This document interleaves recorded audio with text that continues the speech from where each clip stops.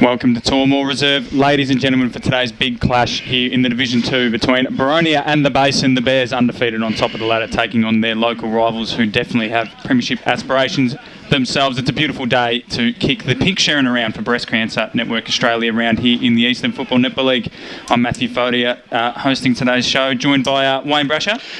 Hey, Matty, where's the season gone? We're into the sixth week. Sixth week, round five or six or whatever it is. It's just gone so quick, hasn't it? That's fine by. And Ryan Longy, back in black, mate, for the preview show. Thanks, Matt. Always enjoy to be out here at Tormore, and we've got two fantastic sides who are both travelling well. You're a bit of a Tormore local, aren't you, mate? I saw you floating through one of their social functions a couple of weeks back. Yeah, I get around here. Always out for a function here. Yeah. Have a few drinks. Might do that tonight as well. They a good function sort of set up down here at Tormore. They are, and they have a lot of them. Every second week they seem to have something on a Saturday night, so... Well, when clubs are going well, they always seem to have those couple extra functions, don't they? Brash Vermont have basically had one weekly. Yeah, they do. If it's not a luncheon, it's a ladies' luncheon or it's something. Yeah. Exactly right. So, yes, it is Breast Cancer Network Australia round in the East today for Mother's Day weekend. So, if you do come down to your footy, you'll see plenty of pink around. I think, yeah, as I said, we're using the pink Sharons today in the main game, and there'll be plenty of pink floating around. There's pink socks that were seen all out the women's footy last night and this morning and later this evening. And then also you'll have the pink bibs in the netball and so on. And then tomorrow, I'm sure all the junior clubs will get right around that. You can donate via the Breast Cancer Network Australia website. So jump on board there when you can. Gents, big pre-game for us here. We're going to late start, 2:55, so we can wind back the clock and go back to the old style, Brash, which I'm sure you've missed somewhat. Oh, yeah, but yes changes... No, actually, I think it's okay. I mean, sometimes these games give us that opportunity to do it. Absolutely, mate. So we're going to have a big one. We're going to have Matt Clark joining us just after the 20-minute mark of this hour. But first, we're going to start in Division 4. We're going to flip things on its head here, and it's a sort of a big week in Division 4. There's two games that are pretty much you could pretty much put a line through two sides. So we'd assume Croydon North will lose to Coldstream. No big changes for Coldy. There was rumours that they were going to rest a few, but they've brought in Lachlan Craig, so that's a fairly big in for them. Skipper's back. Yeah, exactly. Chris Witchell, Bradley, Batten Leach, Michael Pesamenti, who is out with concussion. Jared Whitnish are going to have a rest. Darcy Fritsch is still playing, so could he beat 20? Well, who's not to say? I mean, look, you look at Coldstream last week and look, really, in essence, bar for one quarter of football where they put the game to rest, it was a bit of a dour struggle, wasn't it? Yeah, exactly. You can't see Croydon North. Croydon North didn't kick a goal last week against Surrey Park, Longy, so, now they're coming up against the benchmark. Yeah, they're going to struggle today, and I think we all know that. And, I mean, he kicked 20. Who was that against? Nuttawading? Kilsyth. So, I mean, you could easily see him doing that again. I reckon double figures for sure. And he's not the only one. They have other scoring options too. So absolutely, it could be anyone. Just to give you a bit of a heads up on Coldstream and Surrey Park. Surrey Park are the leading. They're averaging 24 goals, 22, 166 points a match. They're getting around 68 to 70 inside 50s, and Coldstream 149 points and around 58 to 65 inside 50s a match. That's, they're pretty telling figures, aren't they? And Surrey Park, well, they've both played Sylvan, so they've had pretty similar run-ins. I think Surrey Park have had Croydon North and Nuttawading along with Sylvan, and Coldstream have had Kilsyth, Churnside and Sylvan. So interesting, but Coldstream, it could be a big day for them. I know Chad Rogers wasn't necessarily happy with Fritsch kicking 20 out of 28. Was a bit disappointed that they weren't spreading the love, but from all reports it wasn't through they weren't taking the piss. It was literally he was just on one. I think I can understand where Chad's going, but the thing is, as we all know, you've got to play the game on its merits, right? If he's presenting and he's in the position to kick the goals, you've got to kick it to him. Absolutely. So the other game that will probably be quite one-sided is Sylvan and Nuttawading. The Cats struggled last week. They started all right and then just ran out of juice, didn't know how to run on that big wide ground, not used to it in the corridor that they play up there in the mountain. But they should knock off Nuttawading pretty convincingly. Nuttawading, they led early against Kilsyth last week, but faded pretty badly in the end, and they'll also be out there without their skipper, Tom Rogers, who's out with concussion. Yeah, well, that's not... Is that the new 12-day rule, Matt? Yeah, he'll definitely be out this week. I'm not sure about next week as well. I think the thing is with Sylvan, I think... Sylvan's ins of note. Zach Higgins and Harley Bain, they're out. Jaden Bishop and Daniel Lemon will be rested. Oh, you'd assume rested. They didn't seem to have injuries last week. No, well, the thing is, look, I think Sylvan, and I think you and I were talking about this on the way home, Matt, last week, and the comments that came back from both sides was the fact that the Coldstream ground is actually too big. It's too big for any standard. Let alone Div 4. Yeah, to play and to have a set game plan. Your forwards just get completely lost on that ground, and your structures are all up the creek. It's almost like you just got to go back to playing survival type football, and whoever's got the most talent on the day, man on man, is going to win, isn't it? And we noticed on the left side of the screen, that wasn't there weren't many goals kicked in that down that end. Even Coldstream struggled. Yeah, I think Coldstream's 8 goals in a row was down the other end, and I don't know if that is just the oval's too big or if that's just a coincidence. But well, they're playing down at Hughes Park today. I mean, a ground significantly smaller than. I'd say Hughes Park's quite a nice size ground. It's a nice ground, but it'll be more than adequate for Coldstream to kick another high winning score. Yeah, well, absolutely. Sylvan Nunawading was the game. Nunawading. So I think they'll go with sides early. But I think after that, that's where they run out of legs. And Sylvan desperately need a win, Brash. I know they've played Surrey Park, Forest Hill, and Coldstream. So they've actually had the hardest possible run you could get. Well, now they still sit in 4th. Yeah, and they're 1 and 2. I mean, look, I'd be a little bit concerned. I think they're 5th. Kilsyth they got 2 wins. I'd be a little concerned if there was a little bit more depth below them, but I just don't think the depth's there. And I think they're going to win enough games to still finish in 4th position at least. They showed in patches what they could do. I mean, that first quarter we looked at their forward half pressure and they really started out well, and then they completely just dropped off. And I put that more to Coldstream, just the dominance that they have, and once they're in control of the game. I thought Kimpton tried hard under the circumstances to get himself... Got lost, though, as you said. Because he actually got his hands on the footy. I know, he had, but that was because he actually had to... to try and make something happen. And that's the thing with those type of grounds. Sometimes the forwards have got to try and make things happen because they're not going to happen conventionally for them. Absolutely. So it's definitely... So those are the 2 games that we can almost lock away. Yep. The Nunawading one maybe less so. You never know what might happen, but you'd back the Cats in. But 2 other felines that are going head-to-head. Kilsyth and Churnside out at Pinks Reserve. Now, Kilsyth 2-1. They have beaten Nunawading and Croydon North. So, again, hard to get a form line on them. And Churnside Park have beaten Croydon North and lost to Coldstream and Forest Hill pretty comfortably. So, is this a game, Brash? I know it's hard to get a form line on, but could you possibly see Kilsyth pinching it and then coming into that contention for 4th spot? I think the thing that impressed me about Kilsyth last week was the fact that they actually gave up a start, Matt. Yeah, well, I think they were down by about 3 or 4 goals. Yeah. I think it was more than that. I think it was nearly 30 I'll check that up for you, Brash, while you go on. But I was really impressed with the way that they actually came back, took the lead, and actually won the game running away by 40-odd points. Yeah, absolutely. They were 20 points down at quarter time. So, I mean, I like seeing sides do that can respond and then go forward.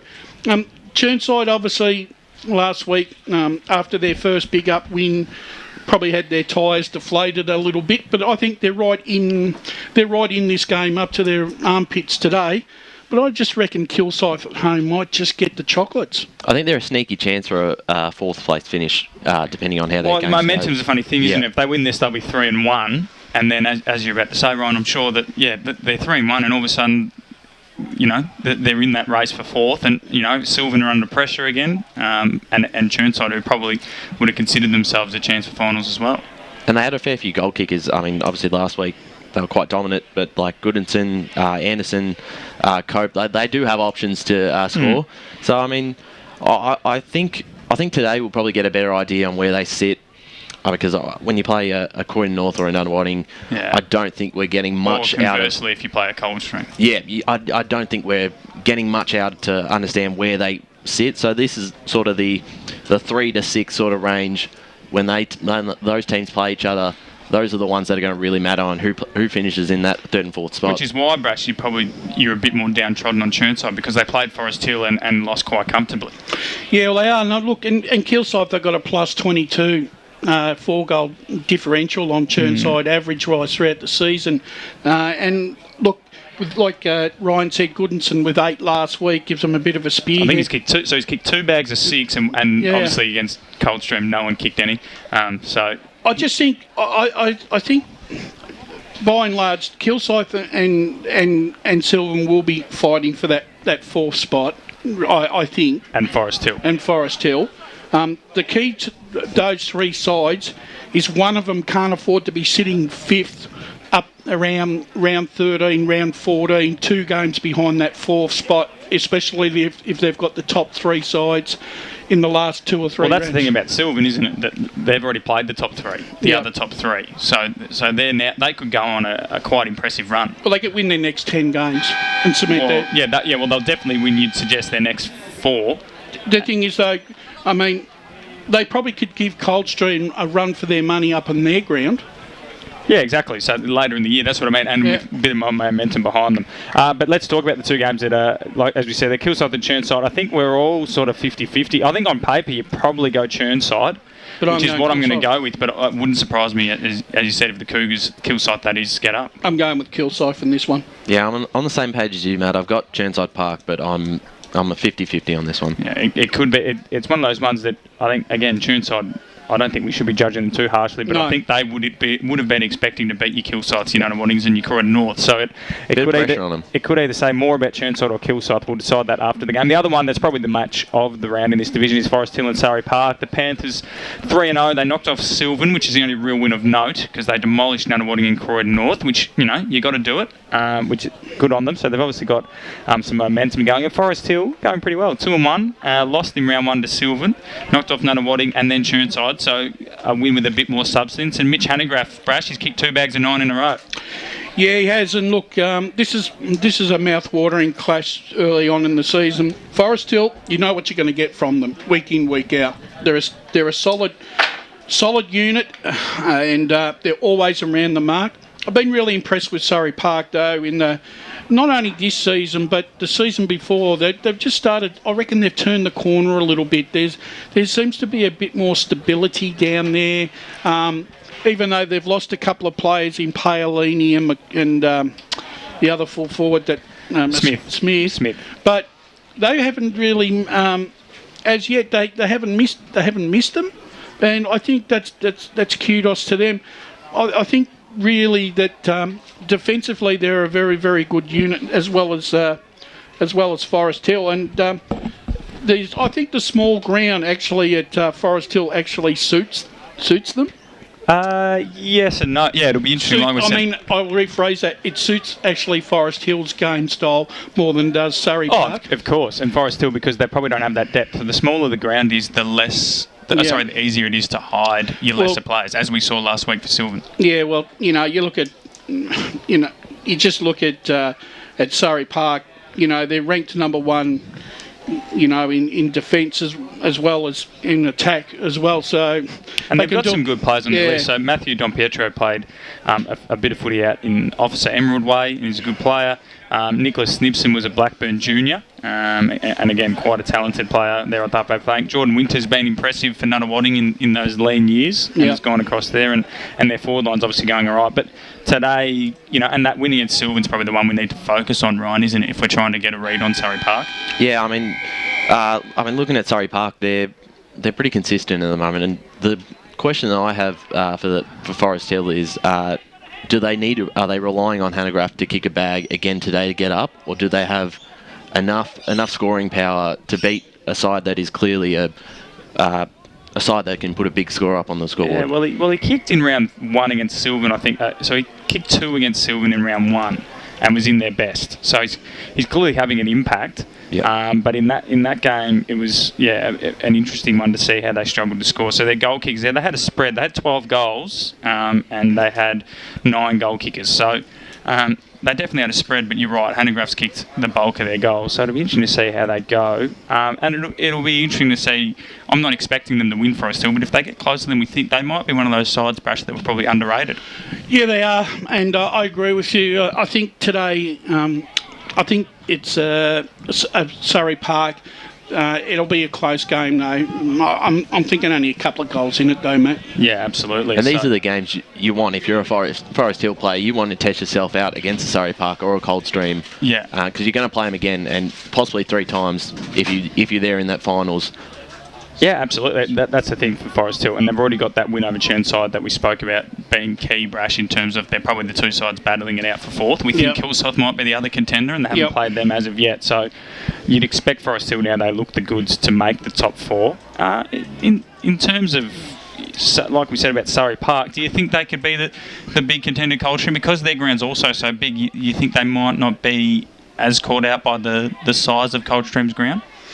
No, I don't think so. I think their ground is fairly big too, and I don't think that ground would hold that many fears for Surrey Park going up there. The only thing is as well, Ryan, we watched the game. Did you think that Coldstream's game plan was the key to their victory, or was it just their depth of talent? I thought it was more the talent and just when they were able to switch it on. And I think what you wrote during the week about their biggest opponent could be themselves, that looking from a long-term perspective, I think they're by far the best list. They have enough depth to carry them for a finals run, even with injuries. So I think it all comes down to themselves, really. I mean, Surrey Park looks to be the biggest challenger, but I would back Coldstream all the way at the moment. It's happened to them before, though, Brash, hasn't it, in terms of Coldstream last year, East Burwood as well, to an extent. You know, both those sides were dominant in Division 4 in 2019. Sorry, that'll be that's the 100th time I've said last year instead of 2019. And they were unceremoniously dumped out of the finals. Coldstream came on. What was it? 12 games undefeated, and then obviously East Burwood went up, and obviously at the moment it seems rightly so, but they were another team that dominated the home and away and collapsed in finals. So that, and I've spoken to a couple of coaches in Division 4 who are literally praying on that. They want to make finals and then hope like buggery that Coldy have a bit more of a panic attack. Yeah, well, panic attack might be the wrong word. Yeah, look, look, as we all know, you just don't know what's going to happen in finals, mate. Absolutely. So at Division 4, unfortunately, once again, it looks like it's going to be an uneven division in terms of there's 2 or 3 sides well off the boil. When was the last time, Brash, you'd be able to know that Division 4 was consistently even, or has there always been a couple of sides that are on the end of beltings? Look, I think there's always been 1 or 2 sides. Never 3, though. No. Like there was 2019, wasn't there? No. Look, there's always perennially been 5 or 6 strong sides fighting out for 4 spots in Division 4. But I just think with the addition of with MLOC and the fact that and Nunawading who have struggled right in this division for years to win a game, it's still. There's still percentage to be had every year for the good sides. Yeah, absolutely. So it's and also for those bottom sides, it's about getting that momentum and trying to make yourself somewhat of a destination club, which can be very hard at the bottom. But Surrey Park are one of those sides, Ryan, that can probably go up to Nunawading and Croydon North and say there's a light at the end of the tunnel, because how many games did they go, Brash, without a win? It was close to 50, wasn't it? Yeah. Might have been more than 50. Long time. Exactly. So they're definitely a side that Croydon North and Nunawading can I would probably suggest learn off. Actually go and ask them, how did you go about this? Obviously juniors is the way to go. They've got an under-19 side in Premier. I think they beat East Burwood today, so they're going well in Premier and made grand finals last year. So build from the bottom up would be the key there. So in summation, I think what are we going? Surrey Park, Kilsyth. No, you were going Kilsyth. We're going Churnside. Yep. Yeah, I'm going and Surrey then Park. Sylvan and Coldstream. Yep. And how many goals for Fritsch? Would you reckon they might hide him on the wing? I'll say 12. 12? They'll all be early. Look, I think they'll be happy with any contribution. I'll go with 8. 8. I reckon they might. I reckon Chad might do something funky. I reckon it might be Koga's day to roll through and get his name up on the leaderboard. Bruce is going to hold up a figure soon, or he's got a solid roll in his mouth. Yeah, probably play him at full back. You reckon? Fritz. Yeah. Hughes Park might do the old kick out like the Oz kick kids on the G. I remember doing that when I was on the G. Tried to have a shot from back pocket. Okay, well, we're going to go to a break. On the other side of this break, we'll hopefully have Matt Clark, the senior coach of the Boronia Hawks, to talk to him about all things Hawks and Division 2 action. And you're clear, you have 4 minutes. 53 inside 50s, down on clearances and can't lay a tackle. What was the seniors coach going to do? Jono surprised himself and everyone else. The spray he gave the boys at halftime worked. Well, he did finish it by saying he'd shout them a post-game feed and frothies at Eastland if they won. For all of life and footy's little moments, there's Eastland. Proud sponsors of the EFL. Eastland. Live real. Sprained your ankle, bursting through the banner, broke a finger, high-fiving the ruckman, or did you run into the goal post again? For bumps, breaks or bleeds, be seen sooner, close to home at Knox Private 24/7 Emergency Department. The preferred provider of emergency care to the Eastern Football Netball League, you'll generally experience shorter wait times. You don't need private health, but there is an out-of-pocket fee. Be seen sooner, close to home at Knox Private 24/7 Emergency Department, 262 Mountain Highway, Wanturna.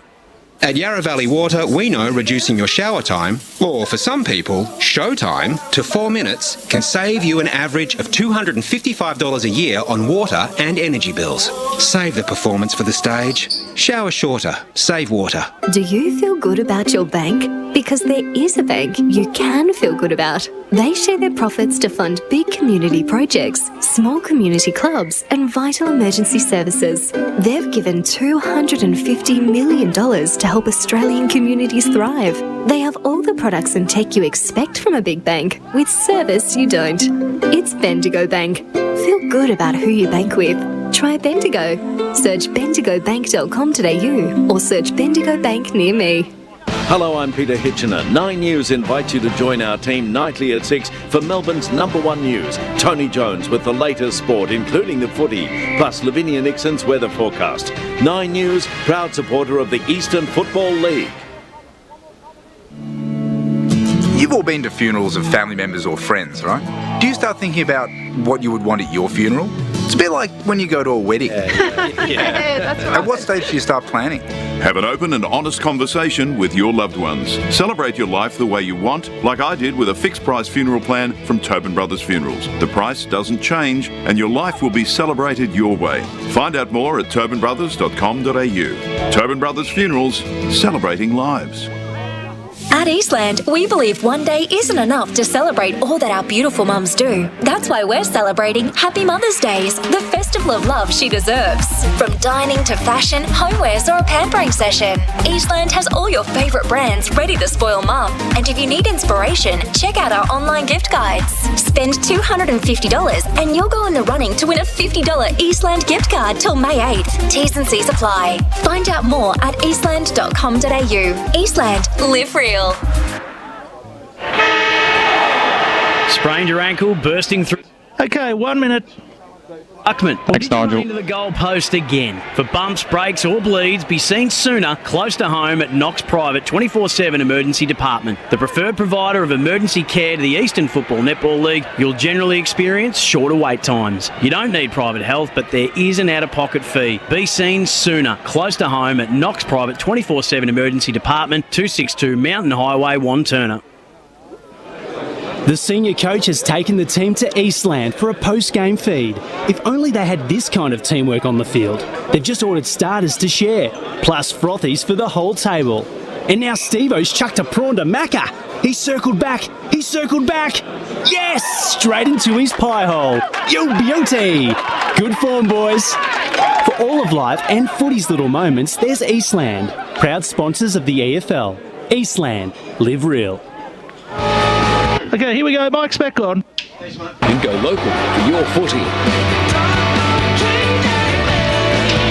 Welcome back to Tormore Reserve, everyone, for this Eastern Football Netball League match of the round here between Boronia and the Basin. Breast Cancer Network Australia around here for Mother's Day weekend. There'll be plenty of pink around. There's already pink on the runners' top brash, but we're going to have pink Sharons today for the main game. Awesome. And there's been plenty of pink socks, pink netball bibs and everything else in between so far this weekend, and we'll continue tomorrow.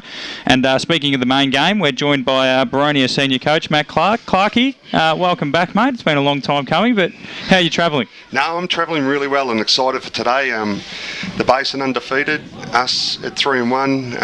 I think it's just a good local rivalry that we've got, and both teams travelling well, so I'm excited what the day offers, and I'm glad to be back at footy too. Absolutely, mate. And in terms of the Basin, I definitely didn't pick them to be 4-0 on top of the ladder. What's your read on them, mate? They seem to be following your sort of style of a strong defensive setup.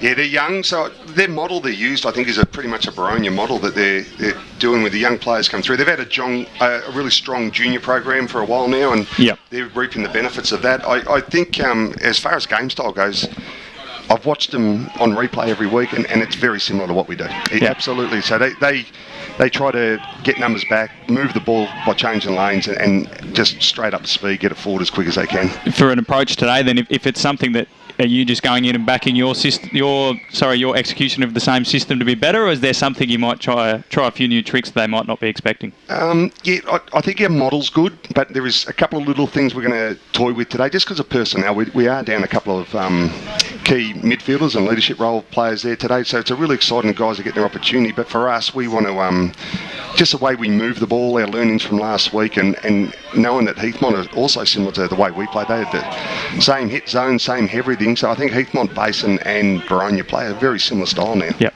Matty, the stats are saying early on, right, like in 2019, the average score was around 79, 80 points. So far this season, we're down to 9 goals, 10, like 64 points. Is it a more defensive-minded division so far this year?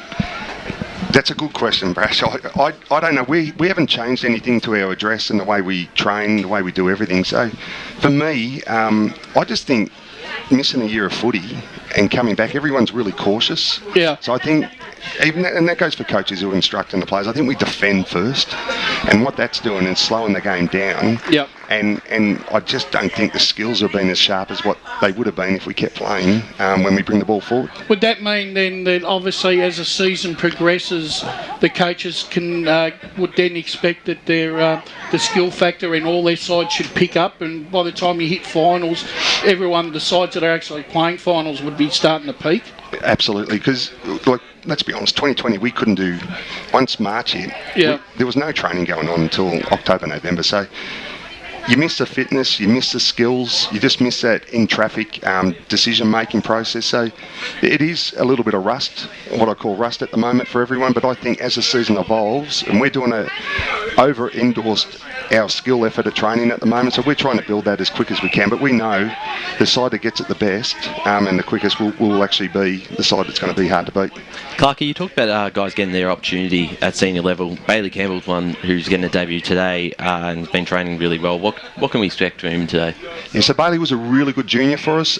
Pace, he's only small in stature, but he's a really tough unit. He will play forward mid, similar to what Basinskis would normally play. It's sort of like a same liking. If I could describe him as a footballer, it'd be Matt Basinskis.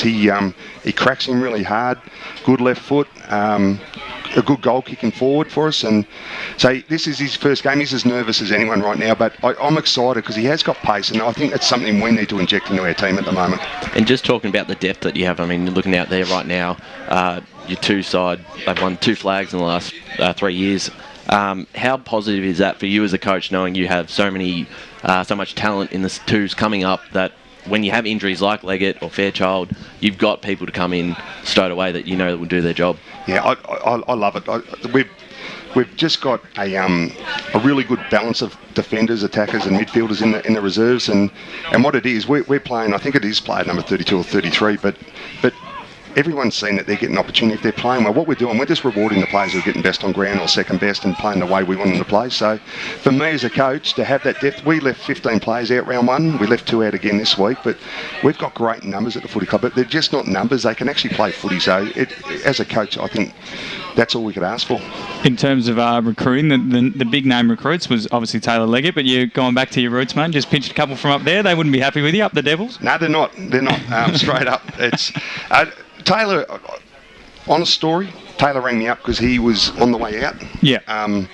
He was talking about going to another club, and that started the whole conversation. So he went back and forth, and there'll be different versions of events, but at the end of the day, like, I don't like, I'm a life member at One Turner South. Yeah. I'm very proud to say that my time there was some of the best times of my life, so I'm very loyal to what they're doing. I know it doesn't look good from the outside in, but we've taken 2 or 3 players. It's not a mass exodus or something, and they were actually on the exit anyway. But yeah, I follow them closely, and yeah, Leggett and Young coming across probably doesn't look good.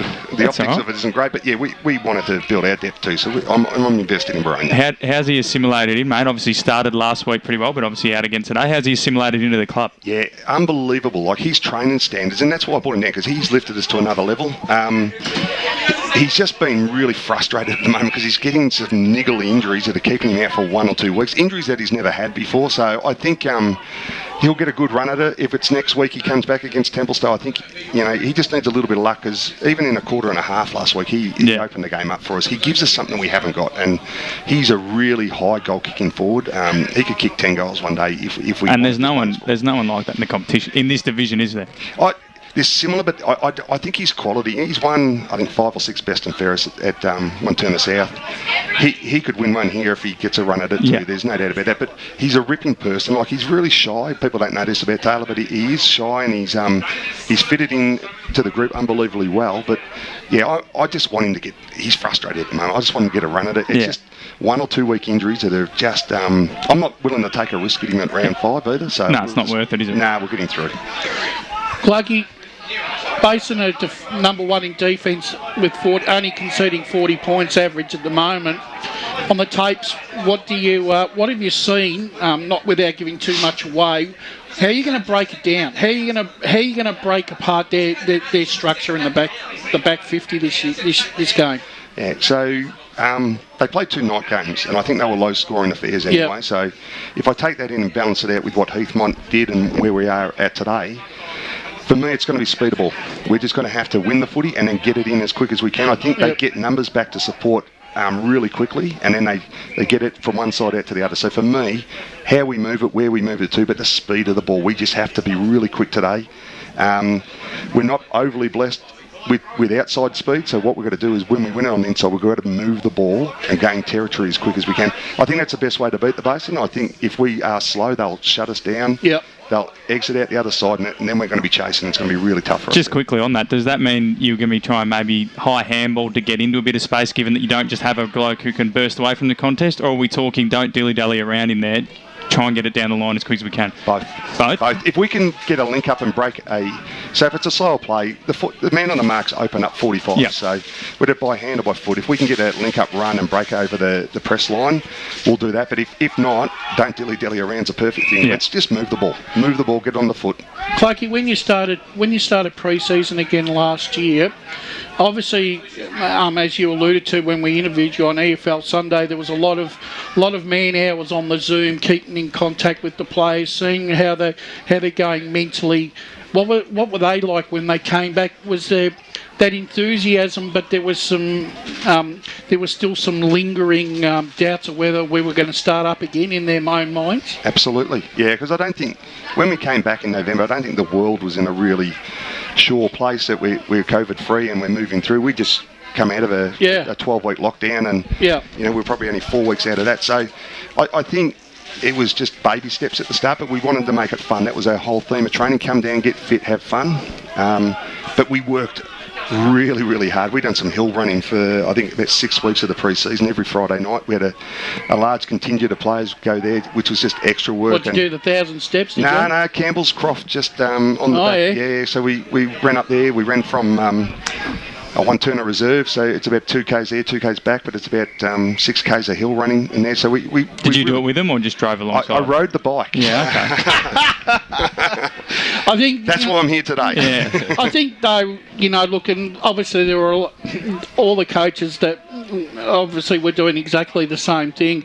I mean, I think for most coaches it would have been a collective sigh of relief that just to get over that first round and the first week, wouldn't it? Yeah, round one, it was really strange driving to the ground because you lose your routine really quickly. Yeah. I think you get nervous as a player, but I got nervous as a coach for the first time in a really long time, and even the build-up in the rooms, it almost felt like a final, if that sounds crazy. It was a round one game, so as much as we said don't hype it up, we were hyping it up as coaches, and that was the issue. Just on last week on the loss of Heathmont, I mean, coaches always talk about how you learn more from your losses than your wins. What did you take away from that, and anything that you would want to try and change coming into today's game? Yeah, structure. We did not get to the spots we needed to get to. We didn't run, and we didn't set up at certain set plays the way we always do. So when we got lazy or tired, we got lazy, and we just didn't work. And we were able to provide a lot of examples of where we weren't in the right spot, and then the ball went there and we didn't have the numbers, and they were able to outwork us from there. So if we can get the basics right, be in the right position, and then I'll own, as I said to the players, I'll own it. If the structure breaks down, that's my spot. Yeah. But your spot is to get there, understand it. If you don't know it, ask questions. But that was our last thing last week. We got deep, we got defensive, and we didn't run out. We just sat there, and it's the last quarter. We got within 2 points, and we really opened the game up. And then we got back into the same habit we did for the second and third quarter, and it was really frustrating. So I think for today, it's about how do we open up and maintain the rage instead of just sitting deep and defending. We've got to get out. We've got to exit.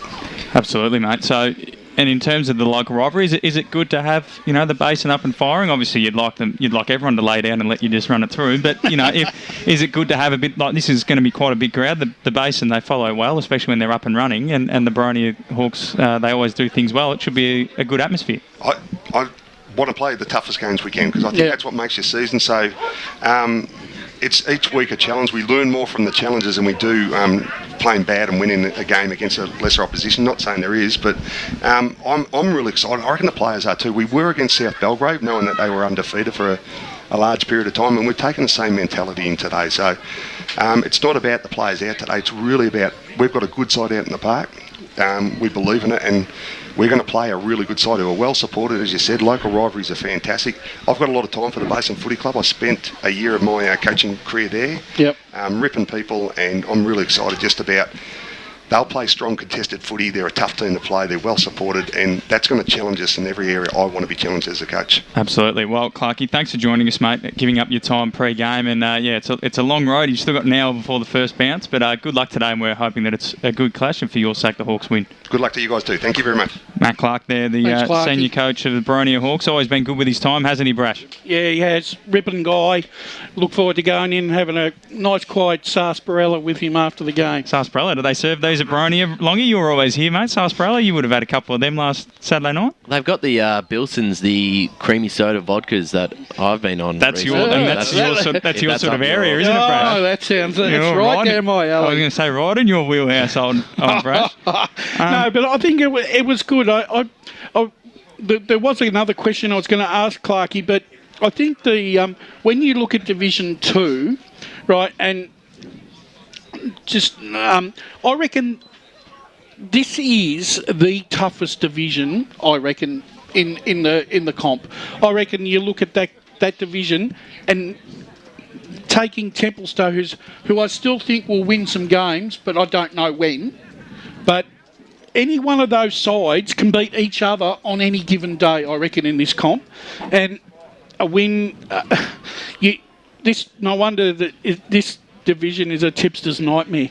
It seems to have been, given that we thought early on that there was just going to be a clear divide, and since then Heathmont have done a mischief on us and beaten Boronia and Ringwood, and then the Basin continue to prove us wrong. Well, in the space of 2 weeks, this division went from 2 sides dominating to 4 or 5, 6 sides now coming back into play. And I think that's the way the season's going to pan out.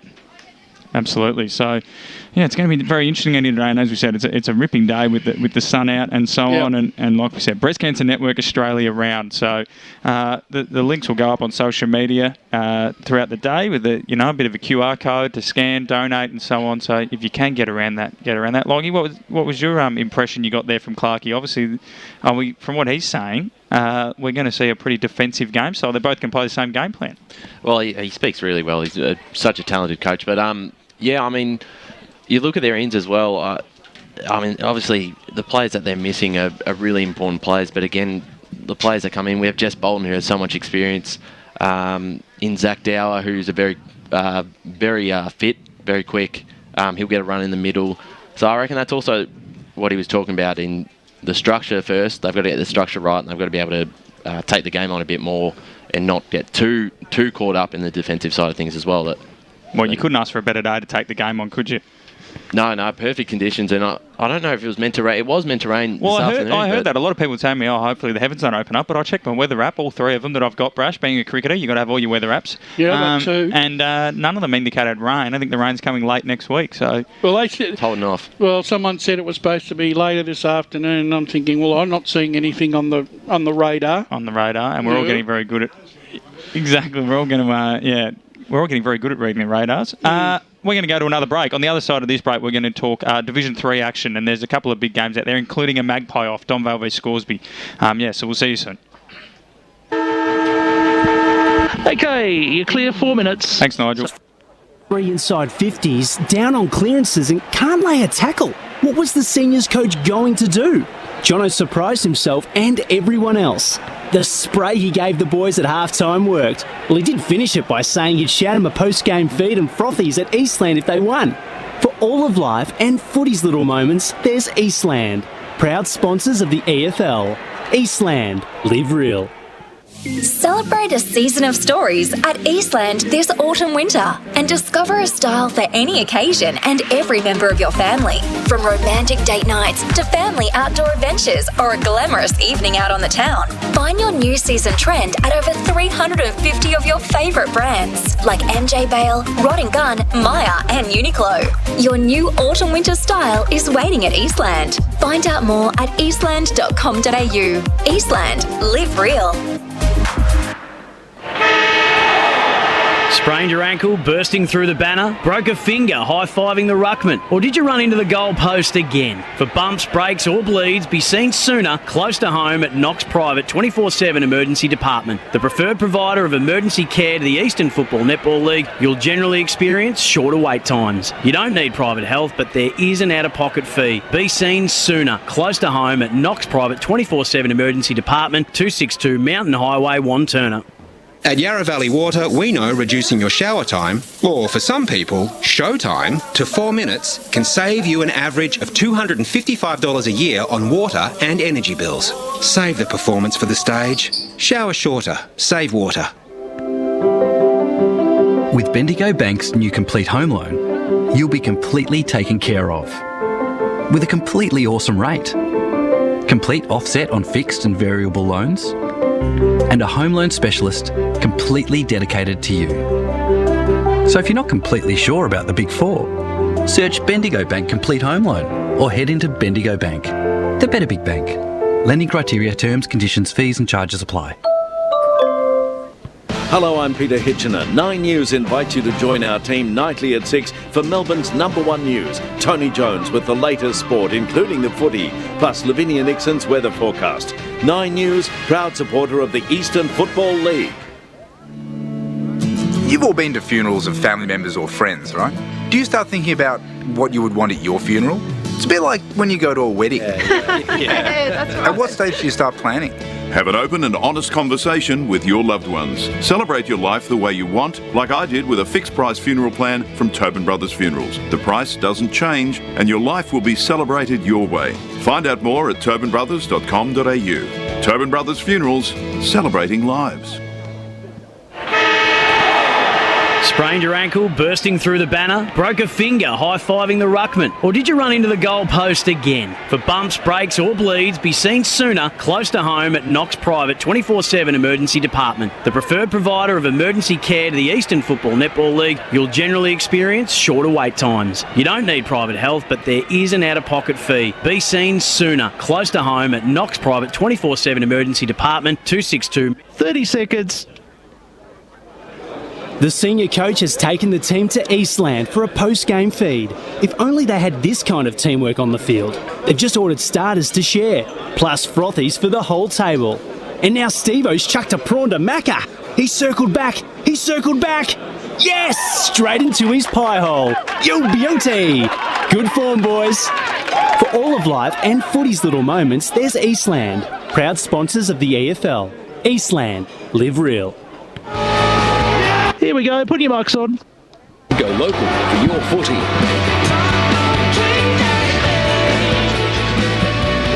Welcome back to sunny Tormore Reserve for today's EFNL. Still a tongue twister for me, and I'll get paid to do this. Eastern Football Netball League match of the round between the Boronia Hawks and the Basin Bears. The Basin 4-0, Boronia Hawks always pretty strong. It's a beautiful day, as I just said. BCNA round, Breast Cancer Network Australia round. Donate some money for those in need. Get some more nurses out and about. We'll be seeing plenty of pink, including pink Sherrins in the senior game, which kicks off at 2:55. We just spoke to Matt Clark on our preview. It was a great chat, and we learned a bit more about the Hawks and how they're sitting, how he's sitting, and how he handled the year off. And Brash, we're going to look at Division 3 now, and it's a division that I guess people probably forget a little bit about. You know, everyone thinks about Division 4 because there's the big scores, the big blowouts. Everyone looks at the top two divisions because, well, they're the epitome of the comp, and then Div 2 is always quite close, and there's some good sides in Boronia and Ringwood always floating around. And then this one, Division 3, I guess that sort of, goes under the wayside, but it's shaping up pretty nicely, East Burwood undefeated, Ferntree Gully doing well, Warrandyte, Waverley Blues, Scoresby. There's all been these little upsets. We can't get quite a read on it. No, and add the bye to that too. Exactly. Because that throws a little curveball in every week. And Fair Park have got the bye this week, and I actually think for them, I think they're going to benefit from that. I think they probably needed to. They need just to sit back and have a bit of a think about where they are and come back next week reloaded a little bit.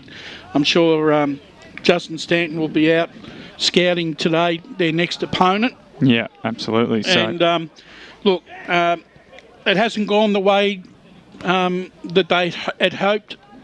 But there's still plenty of time for them to salvage something out of the season. Absolutely. Donvale and Scoresby is the main game, I think, for most of us. They're all good games in Division 3. I think each week we look at them and go, well, as we said, we can't get a read on anyone yet. So, you wouldn't be surprised if Glen Waverley, might bob up and beat a Warrandyte, given, Adam Amin's in great form, kicked 9 last week. And then Warrandyte, we expected them to maybe be the runaway leaders of this comp. And then they lost to Scoresby. Ferntree Gully lost to Warrandyte handily, but since then have been pretty faultless. Corey Preston's a great player for them. He's Eastern Rangers listed and Footscray VFL. He's playing in a Young Guns game today. So good luck to Corey out there. Kicked 5 goals and 3 goals from the midfield as an 18-year-old. So very good stuff by the Eagles. Waverley Blues East Burwood is an interesting one. And Donvale Scoresby. Donvale Scoresby is the first one I want to talk about. Longy, what's your read on the Magpie off here, mate? Donvale started the year going hot gun, didn't they? They beat Waverley Blues. Everyone thought, geez, maybe they're a bit better than we thought. And since then, it's probably not gone to plan. For Scoresby, they're a serious chance to go 3 in a row after what was probably a pretty slow start. So, you talked about it last week. We mentioned their goal kicking, how straight they kicked, and that was probably the only difference because they only won by, I think, 2 points or something. So, if they can put in that sort of performance against a side who's probably got a bit of pressure on them at the moment, coming off the back-to-back losses, I think they're every chance to get up in Donvale today. Crash? Yeah, look, Donvale, the season probably hasn't gone the way they've liked either, and I'm not sure whether the captain's been playing Nick Murphy. I think he was injured in round 1. Definitely played round 1 and he got injured early on. And I don't know whether he's actually played again so far this season. So they're missing him as their spearhead up forward. They're just, I don't know, they're just struggling to find some sort of consistency at the moment, Matt. Well, last week against Ferntree Gully, they actually started well and just really ran out of legs, didn't they? They were 5-2 up at quarter time over the Ferntree Gully, and then only kicked 2 goals 8 for the rest of the day to 12 goals 11. So they were absolutely torn apart after quarter time out there at Wally Chew. So that is a bit of a worry for them, and it's, you know, they've had some good players. They've recruited a few from up Alexandra way, which is an interesting place to recruit from, but nonetheless. So I don't know, Don Vale. You just don't want to go into mediocrity this early in the season. No, and the thing is, right. I mean, look, I really reckon that they're missing Purcell because who's kicking bags for Ashwood. I know. I noticed that 13 last week. Because he's a presence. He's got grunt, right? He's deceptively quick, Matt, and has a bit of a tank on him. He will dominate that league. We don't like to cast aspersions on other leagues, Ryan, but you would suspect he's, as he's shown, he's doing pretty well for Ashwood. Nick Murray, I think, is the coach out there. Yeah, I just think that, you know, Donvale with their they've lost their 2 major spearheads. One has left the club, and one is out injured, presumably at the moment. And they're probably struggling to find a key forward to kick to and try and kick a winning score. Well, it's interesting. Look, I'm sorry to interrupt there, Longy, but that year they dominated Don Vale. It was Murphy and Purcell, and now Murphy's injured and Purcell's not there. Yeah. Yeah, well, I was just about to say, yeah, even if he's not kicking the bag, just having that presence, as you said, Brash, gives other people an opportunity. It takes a key defender away every time, so it always opens it up. Yeah, look, and they've still got some quality. They've got Penny Artu, they've got James Rouser, so there is some quality still there at Don Vale. Maybe it's just the fact that they're at the moment all the quality players are on ball, and they're just their deficiency is in the forward line. I mean, they're ranked 7th in offence and 7th in defence, so they are really struggling at the moment. I was about to say they're the lowest scorers, but they have played a game less than Fair Park. But it's interesting. Given that win was against Waverley Blues, and we thought maybe they were in for something big. Scoresby, as you mentioned, Ryan, they've got a good chance to go 3-1-1, and percentage, despite being really low, it's null and void because they got the draw. So they're probably, whilst they would have liked to win that first game, I think in the end it's actually going to play into their hands because that big aberration against Waverley Blues won't come back to bite them too much. And a young side, we spoke to Christian Bardsley last week on EFNL Sunday, and it's great to see him doing well. Yeah. A man who bleeds black and white. Hopefully for his sake that's just a colour deficiency, not a real thing. But Waverley Blues, East Burwood, another black and white side. The Rams, controversially in this division, but they're going all guns blazing at the moment, Brash. But they're playing a side, Waverley Blues, that when they're on, they're on. When they're off, they're off. And what's going to happen? Well, they're going to... I'm picking East Burwood. At least you know with East Burwood. The only caveat with East Burwood, which I know that Scott Wine has already talked about, is the fact that they start slow. And I just don't... If Waverley Blues can get out to a 4 or 5 goal lead, it's probably going to take East Burwood probably the best part of a quarter and a half to get back. But when they do, and they get it all together, East Burwood, they're as devastating a side in this division and they're probably the more trusting of the two sides going out there this afternoon. And you're right, they play a very attacking style of football, Waverley Blues. Is that just like a lot of new coaches often come in and go, you speak to any first year coach, it's always we're going to play a great, we're going to play this attacking style, it's going to bring the crowds back. Exciting. Everyone says it. It's like watching the cricket coverage when all the ex-captains say they'd have 6 slips in a gully. And you talk about Clarkey, and Clarkey's been very experienced. He's done it for almost 10, 15 years now. He's won premierships, and he's defence first. There's nowhere. So do you think that's what's happened with Tom Langford? I think this is it's definitely his first year at Waverley Blues. Yeah, well, is that maybe where they're coming from? They're just thinking about one way, and they're not thinking about the other. Well, you've got to have a plan B, right? Yeah, well, they get hurt coming to the back way on Absolutely, defensively. They do.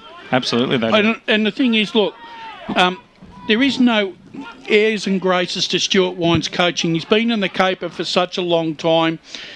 His game plan is a very, very simple game plan. You get the ball first and then bring your opponents with you along the line.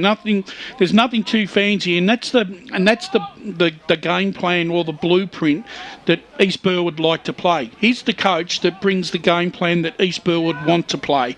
Whereas when you have so many coach changes, right, like Waverley Blues have, you got one guy coming in, and this is if you've got a core group of guys that have been there that 6 to 8 year time, and they've seen the evolution of maybe 2 or 3 coaches. All of a sudden, they're getting one message from one coach, then someone else comes in and we're going to do it this way, and then another one comes in and says, oh, we're going to do it that way, and you're thinking, well... It is very strange that they got rid of Bryce McGain, isn't it? Do you have an inside word, Brash? No, I'm just, to be honest with you, I'm pretty gobsmacked because not only because he's coaching prowess, but also his connections, his skills as well at setting up programs in terms of long term. Like he's done incredibly well with the Perrine Career Club, setting up his own academy, but also helping their flow on in terms of a club in the inner city finding young players. And for the Waverley Blues, it seems silly to a man with that expertise to kick him out of the club. Even if you don't want him to coach, keep him on in some way. I'm just wondering whether there was he was having points of difference with his leadership group. Moving forward about the game style that he had in play, and that some players probably were thinking that it wasn't working and that they maybe should try something, and maybe Bryce wasn't as flexible as probably what they hoped. That could be the only reason I could think of. But this is the thing that irks me. It's, the players have a big...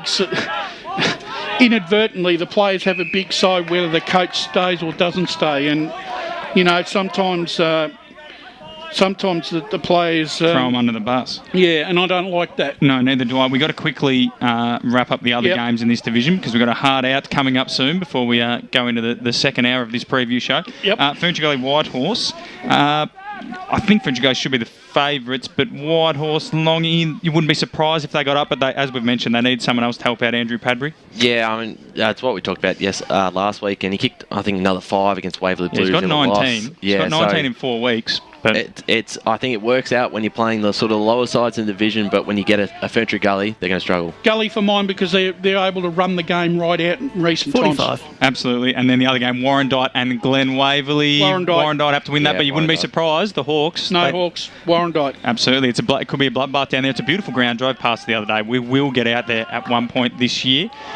Gents, we'll still be talking to each other on the other side of this break, but you'll also be able to hear us on Eastern FM 98.1 if you are driving along and maybe going to lose Wi-Fi or something like that. But it's Toolmore Reserve here. We're going to be catching Boronia and the Basin from Toolmore Reserve in today's Division 2 EFNL Match of the Round for Breast Cancer Network Australia round. I'm Matthew Fody. I've been joined by Wayne Brash and Ryan Long. We'll see you guys after the break.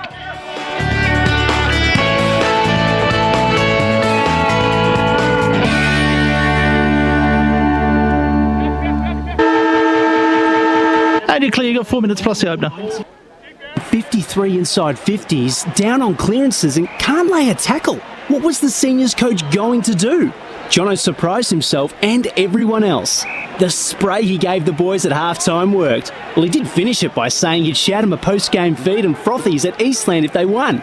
For all of life and footy's little moments, there's Eastland. Proud sponsors of the EFL. Eastland. Live real. Sprained your ankle, bursting through the banner, broke a finger, high-fiving the ruckman, or did you run into the goal post again? For bumps, breaks or bleeds, be seen sooner, close to home at Knox Private 24/7 Emergency Department. The preferred provider of emergency care to the Eastern Football Netball League, you'll generally experience shorter wait times. You don't need private health, but there is an out-of-pocket fee. Be seen sooner, close to home at Knox Private 24/7 Emergency Department, 262 Mountain Highway, Wantirna. At Yarra Valley Water, we know reducing your shower time, or for some people, show time, to 4 minutes can save you an average of $255 a year on water and energy bills. Save the performance for the stage. Shower shorter. Save water. Do you feel good about your bank? Because there is a bank you can feel good about. They share their profits to fund big community projects, small community clubs and vital emergency services. They've given $250 million to help Australian communities thrive. They have all the products and tech you expect from a big bank, with service you don't. It's Bendigo Bank. Feel good about who you bank with. Try Bendigo. Search bendigobank.com.au or search Bendigo Bank near me. Hello, I'm Peter Hitchener. 9 News invites you to join our team nightly at 6 for Melbourne's #1 news. Tony Jones with the latest sport, including the footy, plus Lavinia Nixon's weather forecast. 9 News, proud supporter of the Eastern Football League. You've all been to funerals of family members or friends, right? Do you start thinking about what you would want at your funeral? It's a bit like when you go to a wedding. At what stage do you start planning? Have an open and honest conversation with your loved ones. Celebrate your life the way you want, like I did with a fixed price funeral plan from Tobin Brothers Funerals. The price doesn't change and your life will be celebrated your way. Find out more at tobinbrothers.com.au. Tobin Brothers Funerals, celebrating lives. At Eastland, we believe one day isn't enough to celebrate all that our beautiful mums do. That's why we're celebrating Happy Mother's Days, the festival of love she deserves. From dining to fashion, homewares or a pampering session, Eastland has all your favourite brands ready to spoil mum. And if you need inspiration, check out our online gift guides. Spend $250 and you'll go in the running to win a $50 Eastland gift card till May 8th. T's and C's apply. Find out more at Eastland. 1 minute to the opener. Real. Sprained your ankle, bursting through the banner? Broke a finger, high-fiving the ruckman? Or did you run into the goal post again? For bumps, breaks or bleeds, be seen sooner, close to home at Knox Private 24/7 Emergency Department. The preferred provider of emergency care to the Eastern Football Netball League, you'll generally experience shorter wait times. You don't need private health, but there is an out-of-pocket fee. Be seen sooner, close to home at Knox Private 24/7 Emergency Department, 262 Mountain Highway, Wanturna. The senior coach has taken the team to Eastland for a post-game feed. If only they had this kind of teamwork on the field. They've just ordered starters to share, plus frothies for the whole table. And now Steve-O's chucked a prawn to Macca. He circled back. Yes! Straight into his pie hole. You beauty! Good form, boys. For all of life and footy's little moments. Okay, here we go with the opener. EFNL, Eastland, live real. It's time for the match of the round. Let's cross to our team and go local for your foot. Mike's on.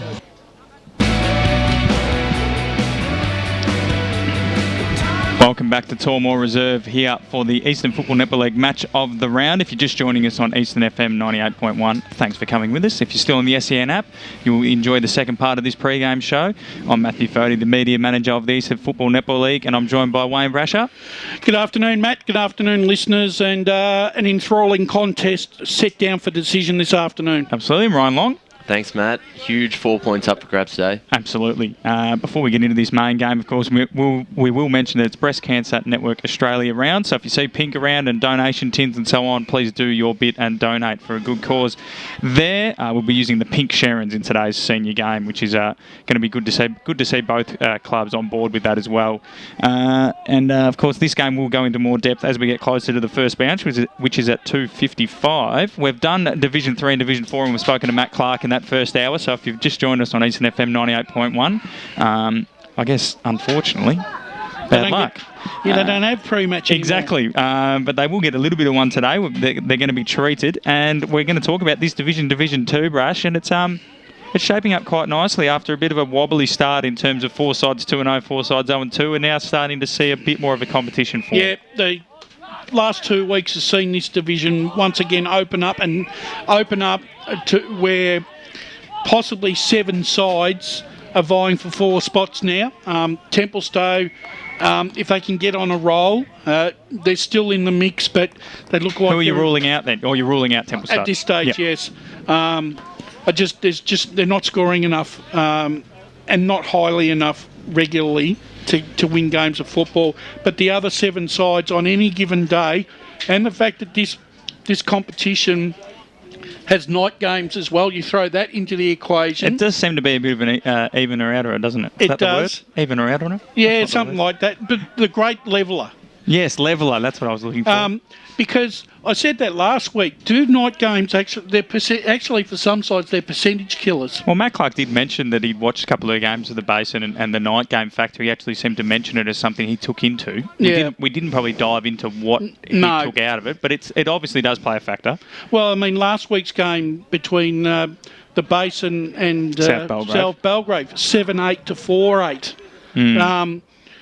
I dare say if that game had been played at 2:10, it could have been a 12-8 to 9-8 game. Exactly. So, do we? Are we downplaying, or does the fact that playing night games actually hurt some sides when they really need the percentage?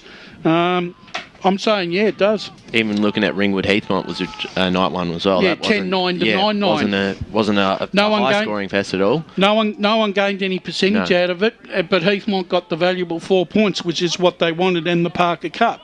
Absolutely, they did. I think they wanted. Yeah, they wanted all of the above there. In terms of today's games, they're all pretty juicy. In terms of probably Heathmont Templestowe's the one that might be a bit one-sided, but Templestowe they won't be. They're defending quite well, I think. Brash, they just can't score. They've been hurt by the pandemic, as we all were, but they had a lot of players from WA that obviously during the height of it were able to jet back off to that state, which enjoyed a pretty cruisy 2020 by global standards, and that's what's hurt them. They've lost a lot of depth. Well, they're averaging 33 points a game, but they're conceding 100 points on offence.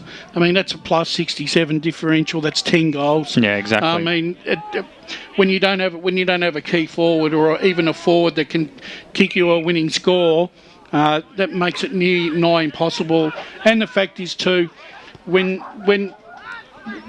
obviously when things aren't going well on the field, you always 9 times out of 10 there are extenuating circumstances off the field too. They may have key injuries that we don't know about, that they haven't talked about, because we tend not to talk to these clubs when they're down the bottom of the ladder. That's the thing. Yeah, unfortunately, it's a good point, Brash.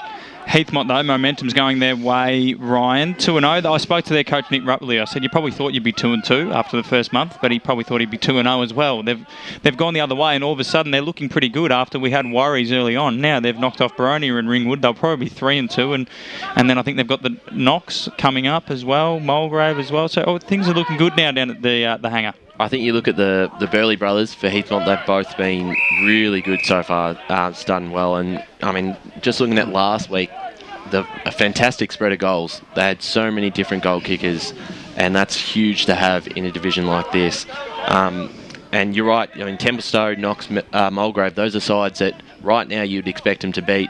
And doing that, win those three, that puts them inside the 4 for at least the moment. And, I mean, you'll probably look at Knox and Mulgrave, I guess, Brash, are the ones, you know, I don't think they can make the top 5 just because of how strong the top 5 is. Yeah, but they're going to be nuisance value all the way through. They can absolutely play a part in, even if they don't play finals, they play a part by, because they are going to shaping the 4. They are going to upset some teams. I think the one thing that Nick Rutley will be really happy about, Matt, is the fact that his side can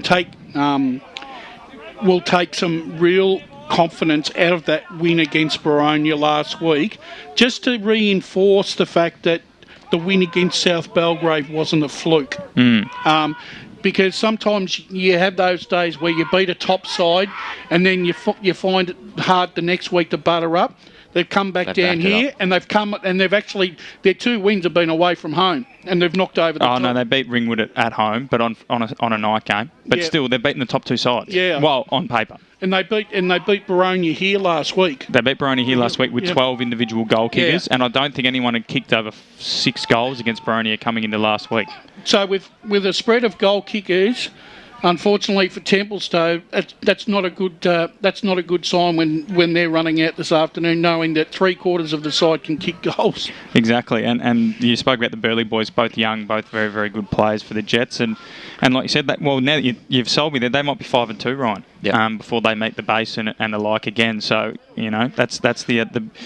I think the fixture that sometimes can catch you out because they've played the top 3 sides, the Jets. Or the top 4, sorry. They've played the top 4 now. So on paper, they should be in the clear. There's the sides, Mulgrave and Knox, that you mentioned before, Brian, as ones that might shape the 4. The winner of this will keep their finals dream alive, Brash. The loser will just have to focus on beating Templestowe, you would suggest. I think we're going to find out a lot about both sides today. It's hard to have gotten a read so far. Mulgrave at home, I don't know if that's going to be a factor. I don't know. Like, their ground is unique, but I don't even know they've got a lot of new players and a new coach, so they might not have a system that's defined by it. And then finally, but on the Knox side of things, Brendan Whitecross said to one of my interns during the week that he's still learning about his squad. So it's two sides at sort of similar stages of their cycles. New coaches, pretty young squads, rebuilding. It's going to be very interesting. Well, Garnet Reserve down at Mulgrave's is not a fortress that any side really has any fear about going down to play. But it's a weird place to go. It is. It's like it's the like ground. going It's out hard to to the explain, but it's hard to explain in terms of. I played a few games out there back in the old the heyday. That far wing. You get lost. It's like watching that show Escape to the Country, where it just keeps growing and growing. Escape to the Chateau. You reckon they're doing up the rooms like that? It's just one of those grounds that looks like it's in the Never Never, and you're right. And remember that was it 2018 they played on the back oval because it was getting redone. Yeah, and there was no fence. No, and the good old days. They were. And look, did Brendan Whitecross say that he believed in his own heart that in that article, Matt, that he said that he feels that his side, right, on its day can match it with the best ones in this comp? Yeah, he did. And a lot of coaches will say that. I think they have to say that. Exactly. They have to say it. But Brendan Whitecross, I spoke to him when he first got the job, and he was excited about going into local footy and so on. But he did say to Ariane during the week that he's just learning about them. And whilst he's coached, he's never really coached at a local level. So there's a difference between, and whilst some people could argue North Melbourne is struggling a bit, when you're coaching at North Melbourne, it's a bit different to coaching Knox. So here we go. Here's the tail of the tape here. We've got two sides sitting 6th and 7th. Yep. Right, both with new coaches, both with two new game plans. And neither one of each side has set the world on fire at the moment, and we're trying to pick a winner. And this was the game that I agonised about all week, and I still can't make a decision until now. Well, flip and a I'm coin. tipping Knox. You're tipping Knox? I'm going to go Mulgrave just to be a devil's advocate. Ryan? Yeah, I'm going Knox as well. I mean, both sides, they haven't played much senior footy, as in their players, so I'm going with Knox momentum. Quickly, Brash. Yep. South Belgrave, Ringwood, because I want to do a little bit of different. I want to spend 20 minutes doing Premier Division. We do always seem to hurry over it. So, all right. Just quickly, South Belgrave, Ringwood. I'm interested to see how South Belgrave go losing. And without sounding like I'm just sort of pointing fingers, I've noticed the comment sections on social media and so on, the umpires seem to be getting pinned for their losses, which is the sign of a side that they haven't lost for a while. No. And they don't like it, Brash. But I think that the amount of injuries they got out, Tim Smith's back this week, but they're playing Ringwood. They could easily be 2-3, and it'll be very interesting to see how they bounce back from that. I'm just put this way. I don't like hearing umpires. I don't like hearing that. But I just don't like hearing noise like that coming out of a club. I like those sort of things. Yeah. There are appropriate channels that you can take if you feel that you're being hard done by. That's a given. I just think that I think Brett Rowe's squad is very settled. They're just cruising, aren't they? They're doing everything right. Travelling up the mountain's not going to be any. It's not going to create any terror for them. When do you think Ringwood start really caring? About halfway through. July, August? No, dead set. Bruce is laughing, but like they know what they have to do to make finals. Well, they're going in third gear. Well, yeah. I think it's because they know they feel comfortable because they know a lot about the opposition in this division, especially the sides that they know they're going to have to beat. Absolutely. And one of the sides that they've had problems with in years gone by, Templestowe, are out of the equation for them. So I'm tipping Ringwood. I like that. I really like the way. They've got a very good stride. Structurally, they're very well coached. And I'm with you on that one. And look, Luke Galley is a good coach, and he's. It's a different challenge, though, isn't it? It's a different challenge. They've gone up. It's like a leap of faith when you go up to divisions, and somewhere along the line, your club actually ends up finding their right division, and there's a distinct possibility too that when it's all said and done, some clubs just can't go up anymore, because to go up further means you have to invest more time, more money, get better quality players to keep going up the ladder, have the Basin plateaued, and are they in in their division as high as they're going to go? I'm saying yes at this particular stage, and I'm going to tip Ringwood up there. Tim Smith is, I will just say, that's a massive inclusion. Yes. I mean, they were kept to 4 goals last week against the Basin, so that does make a difference. But I'm with you. I mean, you look at Trent Farmer and some of these sort of players, Mitch Farmer, like they're just really just the amount of talent that they have, and when they turn it on, they're very hard to beat. Yeah, they are. I'm backing Ringwood just because they're Ringwood at the moment. I have nothing on South Belgrave. I think they're a great side, but I think Ringwood are still the one of the benchmark. My problem is, Matt, I haven't seen enough of South Belgrave. To know. To make an opinion. Division 1, quickly. Division's always going to get stooged each week, and this week it's going to be Division 1 because we've spent so much time over the past few weeks talking about them. Yep. We'll leave that one game I want to talk about, East Ringwood Mooroolbark, to last. Montrose Park Orchards. Park Orchards coming off their first loss. I think Montrose aren't as good as we thought they would be, and they thought they would be. I have a feeling Park Orchards could do them pretty badly today. Exactly my thoughts. I looked at this. I'm thinking 10 goals. I wasn't thinking that sort of quantity, but this is for Montrose, for me, this is a line in the sand game for them. They need to. It's either step up or ship out here. Bruce reckons 6. So we've got 10 and 6 are our 2 markers so far, Ryan. Yeah, they're well beaten. I think you're in the 6 margin too, Rash, from what I can understand. They're well beaten by Wanturna South in that second half last week. They just couldn't sustain the pressure. So. And that's disappointing for a side that's come down from Premier Division that have been able to hold on to the majority of their players. They thought they were going to compete. Yeah, well, flags. Now they're sitting right in the middle of the pack. I don't think they'll make finals. No. If they lose today, it's going to be it could be a bridge too far for them. Ryan, I assume you're going the Sharks as well? Or Park Orchards by about 5-6 goals, I reckon. Croydon Mitcham. This is one where I think Mitcham, they just literally cannot keep having this many injuries. They've got another debutant, Billy Steingle. I'm not sure on the pronunciation. Well done to you, Billy. The outs, Jesse Cherry's got 2 weeks for a sling tackle, and Neil Winston's out with, from all reports, just getting old. Calf, I think, went and he just walked straight off. Didn't even do the thing, they reckon, where the ball comes over and you try to get it. He just head down, went to the bench. So I think this might be Neil's last year, but he's closing in on 40 years old. So it's been an incrable career. Premierships. He's still one of the best players in the division. But he looks incredibly fit. He is. So I think Mitcham. I think that I just think Croydon are building nicely. They hit their straps last week, according to Morris, and they're going well. Mitcham, I think they're going to hit a little bit of a wall here just with injuries. You can't maintain it. Croydon, I think another one that could be a 5 to 6 goaler. Yeah, you're right. But I've been really Morris de Lestrando has been one of these coaches in the Eastern Football League that has completely flown under the radar. Because he's always been coaching with sides that haven't been challenging. But the last 2 years... Where did he coach before Croydon? I was one of the lower grades. Yeah. I can't remember, but he's had 2 stints. This is his second stint at Croydon, and I'm really impressed with the guy. I've spoken to him a couple of times. He's a very shrewd operator. He's got an undeniable understanding of the game. He understands which players in his squad can do a job for him. And I just think I've been really happy take that aberration away from round 1 where they lost to East Ringwood, because East Ringwood have made that form still look excellent for every week afterwards. It's not an embarrassment. No. I just think that... Their trajectory is a top 2 finish. I reckon top 3 finish at worst. Croydon, I think they'll win today. Ryan, Lewdale, Wanturna South, Upper Gully, Bayswater.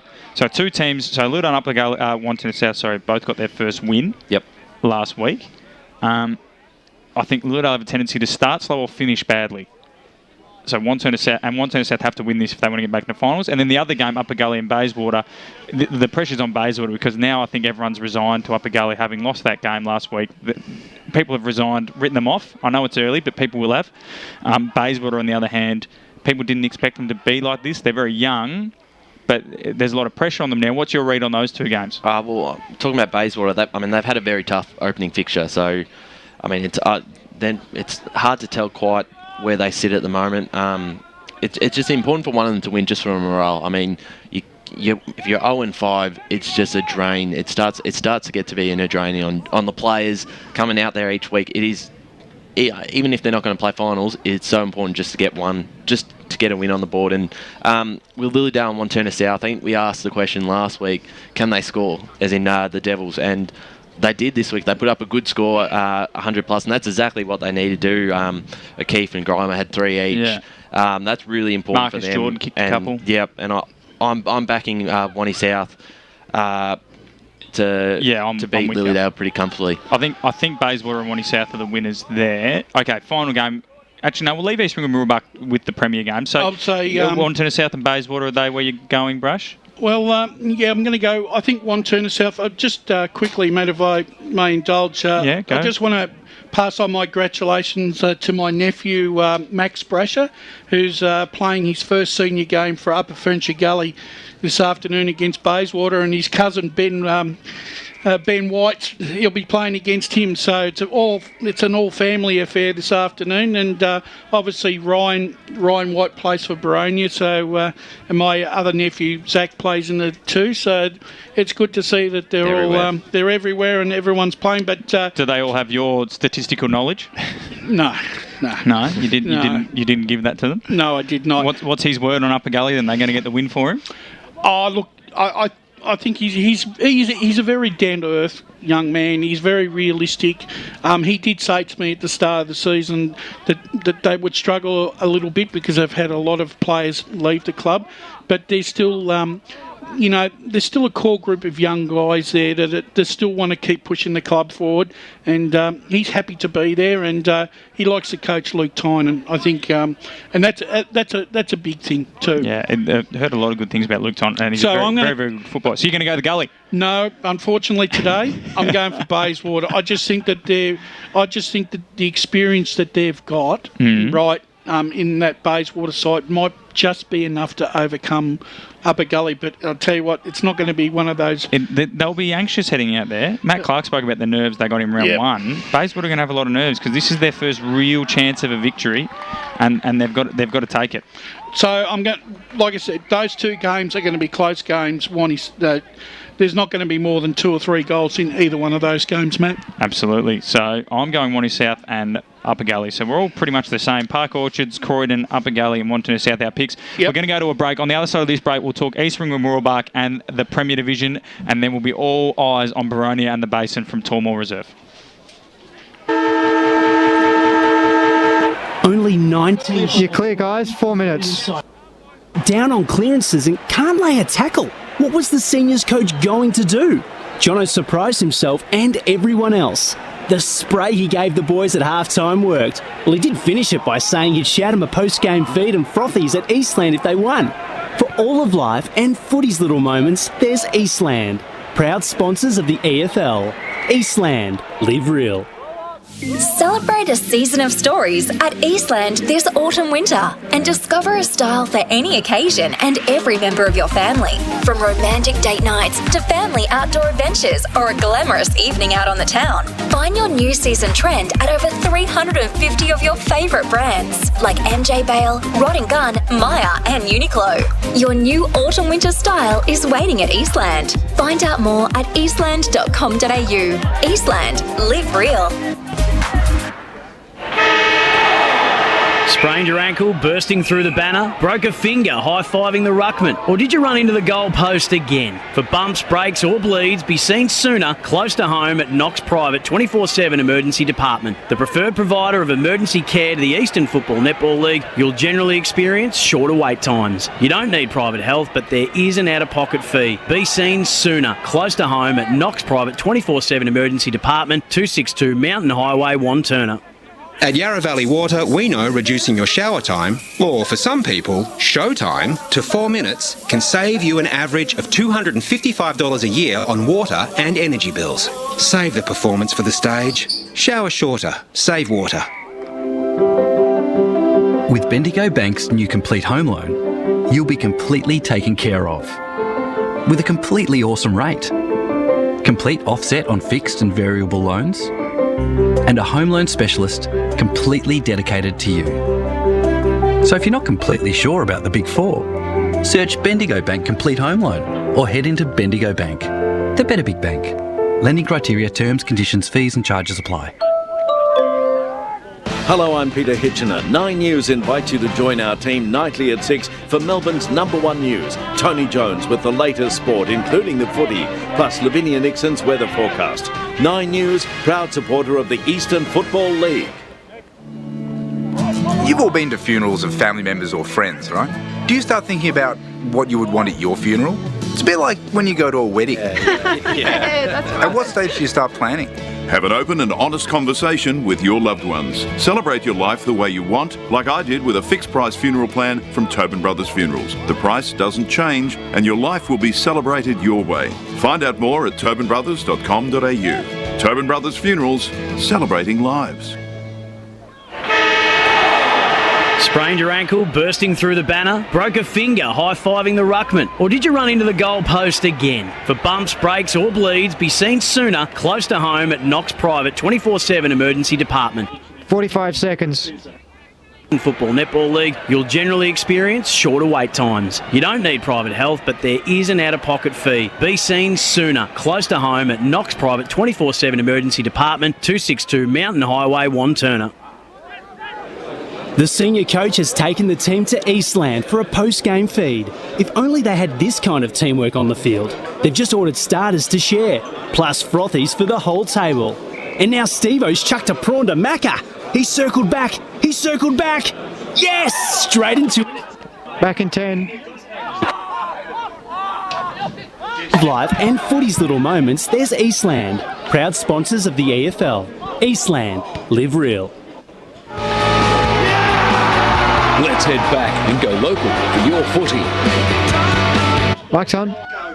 Back to Tormore Reserve, ladies and gentlemen. Eastern Football Netball League action coming right at you. Match of the round, the Boronia Hawks taking on the undefeated Basin Bears, the juggernaut.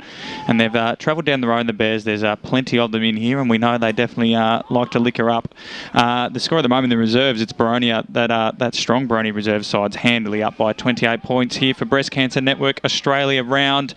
Pink footies today in the main game, which is great that both clubs have signed on for that. And there's something on social media right now, a QR code, so that you can donate to your club of choice, but also to Breast Cancer Network Australia, of course. I'm Matthew Fodham, joined by Wayne Brasher and Ryan Long. We're previewing all the action. We've had a long run up at it today. The first bounce is at around 250. But it's an enjoyable run up too. It's been good, isn't it? We don't have to rush. We can talk about every game. I don't think I'll do it week in, week out, Brash, but it's nice for a change. The last game of Division 1 we left because we want to spend some proper time on it. East Ringwood and Mooroolbark. You spoke about East Ringwood. You know, they knocked off Croydon in round 1 and everyone thought that was a bit of a shock. But since then, they've showed that it's not. They're the #1 defence. All the games at the Pouch have been relatively low scoring in terms of sides, actually struggling to kick them to the big sticks, not actually creating opportunities. And they're taking on a Mooroolbark side that, you know, they haven't really been tested yet. Incredible form. They've had a few injuries. Matt Polkinghorn's out, but Aaron Mullett seems to be doing the job with 2 men. Can Dale Walker go to Aaron Mullett, Brash, possibly? Yeah, I think he could, and it could be a very interesting matchup. That Walker's a very, very experienced head, and he stood some of the finest centre half forwards and full forwards in this competition.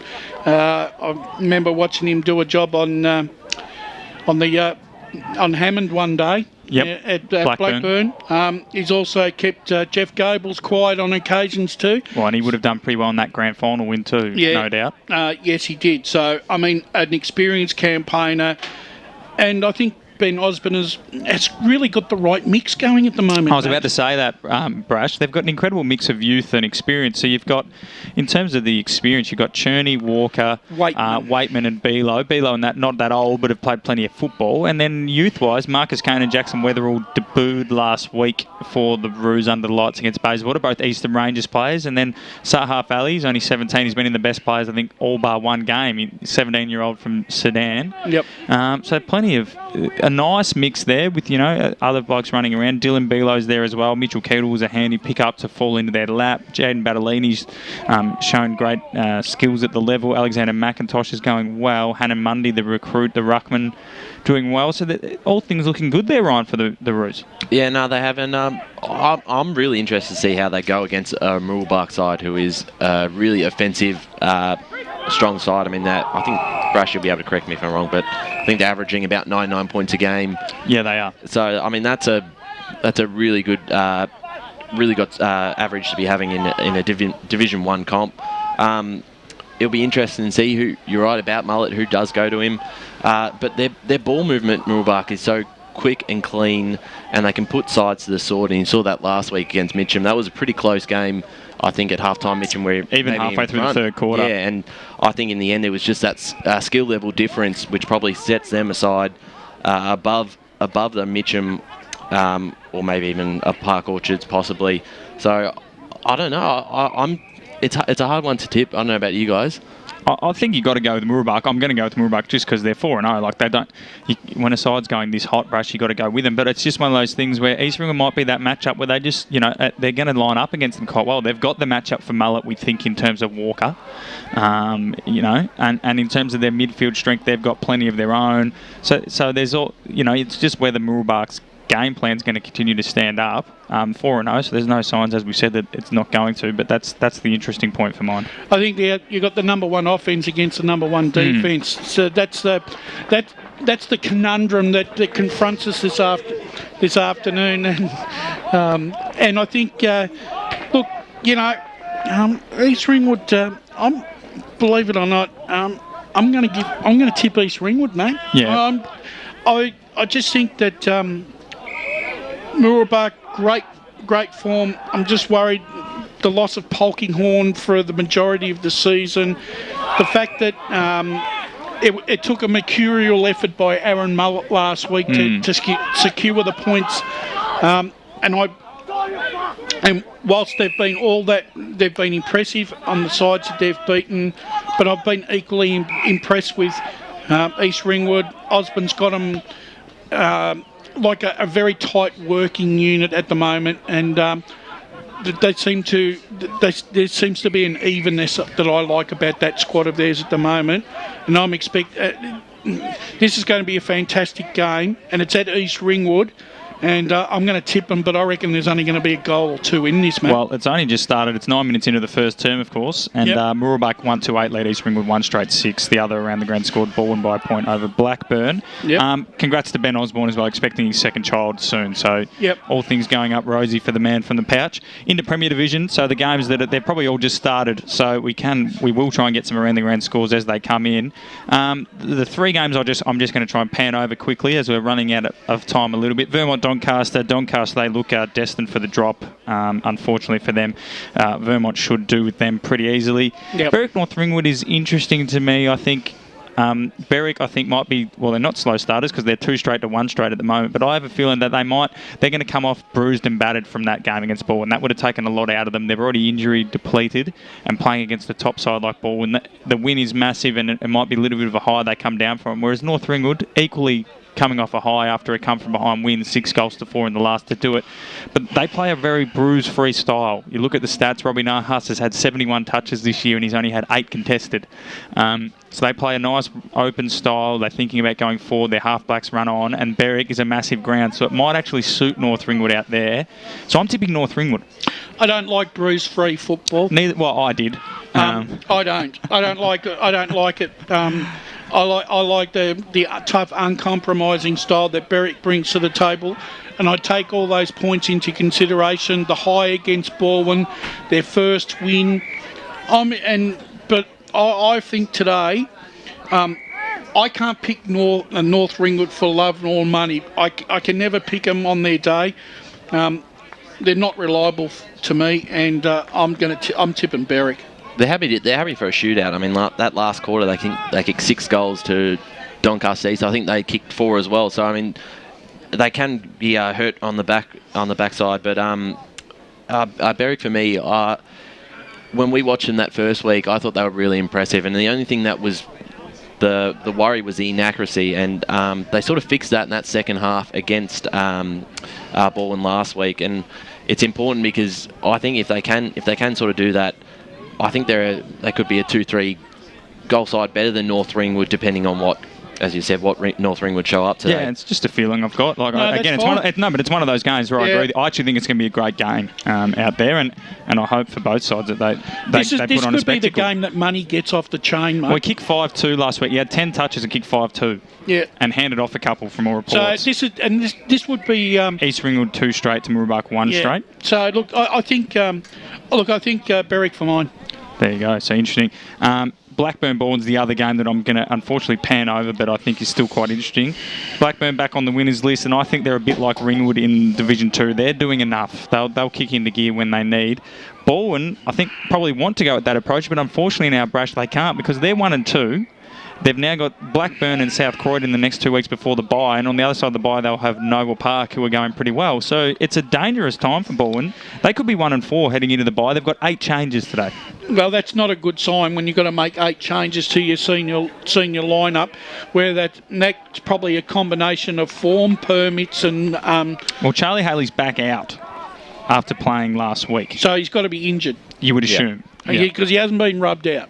No. Well, yeah, I would have heard about it, surely. No. So I just think it's a dangerous time for the Tigers. Yeah, and look, these two sides normally play a very close game at Moreton Park, but I think Blackburn side's a little bit more settled with at the moment, and I think Hammond's back in the side. Is he? I'll have a look for you, Brash. If he's back in the side, I think that strengthens that makes their case even stronger than what it would be if he wasn't playing. I'm going with the Burners, right? I'm going with the Burners. Yeah, I'm going Blackburn too. The depth's pretty good. But I wouldn't be surprised if Baldwin sort of... I mean, their back's against the wall at the moment. You're right, they can't get too far behind the 8 ball, and it's an important one. So I wouldn't be surprised if they... got up today. Yeah, no, it's again, BWS spoken and I spoke about in the podcast that the beauty about Premier Division this year is like I'm talking about Baldwin going, oh no, they could be 1 and 5, but they could come out to win today, and it's no surprise. It's such an even division this year, which is good. And I think Doncaster East will probably benefit from a week off. They've had 2 close losses and a win, and and they've had a few injuries. It's a good chance for Steve Buckle to lock and load again for them next round. Oh, Charlie Haley is apparently in this week. Dyson Baker's messaging me. Oh, okay. Even though he's on the out list. Oh, okay. Dyson on the teams. So someone's playing shufties. Exactly. In terms of the games we want to talk about in this division, Norwood and Noble Park is a key one. So Norwood had the week off and they're sitting the only undefeated side. Their midfield's quite strong. The 2 standout performances for mine are Tom Maloney's averaging 25.5 disposals a game, and 11.5 of those are contested. He's had 10.5 clearances per game and 8.5 inside 50s per game. And Blake Pearson's had 21 kicks per game, 21 disposals, 6.5 marks, 3.5 clearances, 6 inside 50s, and kicked 7 goals for the year. So they're 2 players that are going to be key for Noble to stop. And Noble will be doing it without Cole Martin, so there'll be pressure on Jackson Sketcher for the first time as the kingpin. But Noble, they're very good defensively. Spoke to Steve Hughes during the week. They're going to be very hard to score against. They're not going to have any blowouts, I think. They're going to be a close game regardless for their playing. And despite not having a key forward, Brash, they're actually the number 1 team for marks inside forward 50. So they're probably getting quite good at lowering their eyes and hitting those lead-ups. I think, did Steve Hughes say that the one worried that he had was the Vermont game? They had 20 inside 50s for only kicking... In the last quarter, which probably means that they were pressured and having to bomb it in. And he did say they don't have the get-out-of-jail kick. No, and that's the thing. And... I think, but see, Norwood are not a side completely opposite. They're not that. They like to play with a little bit of flair and pizzazz, Norwood, and Marty Pasker's another coach that's been growing into that role, and I think he's starting to get the side that he wants, Matt. And so far, so good for them this season. Yes, defence is important. But you still got to score. You still got to kick a winning score to win a game of football. And I think that Norwood's case, with the level of players that they've got at the moment, they should be able to get the points this afternoon. Yeah, I mean the question for me, you talk about no key forward. Can you win a premiership with that? No. I don't know. Noble Park aren't. Then no. If they make finals, they'll be extremely happy. No, because you can't, Ryan. But for them, I don't think they're thinking about it. Just some scores that are coming in before we preview South Croydon and Rowville. Upper Gully 5-1, Bayswater 3-1 at quarter time. In the Premier Division, South Croydon 5 straight to 2-2, so that might change your tips. North Ringwood a 2-1 to Berwick 2 straight. And East Ringwood 2-1 to Mooroolbark 1-2. Nothing coming from Division 2. Waverley Blues 7-1 to East Burwood 2-2. And then Croydon North 1-1-7. Coldstream 11-7, 73. Okay, South Croydon Roeville. Both coming off losses, Brash, and as we've seen, South Croydon have started a bit better. Roeville lost the last 3 quarters last week. They're up by 2 goals at quarter time, and then the next 3 quarters they had an 84-point deficit. They're very young, and they've got a lot of VFL-listed players, so they're reliant on that. South Croydon, from all reports, were outpossessed. They just didn't start well, very sluggish in the first half. Won the second half quite convincingly, but had too much work to do. Dano King and Stephen Donnell are back in, though. So that's a couple of big ins, and by the looks of it, they're bouncing back. Yeah, they are, and that's the thing with Roeville. You hit the nail on the head. Young squad with a lot of VFL-listed players, which does not promote stability on a week-to-week basis, and it makes it really hard for Ben Wise to know what side he's going to put on the park on a Saturday afternoon. Speaking to Ray Baird, he was really impressed with the youngsters.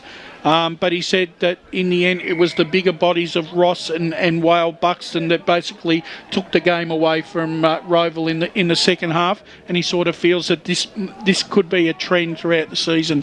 So now going on Twitter, Surrey Park lead Forest Hill 2-2 to 1-3, and there's conflicting messages coming from Cheon Pike because Roeville have tweeted that they're up by 16 points, but on game day it's got South Croydon up by 16 points. So anything could be happening out at Cheon Park. We have no idea what is going on out there. And the other score, of course, as I mentioned, was Upper Gully up over Bayswater. Ryan, your thoughts on South Croydon and Roeville? I think South Croydon, I'm not sure anymore now that Roeville are tweeting through that score. I don't know what's going on there, but I think South Croydon, I think that was just a blip last week. They took on Cole Martin and Jackson Sketcher dominated. I think they accounted for 65% of the total clearances for Noble Park, and I think they had 60 disposals between them, or 70 disposals between them. You can't stop that. Yeah, I mean, there's nothing to panic about if you're down at South Croydon, and you're right, they came home strong. So even in that sense, you're not taking away anything where you come out of that game going, where do we go to from here? They're fine at the moment. And for Roeville, I mean, you're right that they are too reliant on VFL players, and that is an inconsistent from a week-to-week perspective. And I mean, Schoenmakers, come on, mate. And Darcy back. So that's Riley Diarcy, is that how you'd say it, Brad? Diarcy?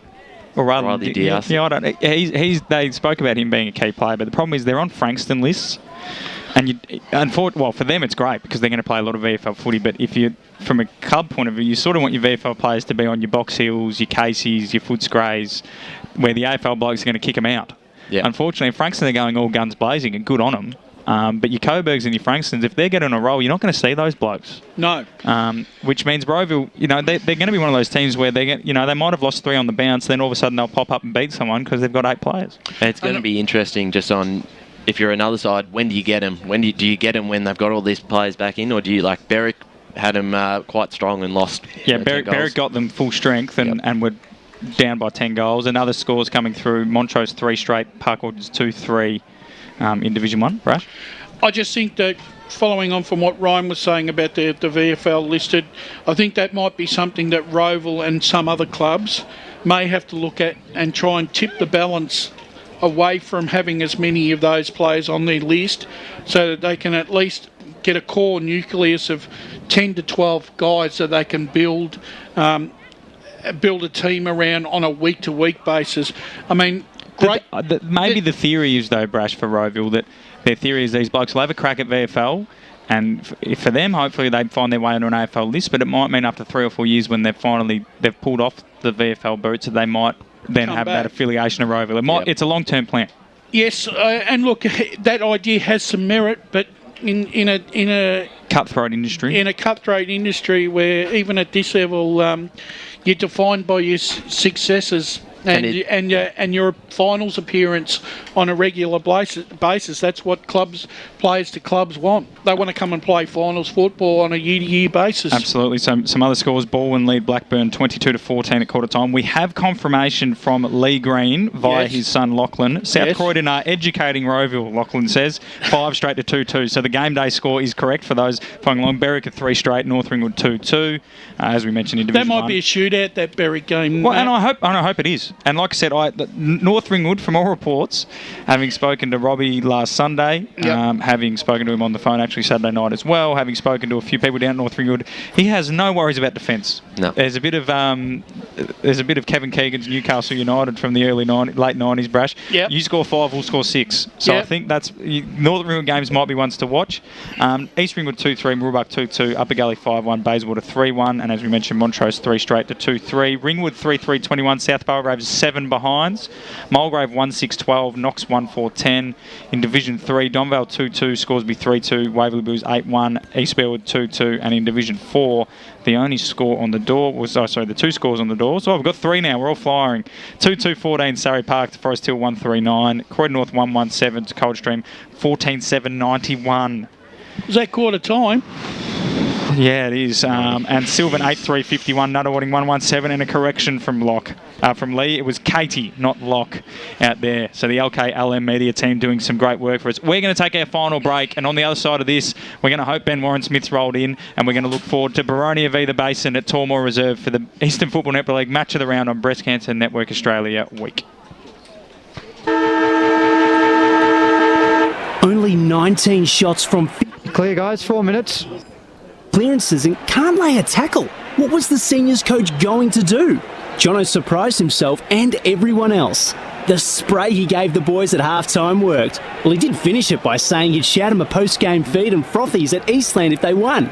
For all of life and footy's little moments, there's Eastland. Proud sponsors of the EFL. Eastland. Live real. Sprained your ankle, bursting through the banner? Broke a finger, high-fiving the ruckman? Or did you run into the goal post again? For bumps, breaks or bleeds, be seen sooner, close to home at Knox Private 24/7 Emergency Department. The preferred provider of emergency care to the Eastern Football Netball League, you'll generally experience shorter wait times. You don't need private health, but there is an out-of-pocket fee. Be seen sooner, close to home at Knox Private 24/7 Emergency Department, 262 Mountain Highway, Wantirna. At Yarra Valley Water, we know reducing your shower time, or for some people, show time, to 4 minutes can save you an average of $255 a year on water and energy bills. Save the performance for the stage. Shower shorter. Save water. Do you feel good about your bank? Because there is a bank you can feel good about. They share their profits to fund big community projects, small community clubs, and vital emergency services. They've given $250 million to help Australian communities thrive. They have all the products and tech you expect from a big bank, with service you don't. It's Bendigo Bank. Feel good about who you bank with. Try Bendigo. Search bendigobank.com.au or search Bendigo Bank near me. Hello, I'm Peter Hitchener. 9 News invites you to join our team nightly at 6 for Melbourne's #1 news. Tony Jones with the latest sport, including the footy, plus Lavinia Nixon's weather forecast. 9 News, proud supporter of the Eastern Football League. You've all been to funerals of family members or friends, right? Do you start thinking about what you would want at your funeral? It's a bit like when you go to a wedding. At what stage do you start planning? Have an open and honest conversation with your loved ones. Celebrate your life the way you want, like I did with a fixed price funeral plan from Tobin Brothers Funerals. The price doesn't change and your life will be celebrated your way. Find out more at tobinbrothers.com.au. Tobin Brothers Funerals, celebrating lives. At Eastland, we believe one day isn't enough to celebrate all that our beautiful mums do. That's why we're celebrating Happy Mother's Days, the festival of love she deserves. From dining to fashion, homewares or a pampering session, Eastland has all your favourite brands ready to spoil mum. And if you need inspiration, check out our online gift guides. Spend $250 and you'll go in the running to win a $50 Eastland gift card till May 8th. T's and C's apply. Find out more at eastland.com.au. Eastland, live real. Sprained your ankle, bursting through the banner? Broke a finger, high-fiving the ruckman? 1 minute, guys. For bumps, breaks or bleeds, be seen sooner, close to home. My name's Matthew. I'm new. I'm just sort of working with Nigel today. To the Eastern Football Netball League, you'll generally experience shorter wait times. You don't need private health, but there is an out-of-pocket fee. Be seen sooner, close to home at Knox Private 24/7 Emergency Department, 262 Mountain Highway, Wantirna. The senior coach has taken the team to Eastland for a post-game feed. If only they had this kind of teamwork on the field. They've just ordered starters to share, plus frothies for the whole table. And now Steve-O's chucked a prawn to Macca. He's circled back. Yes! Straight into his... 10 seconds. Good form, boys. For all of life and footy's little moments, there's Eastland, proud sponsors of the EFL. Eastland, live real. Let's head back and go local for your footy. Ladies and gentlemen, welcome to Tormore Reserve for the Eastern Football Netball League match of the round, and it's a big one today. It's Boronia in the Basin, Division 2. The Hawks 3-1, the Bears 4-0 for BCNA round. Breast Cancer Network Australia. Go on your social media at the moment. You'll see it on Eastern Football Netball League social media. A QR code to donate direct to the foundation that do great work. We're using the pink Sharons today. Field of viewer here taking photos. It's going to be a big day out here as well. I'm joined by Wayne Brasher. I'm Matthew Fodia. And Brash, we've done a good stint there with Ryan Long in pre-game. It was good. It was a very entertaining and informative hour and a bit, Matty. And Matt Clark joined us, which was great. And was good. And look, all said and done, games have started right across the competition. They have. A couple of games, Vermont and Doncaster, and this game, Boronia and the Basin starting late due to other commitments earlier on in the day. Absolutely. But nonetheless, we're getting ready for a big game this afternoon, and look, there's pluses and minuses for both the Boronia and the Basin, and you got the number one defence in the Basin only conceding 40 points. Boronia's defence not too shabby either at 48, Matt. Absolutely. And Brett Beston for the first time today. Welcome. Thank you, boys. Nice to be here again. Looking forward to this one. I think it'll be a great clash. Of course, Boronia losing their first game last week. Basin yet to lose a game. So, and of course, the Tormore Reserve. I've got to say, this is one of my favourite grounds. I think from a picturesque point of view, it's magnificent looking over the Dandenongs, isn't it? It is, and I had a look from upstairs with Lee Green up there doing the beautiful camera work. It's if we had a longer van, we'd probably just set up there. It's a beautiful view on a nice day. While we're waiting for the first bounce, which is probably 5 minutes away, let's go around the grounds. Premier Division, it's about quarter time. 5-1-31 South Croydon, Rowville 3-3-21, Baldwin 3-4-22, Blackburn 2-2-14, Nord 4-2-26 to Noel Park 1 straight 6, Berwick 5 straight 30. They got their kicking boots on this week, Brash. They would have been doing that at practice. 2-3-15 the Saints, and Vermont Doncaster will have just taken off, just like this game, waiting for the ladies to play earlier on. Lewdale and Montana South, there's no live scores, but the Devils, they might have clicked into gear now. They're 7-1-43, Lewdale 1-8. Croydon and Mitcham, Croydon 7 behinds, Mitcham 2-3-15. East Ringwood 2-4-16 lead, Mooroolbark 2-2-14. Upper Gully, as we mentioned before in the pre-game, are up by 12 points over Bayswater 5-1-3-1. And Montrose are up 3 straight to 2-3 over Park Orchards. In Division 2, this division, it's Ringwood leading South Belgrade by 20 points, 4-3 to 7 behinds. And Mulgrave lead Knox 1-6-1-4 out there at Garnett. What did you call it? Escape to the country? Yeah, exactly. Division 3, Donvale 2-2, scores be 3-2. Waverley Blues 10-1, East Belwood 3-2, Warrandyte 5-2, Glen Waverley 1-2. Nothing from Furniture Gully Whitehorse as of yet. And in Division 4, we've got Surrey Park and Forest Hill. Surrey Park leading 2-2 to 1-3 at quarter time. Coldstream 14-9 lead Croydon North, Emlock 1-1-7, and Sylvan 8-3-51 lead Nunawading 1-1-7. And I'll just see if they're doing live goal kickers out there at Croydon North. They're not. It's going to be interesting to see who's getting on the end of them. 91-7 it was at quarter time. So that can be a massive day. Your thoughts, Brash? You've already given them on who you're looking forward to see today off air. Shane Davidson. Yeah, I am Shane Davidson. A young guy who I like the cut of his jib. He's a running machine. He loves freewheeling off that half back line, and going through the midfield. And he's a long penetrating kick, and hopefully I can see some of that again this afternoon. Absolutely, Besto. And you're a Noble Park man due to geographic location, but you've got a soft spot for the Hawks. Yeah, I have got a soft spot for the Hawks. I just really like the way they play. They play this ground particularly well, and of course one of my favourite players, Jess Bolton, back in the side today.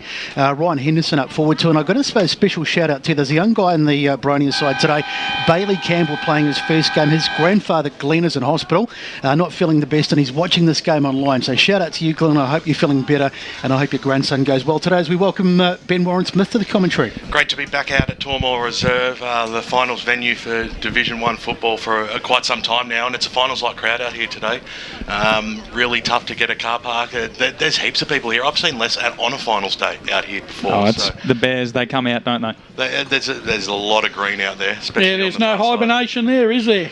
You've been working that one into play nicely there, Brush. We look forward to many more Fangles and Dangles. Well, someone actually, believe it or not, someone actually asked me, who's Dorothy? That's a good one. Lee and I were talking about this pre-game. Now, were you referring to Sheldon Smith because of his red slippers or Jared Whitnish because of the way he took the mark? No, he's red. Yeah, Sheldon Smith. Okay, there you go. I'm on board now. He was going to the ball with Dorothy on the yellow brick road. Well, there was a president's luncheon here today as well for Boronia. Warwick Kappa was in. You can see his Merc right in front of us. Those bollards are actually there for us. So that were they? Yeah. Well, the point was the Boronia guys were telling me it's so that we could see and our eye line wouldn't be affected dead in front of us. But Warwick thought no, they were for him. Oh, where is the Kappa? He's probably talking about himself somewhere. Yeah, he's not even meant to be here today. He just rolled in. But I think it's a huge game out here today. Yeah, it is. And it's top of the table clash. Local rivals as well. They both basically live on each other's doorstep. Basin just down the hill. But it's a tough one. I've been iffy on which way I'll go with this. Generally, I stick to the home side when we go out to the games. But I don't know today. I've got a feeling the Basin might get the job done, Brush. Yeah, look, there's pluses and minuses, BWS. The stats really show there really isn't that much between them. I'm just looking at who's played who in the early rounds, and I think Boronia's form is a little bit stronger than the Basins, and I'm tipping Boronia. Yeah, I'm going for Boronia too. They've got some tall timber today. They are missing Taylor Leggett. He's out with a minor injury. I think he's only going to miss 1 or 2 weeks. But they've got the big boy Rutherford. He's kicked 8 goals from 4 games. Ryan Henderson, and of course a pretty decent midfield as well. Jess Bolton running around. The likes of Burgess and co. They've got a side that's been together for quite some time. And they play this ground really well. So for Boronia for me. I'm going to go the Basin because I've been bullied into it. And because you've got a jumper now. I thought you might be wearing that. No, I actually packed it and then took the wrong bag. He deliberately took the wrong bag. But no, I'm on the Basin. I have to now. I've been bullied into submission. It's Shane Bones. We've got one AirPod in listening. I'm going the Basin. Don't know why, but I just am. Well, the home side Boronia will kick towards the Boronia Road end. The umpire holds the ball aloft, and here is Brett Beston to take us away with the first bounce of the first quarter on EFNL Game Day. Should be a cracker this one as the ball goes up and the tap down first one for Wright into the contest, but it's the Basin who come away with it and they send it forward for the first time inside 50. It's a wobbly old kick. Pate chasing across there. Will they keep it in? No, they won't. And out of bounds, around about half back was Harry Burgess who took the ball out. So, as always, we'll have this feeling out period in the early stages. And he's in the ruck contest again. Looks like it might have been Wright. He's had a good season so far, Wright. He was prominent last week. They'll have another ball up. So I think Wright would be... Can you see the Mafia right in front of us to your best? What's that? The big capper. He's got the butterfly jacket on. I can't actually see. I've got a massive big pylon in front of me. And there's a free kick to the Basin, and they will get possession around about centre wing. Gee, whatever he's wearing, it's blinding my eyes. Well, it'll be Michael Cardamone. That jacket. Cardamone went with his classic throw the head back there. The journeyman. Yep. Is Michael Cardamone, a season campaigner. First chance to... He's had more clubs than I've had cut lunches, Michael Cardamone. There's no chance of that. Absolutely no chance of that. As Cardamone comes in now, he keeps it low, he keeps it straight. The Basin have got the first on the Bendigo Bank scoreboard. It only took them 1.5 minutes here in this first term, and Michael Cardamone puts through his first. Yeah, good start there for the Basin. Got the centre clearance, which is what is going to be the key this afternoon. Whoever controls the centre and can get more inside 50s and opportunities are going to win this game. So Cardamone with the first. I got completely put off there when Matt Fuddy told me about Warwick Capra. I didn't know you were such a big fan. I'm not. I completely. Let's cross down boundary side. Yeah, so g'day guys, it's good to be with you. It's been a lovely day so far. A lot of cloud cover all of a sudden, and I did see a couple of spots of rain. Good stuff there. Jared Beanland today with Ryan Long, two number one boundary riders for season 2021 as the Basin go up towards the half-forward line again. A strong tackle that time there. Releasing the ball just in the nick of time was Burgess. He got it back again. Chasing after it though was Edwards. He linked up well with his teammate Cripps, whose kick was half smothered as across that centre half-forward line.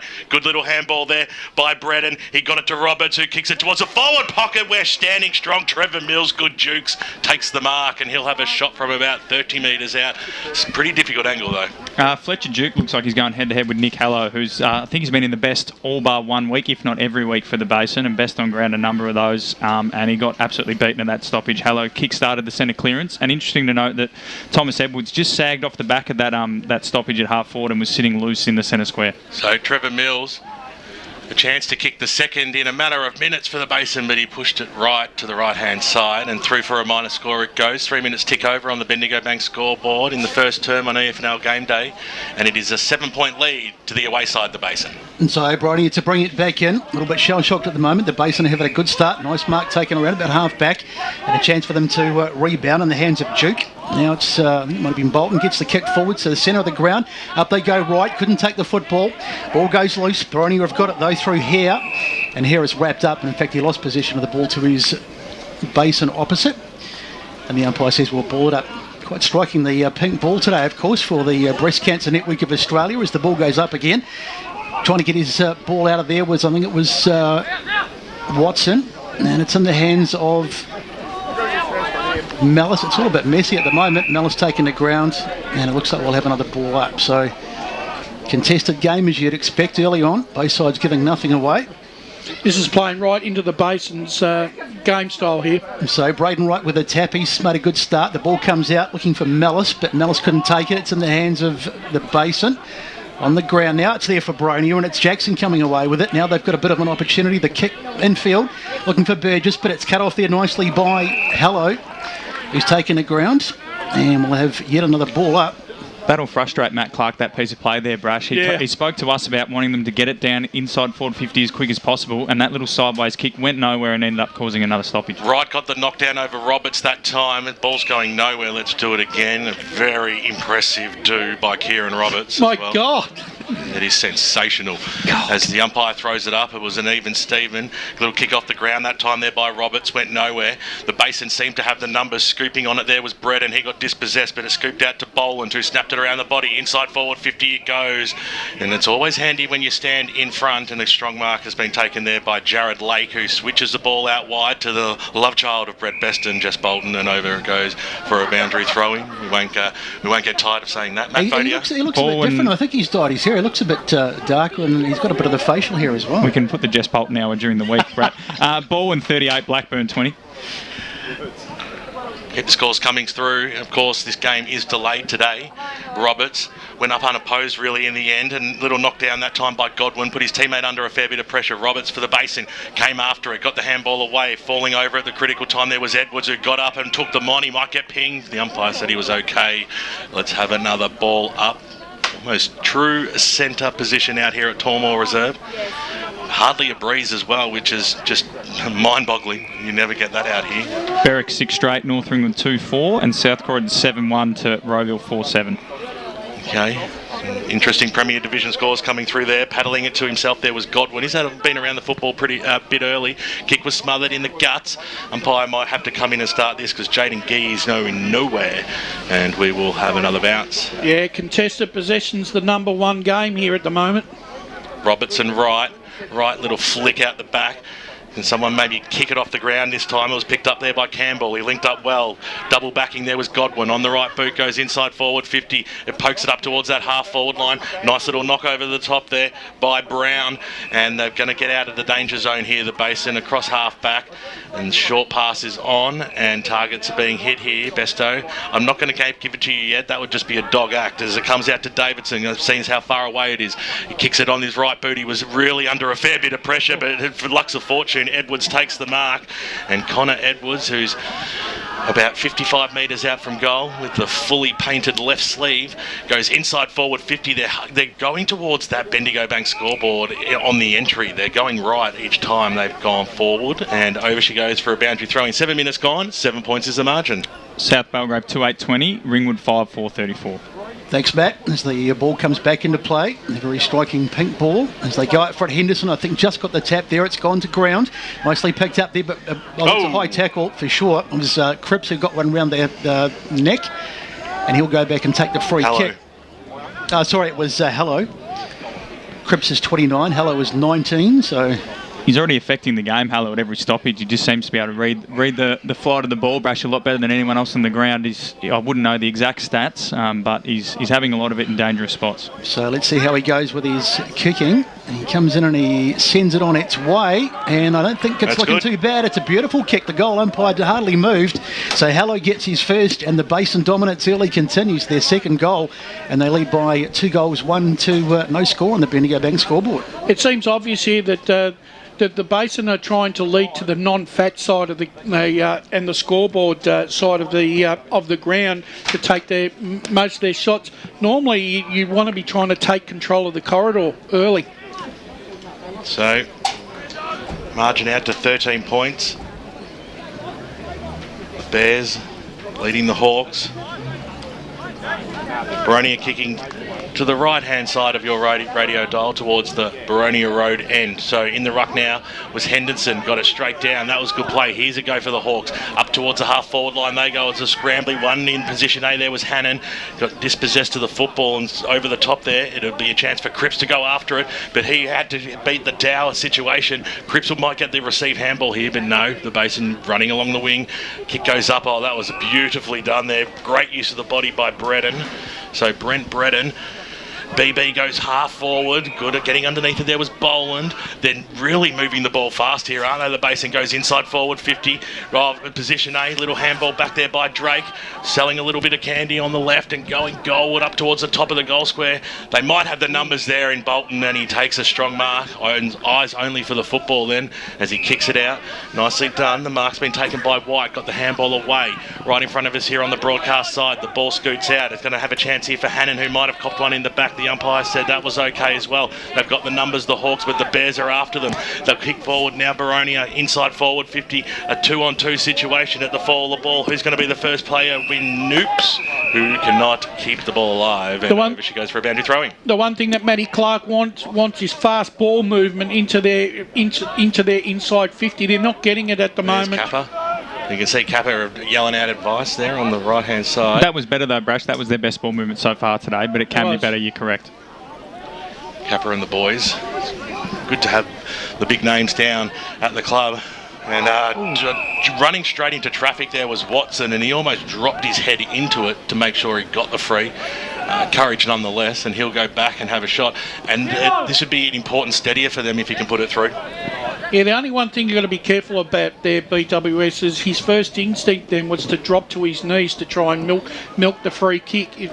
You don't want to be doing that too often, because the next one like that means you might get carted off on a stretcher. Well, you've got to start it right from this side of the grounds, and we're right behind him here, so we'll follow it home. He comes in now, and he didn't start it right. He pushed it to the left, and it just kept going left. Boundary. So we've been here enough to know how it goes out here. And let's cross down boundary side. Ryan Long. It's Jared, sorry. Hey, Nick Noops just came off, face covered in blood. Should be just getting patched up on the interchange bench right now. So we'll keep an eye on that as the Basin rebound off half-back. Boronia is still yet to find their first points as the ball goes out of bound on the far side of the field, and we'll have a throw-in. So time for the Basin to get things rolling. They've got to a slow start today. They need some of their on-ballers, their key players, to get into the game. Ryan Henderson up against Noops in the ruck. The experienced Henderson. Noops trying to get to the front spot, but I think it was Henderson who got the tap. Not really a lot of advantage though as the ball is taken, but it's immediately wrapped up. Just can't get it clear from these stoppages. Boronia, as the umpire sends it skyward again. Henderson again got the tap. This time they do get the clearance. It was Mellis who got the kick away, but they've turned it over. And here they come again. Lachlan Cripps turning around. Lachlan Cripps going inboard.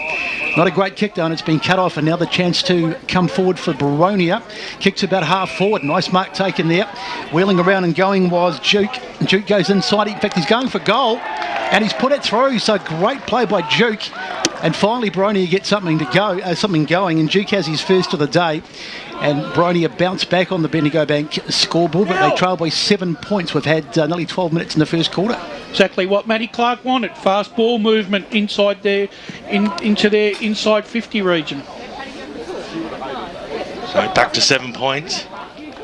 It's gloomy outside, but I think the rain might hold off. Yep. I think the other thing too, it's a bit of old-style football here. The Basin are just leading Boronia to the ball, and that's the reason why the Basin are in front, because they're getting their hands on the ball more than what Boronia are. Great name, Fletcher Duke.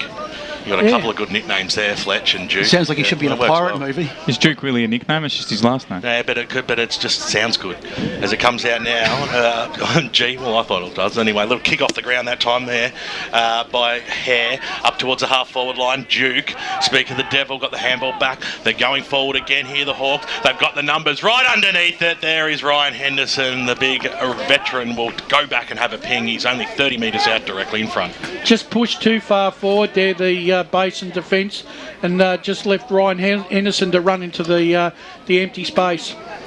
Just quickly, guys, around the grounds. Baldwin 50, Blackburn 27, and Muralbach 4-2, lead East Ringwood 3-6. I know we're in no position to talk, but do you reckon Ryan Henderson's setting a visit to advanced here? Yeah. Speak for yourself, Besto. Well, that's what I said. Luscious. Henderson comes in now. He started it right and he pushed it. I don't know really. That was an awkward attempt at goal. Through for a minor score, a big letdown. He shouldn't be missing those goals, Ryan Henderson, a man of his experience. Goal is the margin, no relation to Brad either, as it comes out now from the Basin. The kick goes out towards the Boland direction over the top. Henderson was there, scooping on it that time. There was Dower, went after it again. The Basin little flick out the back was going to work favourably for him, and the kick goes down right in front of our boundary riders, down the throat of Cripps, who's had a bit of the ball early. It was a scrambling kick though up towards the half-forward line. Over she goes for a boundary throwing right near the dugout of the home side. We know the accurate one wouldn't have missed though. Lake and Bolton have been very, very good in Boronia's defence early on. So right in front of the brethren of Boronia and the barbecue and the bar. As it comes out right, went up unopposed, palmed it down, and Matty Clark almost snagging a possession there. Sees it over. Back to a goal at Cheong, 7-3-45 South Croydon, Roeville 5-9-39. Old mate go out there today? Old mate? Bray, no, he's in Bright, mate, on cricket trip in the middle of May. Oh, God. As it comes out now, there's Malice got the good handball there. Up the scrambling kick up towards the half-forward line. Arching the back, though, and doing really well was Watson. Watson set sail for goal, and he pushed it to the left-hand side. I tell you what, that was going to be the Tobin Brothers funeral clubhouse leader if that had gone through the big sticks. But nonetheless, the margin back to 5 points. 15 minutes gone in this first term. 13-8, Basin lead.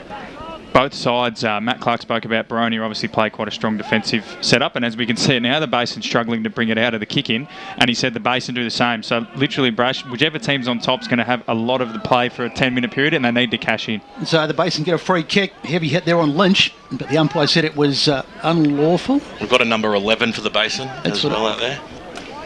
We'll get our boys down on there, Ryan and Jared, they'll go check it out.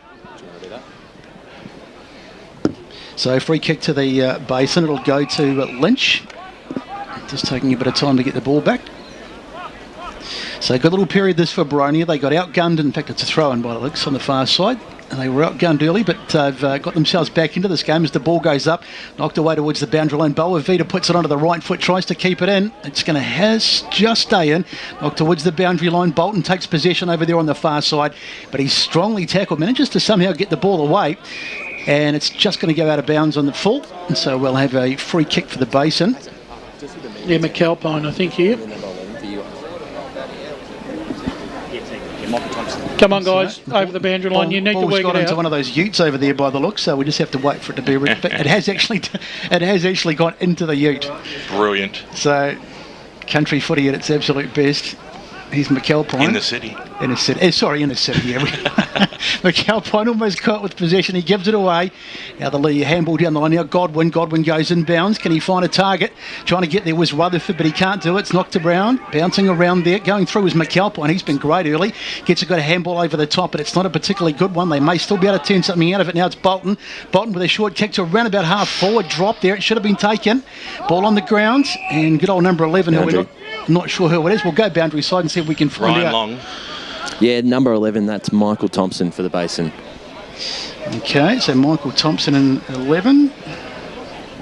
Late in, it must be. Yeah. Must have been. Despite checking 100 times before the game started, they still get us every week as the ball goes to Rutherford. A Dower, at least it is. Mark taken there by, not paid, it was Davidson who took the mark, but the umpire said maybe not 15. Look how many numbers Boronia have set out down the line here. If the Basin get it out, they have to work it by hand brush because a wild kick's just going to come straight back. Yep. High throws it up now. It's still inside that forward arc, but getting out there was Hallow, and the umpire said, give it back to me, let's ball this one up. Good pick up from from Ferntree Gully. Hello, Brush. Oh, sorry. Is it relation Jackson at Mitcham? From the stoppage, it comes out. Adams did well for the Bears. Handball back to the last line of defence to Thompson, who's on the right boot now, driving it out of that defensive zone. Underneath it was Boavita. He wants to go on with it. He snapped it around the body. That's good play as well. It's going to sit up nicely for Edwards. Keeps the ball alive on the right boot. This is good coast-to-coast football as it goes very deep, and underneath it, standing strong, was Jared Lake. Takes the mark. He'll create the switch now. That's okay as it comes out to Henry. Doubles back. He'll go on the left, out towards the half-back line there for the Hawks. A bouncing football. Who wants to chase after it? Boavita got one handle on it. Got across there to Lynch. Lynch links up over the top there to Edwards. Edwards sets sail for goal. Connor Edwards goes goalward and it just pushed it to the left-hand side. And another behind hits the Bendigo Bank scoreboard as we cross the 19-minute mark almost here in this first term. And it is a 6-point lead, 14-8, Matt Fodia. Around the grounds, Rowville, South Croydon tied up at 45 apiece at half-time. Surrey Park trail Forest Hill by 2 goals, 5-6 to 7-6, and Mulgrave lead Knox 4-8-32 to 4-7-31. So it's Jess Bolton with the kick in. Now as they try and work it out, it's Campbell. Campbell goes out towards the wing. Can they get a mark there? Well, they can't. And in fact, it's been turned over. And here's a chance now for number 6 is Edwards. One of 2 Edwards. It's Connor on this occasion. Ball goes to ground. Under a bit of pressure, the kick forward by McAlpine. And it's going out towards the boundary. And a chance for Boronia to... No, in fact, it's still in over there. And picked up over there by Duke. And the umpire's whistle's gone. Let's see what he says. Very talented sportsman, the Connor brothers. So Edwards brothers, I should say. I was about to say. What a faux pas that was. Ball goes to ground. It's G who dives on it. There's no way it's going to come out of there. The big bodies, Henderson and Dower on top of him there. Well, they pile in. Upper Gully 6-2, Bayswater 5-4. So that game looks like it's tightening up out there at Kings Park. Thanks, Matty. Henderson got the tap down. Boronia trying to get it out. There's Godwin. Little handball over the top. Henderson got it back. Puts it forward now as they try and get a mark. But there's plenty of numbers there for Edwards. It is Thomas Edwards on that occasion for Basin. And the ball now, it's going to be knocked in board, but it's cut off easily by Bolton there. And now here's a Godwin. Godwin goes forward. Oh, this is better from Boronia. Great handball back inside. Beautiful play there to Hare. Hare decides, well, that was a strange old kick. He probably could have gone for goal there, but I think he decided to try and find a target, and neither happened. And in the end, it's the Basin who come away with it. Well, we coughed it up, really, but then they got out of that danger zone, but Henderson was there to chop it off. Pokes it back inside ball 50, going up. Hello! Pulled it in a screamer, and he'll take off too. Well, he had to double back, and the umpire was almost in his way then. Got the handball away to Davidson, who just pokes it over the top. And the Bears now through Scott. Drives it down the wing position, and a good strong mark there by Jaden G. Takes it. Got some good artwork happening across the body. As G goes forward, he let himself down though, straight down the throat of Luke Hannon, who is happy just to mosey on off. He had a lot of time then as he got the handball away. Jackson was the receiver. He dropped it but had plenty of time. He kicked it out wide, chasing after it, trying to get out of first gear was Collins. Boundary line beats all players. Any more scores? There are a couple. South Belgrave 4-10, trailing Ringwood 6-7, so the Saints will want to get their kicking boots on soon enough. And in Division 3, is that loads? Waverley Blues 11-6, East Belwood 5-4. Donvale 4-8, Scoresby 3-4, and Warrandyte 7-8-50 to Glen Waverley 3-2-20. Well, they're kicking goals today right across the east, which is good to see. Beautiful. And Coldstream definitely are 21-18, 144 to Croydon North 2-113. Davidson went after it. White somehow got a boot to it. Little handball out looking for Bredden, but the Hawks do have the numbers. They're going to go backwards to go forwards here, back to in the centre of the ground. The kick goes forward now up towards the half-forward line. The Bears did have the numbers. It was a 3-on-1 situation there as it comes out to Thompson, who's had a fair old bit of the football. Late inclusion in the side, handball over the top. This is going to sit up for Battersby, but Noah's chopped off nicely that time by Burgess, who drives the ball forward. It's a 3-on-1 situation. The Bears are going to win out. They got out of that danger zone. They just got to weigh up the option here. Boavita made position A, and now he might be able to switch it into the middle of the ground. He's screaming for support. He's screaming for a target up towards centre half forward. He goes over the back. This might sit okay here for Edwards. Doubles back. He'll swing around on the right boot. He'll set sail for goal. Edwards, will he put it through? He will not, as Banksy slaps the left breast and gives it one behind on the Bendigo Bank scoreboard. 7 points is the margin. 22.5 minutes gone first term. Bowen lead by 35 points over Blackburn at half-time, and Heathmont lead Templestowe by just the 4. So that's a low-scoring game, 3-5 to 3-1. And just on that ball movement there, that's what the Basin want to try and do. Handball, use their young legs. They've got a lot more speed than Boronia. Boronia will probably try and hit up targets to open up, Brash. So Bolton to bring it back in. The margin is 7 points, and I tell you what, lucky we've got a pink ball because it's getting very dark out here, and in fact the lights are on. Hopefully the ball might glow in the dark because it's going to get very dark towards the back end of this game, right out towards the wing. Got a little ball over there for Henry. Henry's got a bit of time too to just weigh up his options, put the little kick down the line. Nice mark taken there by Jackson. Jackson wheels around and goes short. This is well, it should have been taken, that mark. I think it was, in fact, it was Jackson. He dropped it. Now it's there for the Basin, and they're able to work it out of danger. Good tackle. So the tackle Robertson. made, and it's going to be a free kick. So they go inside 50. Can they hit a target up? They fly. Ball goes right over the top. Bit of pressure on the Basin here, and it's Thompson, I think, who hurled it back, and that might not have been the wisest move, I don't think. But in the end, it's going to be out of bounds anyway, and they'll get away with it. He could have got pinged for deliberate out of bounds there, Thompson, if he hadn't have disguised that one better. So umpire to throw it in the right forward pocket. Up it goes. It was the tap there, won by the Basin. Now it's been socket off the ground. This is now the Basin get a chance to come forward. The kick in the middle of the ground to nobody in particular. Nice. Boavita's got onto it. Boavita charging forward. Can he finish it off? Yes, he can. Boavita, that's got to go down as one of the contenders for the Tobin Brothers Funerals goal of the day. Fantastic stuff. Just the pure pace of the man, and he got in front of the Boronia defenders, and once he got it, it was just a question of if he had the accuracy, and he slams that through. That's a brilliant goal. Yeah, once they all push forward, Boronia, that back line, mate, that just left a complete open field there. Yeah, they're trying to. The Basin, their ball movement's a bit like it's a wave, isn't it, Brush? They handball until they can turn the defender and make them face their own goal, and then he just kicked it into space, and Boavita used his leg speed brilliantly. Great call, Besto. Might have just made the EFL and then EFNL Insight highlight reel there. As ball hits the deck in the middle, and we will have a ball up. A great program it was during the week. Chatting to Grace from Surrey Park. Had a great time. Hope everyone's had a listen to that. It's on the website as well. There's a link up. Well, it was almost a slap throw to Jess Bolton that time, who's had a bit of the football early. It kicks it out towards the wing position. Really do get the feeling the Bears are on top here, and each time Boronia go forward, they're under that extra bit of pressure as Robertson sees it over the boundary line and out 50 metres out from their goal line. Let's cross down boundary side to Jared Beanland. Yeah, Nick Noops is out for the game. We saw him come off with the deep gash pouring blood from his face, and he won't be taking any further part in this match. Not subtle at all. Deep gash pouring blood as it comes in now. Knocked down straight down the throat there of Roberts. We'll have a ball up. And apologies to those that are a bit squeamish. So, can the Hawks manufacture something? There's a lot of players that are chasing after the football. There's a ton of them. There's Dower, who's on the bottom of the pack and then laser tackle. And the umpire's going to actually ping the Basin opponent there. So Dower's going to receive the free kick. That was against Battersby.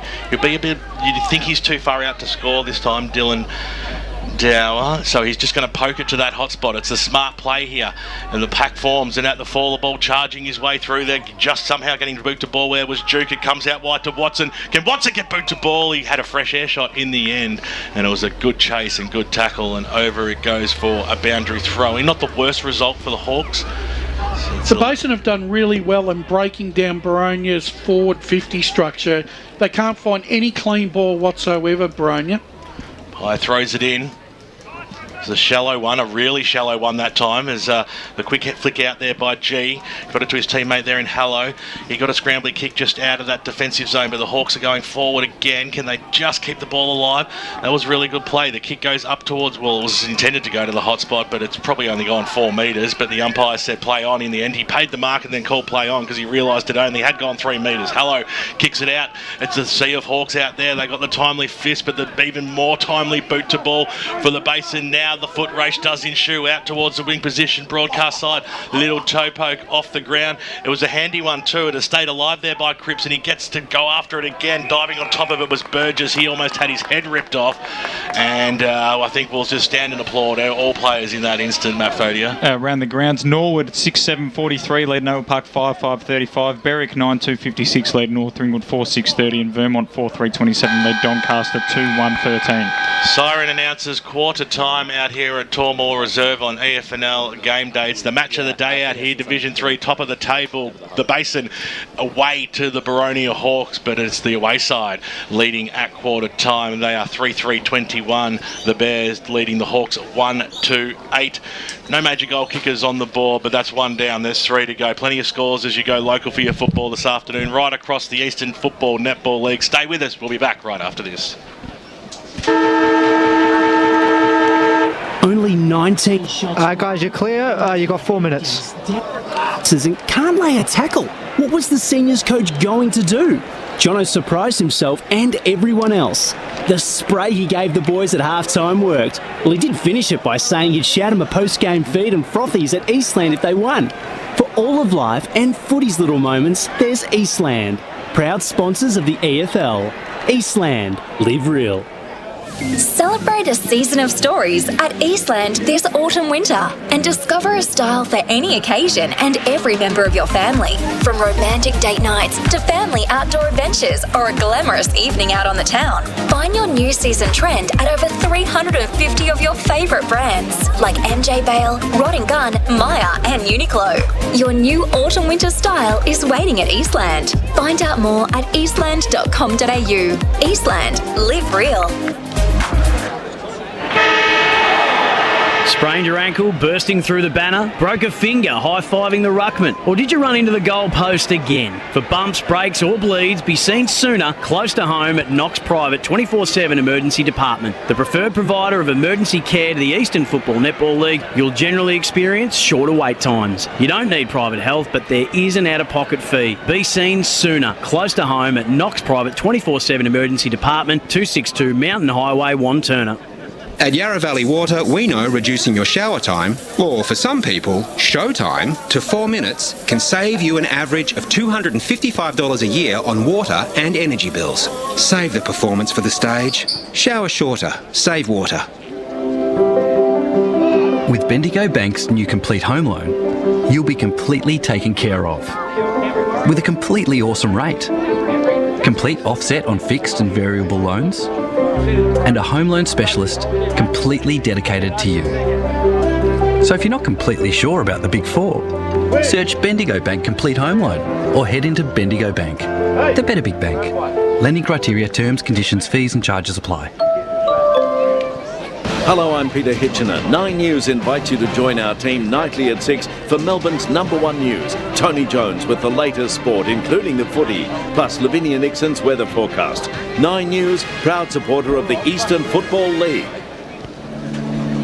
You've all been to funerals of family members or friends, right?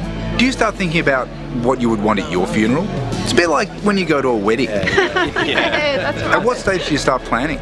Have an open and honest conversation with your loved ones. Celebrate your life the way you want, like I did with a fixed price funeral plan from Tobin Brothers Funerals. The price doesn't change and your life will be celebrated your way. Find out more at tobinbrothers.com.au. Tobin Brothers Funerals, celebrating lives. 1 minute, guys. Your ankle, bursting through the banner? Broke a finger, high-fiving the ruckman? Or did you run into the goal post again? For bumps, breaks or bleeds, be seen sooner, close to home at Knox Private 24/7 Emergency Department. The preferred provider of emergency care to the Eastern Football Netball League. You'll generally experience shorter wait times. You don't need private health, but there is an out-of-pocket fee. Be seen sooner, close to home at Knox Private 24/7 Emergency Department, 262 Mountain Highway, Wanturna. The senior coach has taken the team to Eastland for a post-game feed. If only they had this kind of teamwork on the field. They've just ordered starters to share, plus frothies for the whole table. And now Steve-O's chucked a prawn to Macca. He's circled back. Yes! Straight into his pop. Back in 10 seconds. Good form, boys. For all of life and footy's little moments, there's Eastland. Proud sponsors of the EFL. Eastland. Live real. Let's head back and go local for your footy. Mike's on. Welcome back out to Tormore Reserve out here. It's the match of the day between two sides who were undefeated in Division 3 going into today's clash, and it's the Basin travelling just up the road to Tormore Reserve where they take on the Boronia Hawks, who at quarter time are trailing the Bears by 13 points, 1-2-8 Boronia to 3-3-21. Wayne Brasher, what was your take on the first quarter? Yeah, it's probably a quarter where I think the Basin probably could be further in front here. I think they took ownership of the game very early on. Their ball movement from their back line to their inside 50 was impressive. Boronia just pushing that little bit too hard. They can't find any clean delivery going into their inside 50. Their ball disposal by hand and foot is not being good. And I think that the Basin just looked like they got a little bit more run. Connor Edwards looks a real likely type for the Basin. He could be the difference if he starts getting on top and improves his goal kicking accuracy, because I think he missed 2 easy goals there in that first quarter. Boronia probably, I think their Boronia backline, apart from Bolton and Jared Lake, are pushing too far forward and leaving too much space for the midfield and forward line of the Basin to run back to on the turnover BWS. Well, the Hawks have made their way back to position. Justin Stanton still rallying his troops, giving the directions. We'll hopefully be able to have a chat with him. I know Ryan Long's very close to out there with the Bears, so looking to have a chat to him. But it'll be the Hawks kicking towards the club room ends in this second term, down towards the faithful. I think we can be at least thankful that the breeze hasn't sprouted up yet. The conditions are good out here. They are really good. The police seem to be leaving the venue straight after Warwick Kappa left the venue. So we saw the Wizard leave just shortly ago. So a big crowd watching him in here today. It's cross down boundary side. Justin stands with Ryan Long. Yeah, with Justin, really impressive start again. Forward pressure's been good, just haven't sort of taken the opportunities as much. But what was your assessment? Oh, look, certainly their midfield's one of their strengths, so we knew that we needed to match them, and we did that in the first half of the first quarter. I'm really pleased with the amount of entries we had in the forward line, but we just didn't take our opportunities. So we've spoken all year about forwards when they get an opportunity to hit the scoreboard. There were some good signs, but there were some signs that we need to improve. But overall, yeah, it's a good contest, and we expected that from Boronia. And just quickly on your back six, how important are they, the structure to your side? Oh, look, 100%. They're extremely important. Boronia got a lot of weapons in the forward line, and they keep rotating their midfield through that forward line also. So our backs just need to understand that they're not always going to have it their own way, but they need to first and foremost defend first and win that 50-50 ball. Thanks, Dustin. All the best first again. Great stuff there. Ryan Long, boundary side, with the senior coach of the Basin Football Club, Justin Stanton, as the umpire waits for the last few folk. Get out of first gear, guys, and get off the ground. What do you reckon that haircut resembles, Brett, of Riley, Kieran Roberts? Looks like a reverse Mohican, doesn't it? We'll go into the middle of the ground as the umpire starts play once again, and we give that knockdown to Henderson. It came out towards Adams, who dived on the football. Chasing after it there was Burgess, I think, at the bottom of the pack. Let's cross down boundary side to Jared Beanland, who was with Matt Clark in the troops at Boronia. Yeah, Matt Clark was pretty happy with it.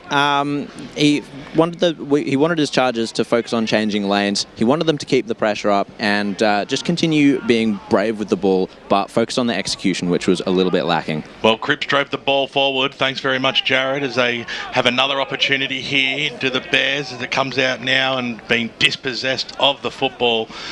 Boronia, and it'll be a shot on goal this time by Connor Edwards. So once again, it's only taken that first minute or so for the Bears to go forward, just like they did in that first term, with Edwards going back and having a fair old run up at this. That's straight. He's creating quite a few opportunities, and he's going to be a headache for the Boronia defence this afternoon. He looks really confident as well. Distance isn't going to be a problem. Either is the accuracy. That's a magnificent kick off the boot. And the first score in this second term goes the way of the Basin. And on the Bendigo Bank scoreboard, they are 4-3-27 to Boronia 1-2-8. Let's cross down boundary side to Ryan Long. Yeah, Jackson Drake from the Basin just come off with a bit of a hand complaint. In a little bit of pain with his fingers there. He's getting worked on by the medics now, so we'll keep you updated. Obviously, that injury to Nick Noops is bad enough. We've just seen him walk past there with a big gash on his nose. Looks like he's heading off to hospital for further stitches, it looks like. So looking a little bit ominous for the Basin as the ball goes back in the middle. The knockdown there by Roberts. And we'll have another ball up. So it's a 19-point margin early in the second quarter.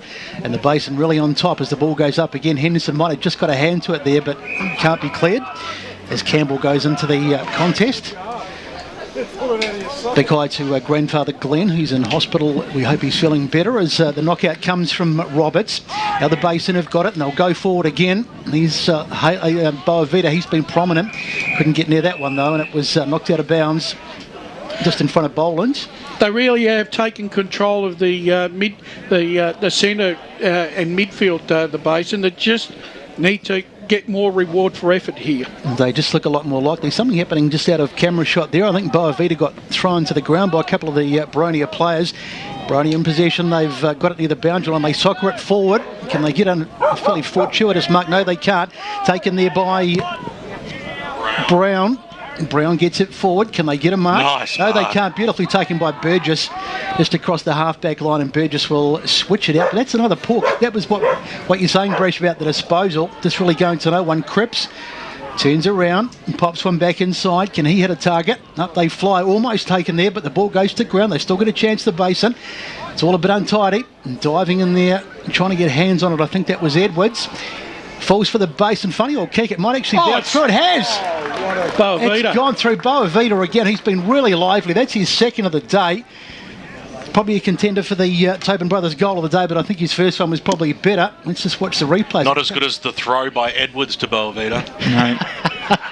It was a funny old kick, but he'll take it. It doesn't matter how. It's all about just getting the job done, mate. Doesn't matter how. That's right. There's no pictures involved. Matty Clark's going to have a look at Connor Edwards. He's going to have to try and find a player that's going to match his mobility and his speed for the rest of the afternoon, because he looks like the player that could do the most damage. Ball back in the middle. Roberts will go up against Henderson, and we'll give that one to Henderson, who stood flat-footed but still got the knockdown. In there was Hannon, got brought down by his opponent in Hallow, who's had a ripper start to this game. Still in the middle of the ground, the home fans screaming for holding the ball, including Brett Beston, because it was guess who? Bolton, who laid the tackle. The kick goes up towards the half-forward line, taking the mark, and just, he can probably get the purchase here, Watson. He'll take off now. He'll set sail for goal. It's a good-looking kick, Watson. They got the answer they needed there, the home side. That was good play. He looked confident as well. He took the mark. He was casual in his approach, almost trying to trick them into that he wasn't going to have a ping. Straight through it goes for his first of the day. 2-2-14 is the Boronia side, but they are trailing at the moment by 19 points, 5-3-33. The Basin. Matt Fody around the grounds. Yeah, One Turner South look like they're going to have two on the trot. They're leading 11-6-72 to Lillardale 2-3-15. It's East Ringwood by 4 points, 30-26 at the Pouch over Mooroolbark, and Baldwin got the first one after half time out there at Moreton Park, so they lead by 40 points now. Mitcham lead by 5 points over Croydon. Upper Gully still 4 points over Bayswater. No update from Montrose and Park Orchards, and the only other score is Berwick have added another goal. They lead by 27 over North Ringwood. Beautifully done, Matt. Thank you. Back in the middle, it's bouncing around there, and the Basin try to get hands on it, but it's all a bit untidy. Good work there on the ground by Hallow. He's been very, very good. And he's taken in a strong tackle, and will have a ball up. A little bit of push and shove, but it's all handbags at 10 paces stuff. Noticed Baldwin have stepped up since you gave him a whack midweek. Oh, mate. I'll send the invoice out this week. So ball goes up again. Roberts with the tap. It falls again for that man, Hello. He won't be close to best on ground at the moment as the ball goes inside 50. They can't take the mark. It's bobbling around all over the place. Taken there by Godwin, who gets a handball away, but he's thrown to the ground, and the umpire says it was a bit unfair, a bit over vigorous. So free kick to Jake Godwin even, as he gets a little kick forward to about half. Nice mark taken there. So now Jackson wheels around, goes long. Can he hit a target? It's a good kick, but it's just overcooked slightly. Bit of an opportunity. The Hare is there. Hare tries to get his hands on. Does well to get a handball back inside, but the tackle is made, and the Basin have turned it over. It was Dowler, and that's a bit of heavy stuff over there. Did he not duck his head? You guys got the monitors in front of you. He ducked his head. That should be holding the ball. I was holding the ball. Yeah. Definitely. High throws it up in the front spot there. Big man Robertson just whacked it towards the Duke, who sees it over the boundary line and out of bounds, right underneath the Bendigo Bank scoreboard. 19-point margin here. I don't know what you guys are noticing, but when the Basin score, it's from a high handball run speed. They're too quick for Boronia. When Boronia look good, it's the kick into the middle from Goldwyn, which hit the target. So if Boronia can get their kicking efficiency up, they'll cut them open. If not, it might be a bit of a bear cave day. Decent old crowd out there near the gazebo on the far side. There's a tackle there by big man Roberts. I've been really impressed by the way the Basin have attacked the contest and the tackling pressure they've been putting on Boronia.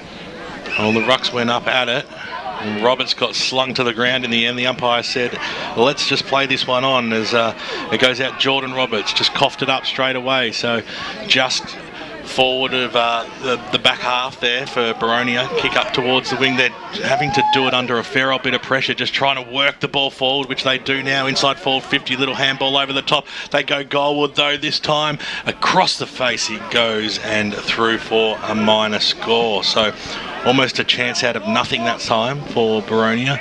Sees them equalise in the behind department, and it's back to a 3-goal ball game. The Basin I don't know who kicked that behind. Say that again, Brash. Who kicked that behind? Number 5 we have out there, so we'll need the guys to get us an update on that as the kick comes back into play now, getting up and underneath it, and the fall of the ball, it will be the Bears. Trapping it out that time there was Ratton, who just got dumped, and you heard the crowd screaming for a free to no avail. And so, umpire to throw it up. Up they go. Henderson might have just got the tap. It was a bit of a stalemate as the kick goes forward, as they try and get someone on the end of it. Bouncing around there. Nicely picked up the Basin. They can go inside 50. Now they do. Can they hit a target? It's a long kick. It's a beautiful kick too. And into the open goal goes Mills. And the veteran Trevor Mills puts it through. Beautiful kick by Edwards. And Trevor Mills had nothing to do but just take the mark and run into an open goal. And kicked it to Boronia Road, so we'll be back in 5 minutes. Yeah, well, I've got plenty of time to go through this. Connor Edwards' pick up there. I think it was Brent McAlpine actually left his man to try and impact the contest. Didn't get there. On the bounce, Edwards picked that up, managed to wheel around, and that's a good 45, 50-metre pass, and Mills didn't have to think about it. That's the way they want to kick their goals, Brash. They do that St Kilda style. You can't miss from the top of the scare. Let's score them from there. And Connor Edwards has been on fire. They're going to have to send something more important to him. I do apologise. He went for the barrel and he scrubbed it, so it actually. Oh, you thought he tried to kick it on Boronia, right? All's well that ends well. I think Jared's down there and he's got the update on the jump. Ryan. Yeah, no number 5 out there. I don't know where you've might seen be 45. The point was, I think, Zach Dower, who's wearing 51. There you go. Thank you. Well, had a 5 in there somewhere, so we'll take it. Connor Edwards this year's kicked 5 goals and been in the best twice, but so far today he's looking like a 50-goal-a-year player. So Godwin takes it. Number 5 on his back as he gets a funny old handball over the top. Going in there was Adams. He was brilliant last week. He's been a bit quiet today so far. Going in there and taking possession of the ball was McAlpine. He's thrown to the ground, and that's Boavita again. He's been terrific so far today. They can't get any clean possession here, Boronia. They're not used to that, are they, Brash? No, they're not. McAlpine got the tap. Godwin goes without it. It's on the ground as they try and work their way out. The little handball over the top. And here's an opportunity as they get the kick inside 50 from Cripps, but he might have just overcooked it. And it's either a mark or a out of bounds on the full. Take your pick. And Boronia will launch off halfback. So they'll go that way now as it's trapped there by Bredden, who swings around on the left this time inside the forward 50 it goes. Will it sit up? Edwards might be at the fall of the ball here to go after it. On hands and knees, nicely done by McAlpine. It actually was McAlpine this time, not every player that Brett keeps calling. As it goes to the top of the goal square, and it's almost trapped there by Cardamone. I'm sorry, Besto, but you've done it.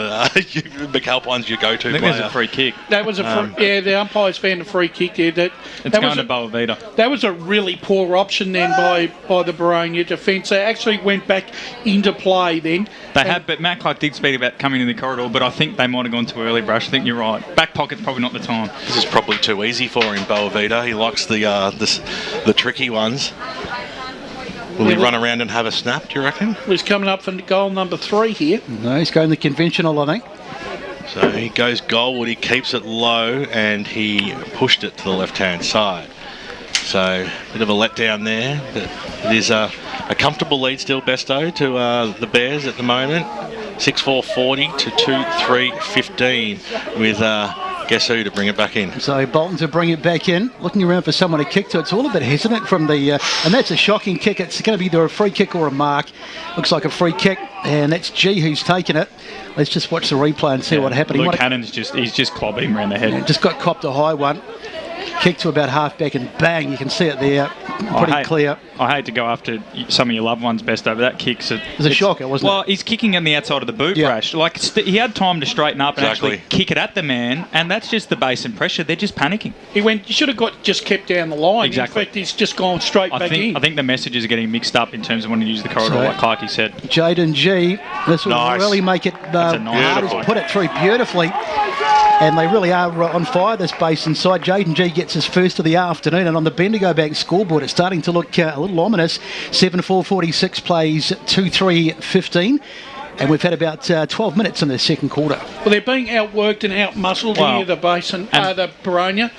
And both sides, Clarkey said that the Basin play like Boronia do, and both sides score a lot from turnovers. They set up so that you can't get the ball out of their forward 50, and they get that turnover and kick a goal. And at the moment, the Basin are causing a lot more turnovers than Boronia are. They're fast as well, I think. And, they're lightning quick. Mm-hmm. Just around the grounds while we've got them, Waverley Blues look like they're sending us a message, Brush. They're 6 goals up over Eastfield. No other scores updated in Division 3, and results are going as we expected in Division 4, except for Forest Hill, are up by 2 goals, and we've heard nothing from Kilsyth Churnside Park. As there's Hannon kicked it to Dower. Dower took the mark and then got the ball slapped out of his hand. So, and then it's a little bit of a how do you do? There was shouts of a reversal. That might have been opportunistic by the Basin fans in front of us. Got a little bit of a slung. He dropped it. He played for it. He did well. He comes in and he'll just slot this one back, and that's the answer that you want. As Dower, he's not going to kick it out of the ground over the goal umpire's head. It goes. It's his first. It's his side's third goal on the Bendigo Bank scoreboard. The quick answer. So we'll pretend the last goal didn't happen, and we are back to a 25-point ball game. Sometimes you need something like that just to fire you up again. Just a little, just a little bit of inconvenience and a niggle. But what would you do, Brash, if you're Matt Clark here? Like, do you try and slow the game down and just get to half time? But there's too much time to do that. Where are they evening it up? Does he try to drop a loose? Do they just keep biting off those 45 kicks? He's just got to keep to his structure. Ball in the middle. Was knocked out by Ratton, who's gone into the ruck for the Bears. Hitting the deck that time was Lynch, and we'll have a ball up. Very impressive work by a delivery guy who's ridden in on a bicycle with a cheesecake in his left hand, one-handed. A cheesecake? A cheesecake, dead set. Who's ordered a cheesecake? Who knows?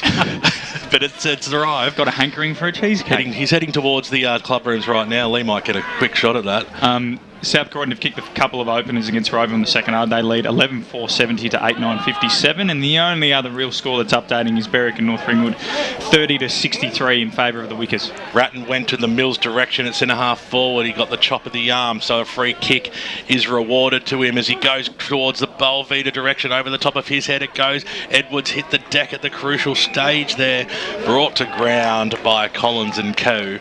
And we will have a ball up 25 metres out from the Bear goal line. Starting to get a bit willing out there. I think they're trying to just ruffle Connor Edwards' feathers a little bit here. Roberts' little flick over the back, and it did okay there, Henry. Talk amongst yourselves, boys. Sorry. As the ball comes in the middle of the ground, handball out. Now a chance for the Basin to go forward again as the kick goes out wide to Adams. Here he goes, Adams, on the right boot. He just got away with it in the nick of time. He's pushed it wide, and I think he's just kept that in. Good mark taken by Battersby.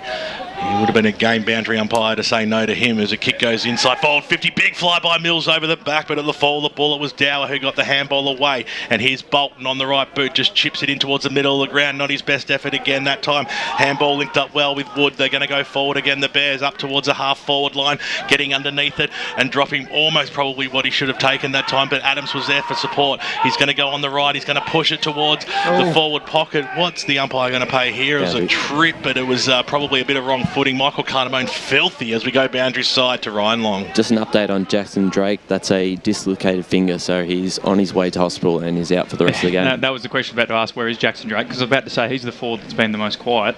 What happens when both sides play the same style of footy is, Brash? So Boronia make it hard for the Basin, hit a target inside forward 50, and the Basin make it hard for Boronia, hit a target in the centre of the ground, which means the ball's just going to stay here for a while. Hello, on hands and knees, handballs it over the boundary line. You're time to respond, Brash. Adams is two of Adams' disposals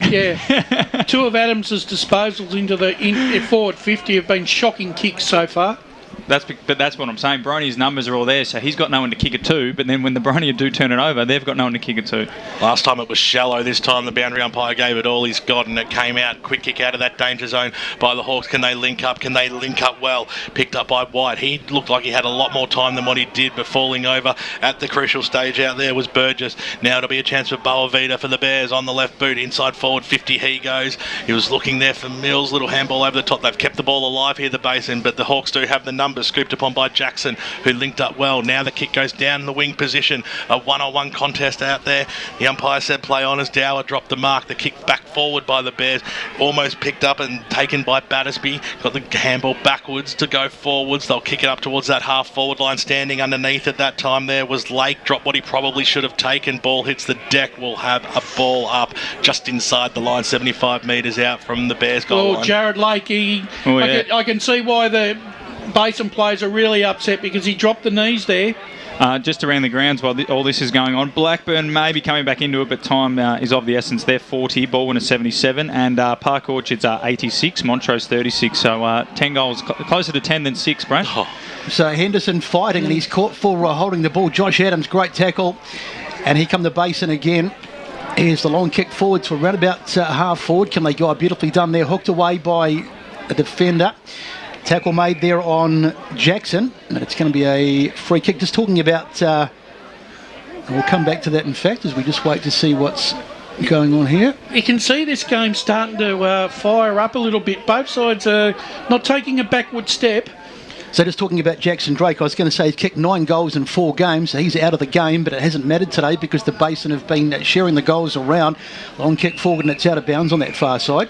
He kicked 4 last week out of a game that only had 11 goals. So he's obviously been instrumental this year. So it'll be interesting to see who's going to step up. So far it's Connor Edwards, but I'm sure it'll be, and Boavita, I'm sure there'll be others.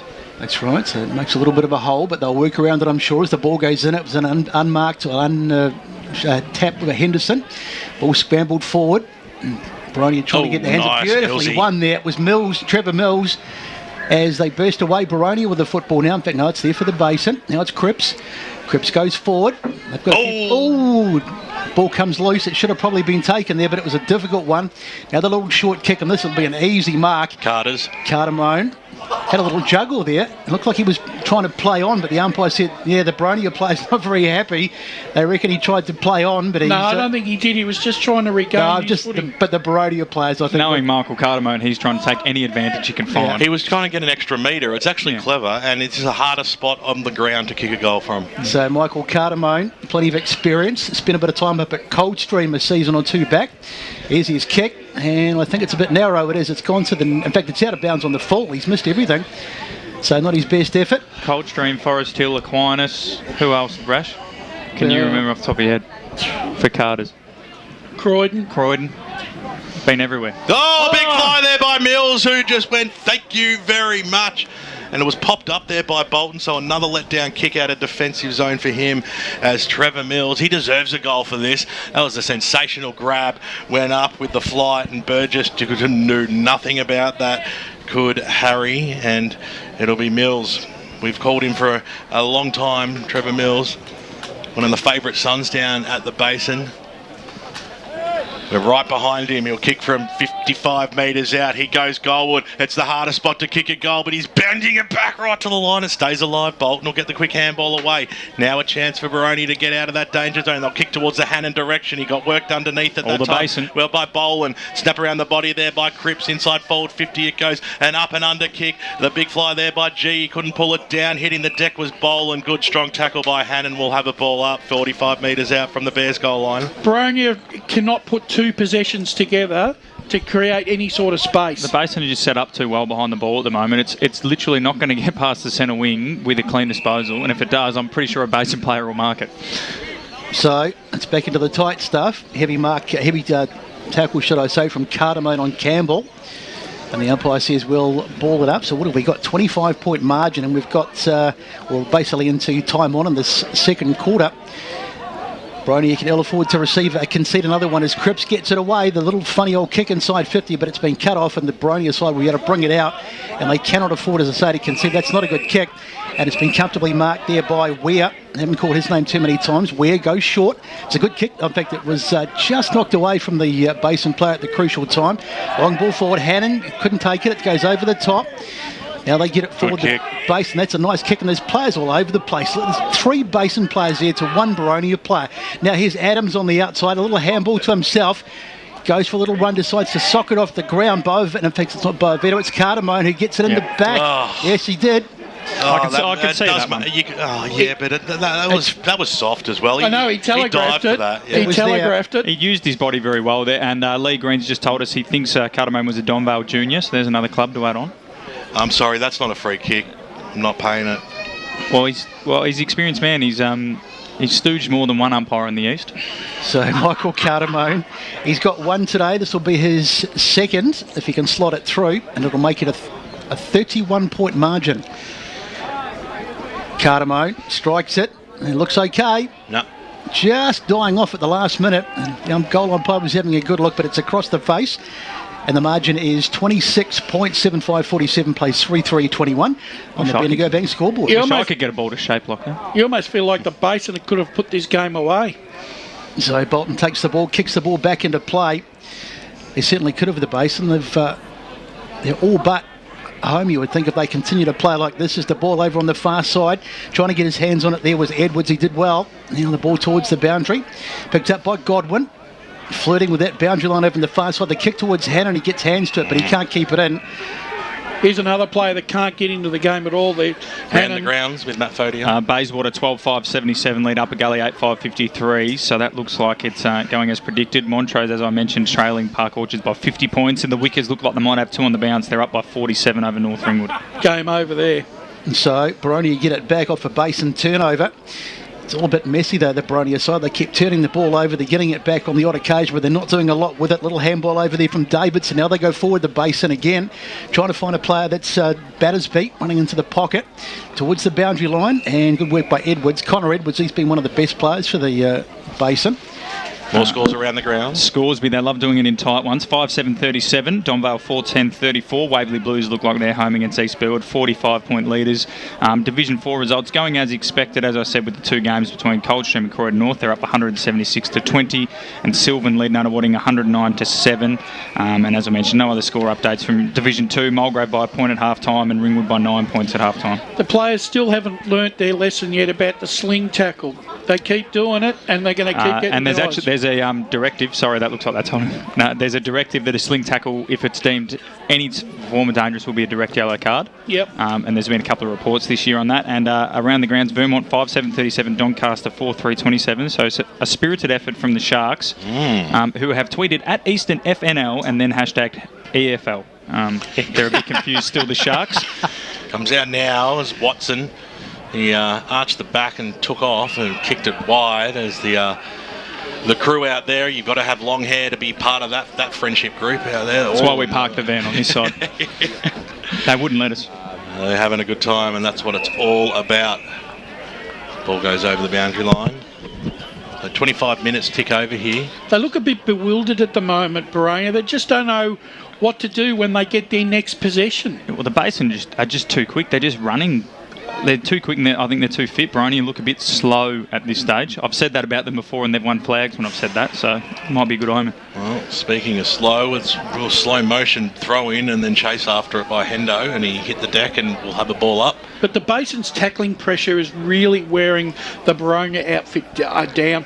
Berwick are piling them on. That's another goal for them, out by 53 points now. Wanty South a similar margin over Lillardale. The Wickers didn't probably get to celebrate in style with their win against Baldwin last week. Well, by the time they got back, it was 9 p.m. Yeah, that's it. So it'll be celebrations plus tonight out at Berwick as the kick goes towards the top of the goal square, and the umpire's going to pay a free kick here the way of the Bears. It looked like Boavita might have been able to run onto it and just pick it up and Trevor Mills, who took a screamer.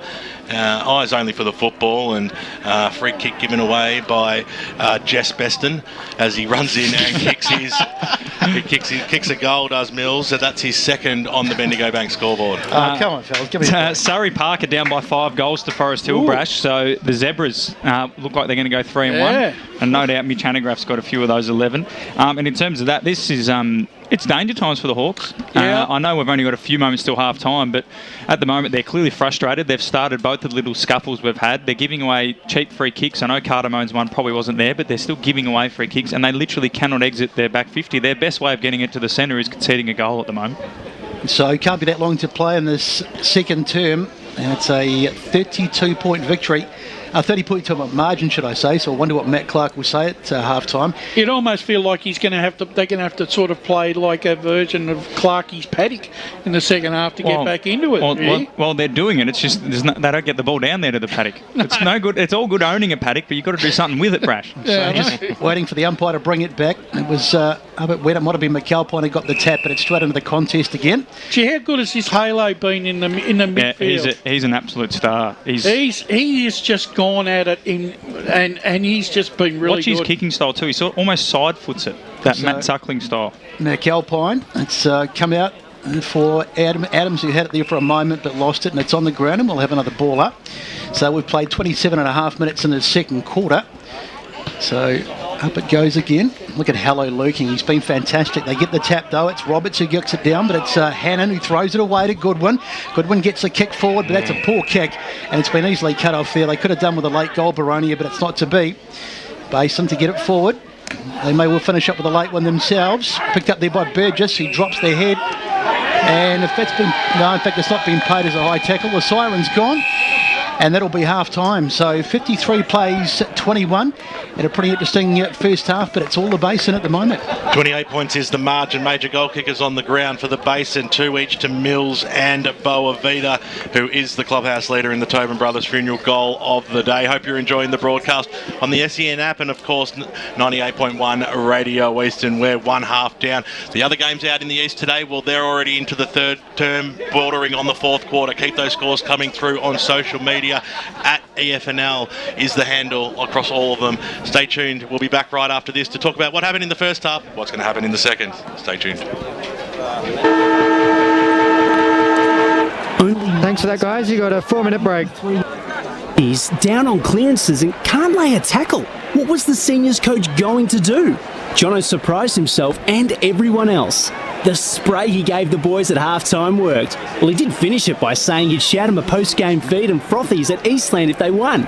For all of life and footy's little moments, there's Eastland. Proud sponsors of the EFL. Eastland. Live real.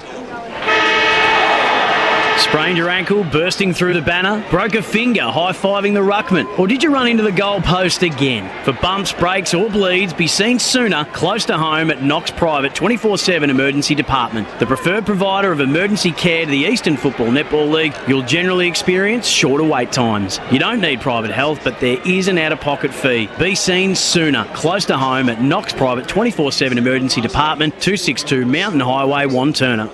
At Yarra Valley Water, we know reducing your shower time, or for some people, showtime, to 4 minutes can save you an average of $255 a year on water and energy bills.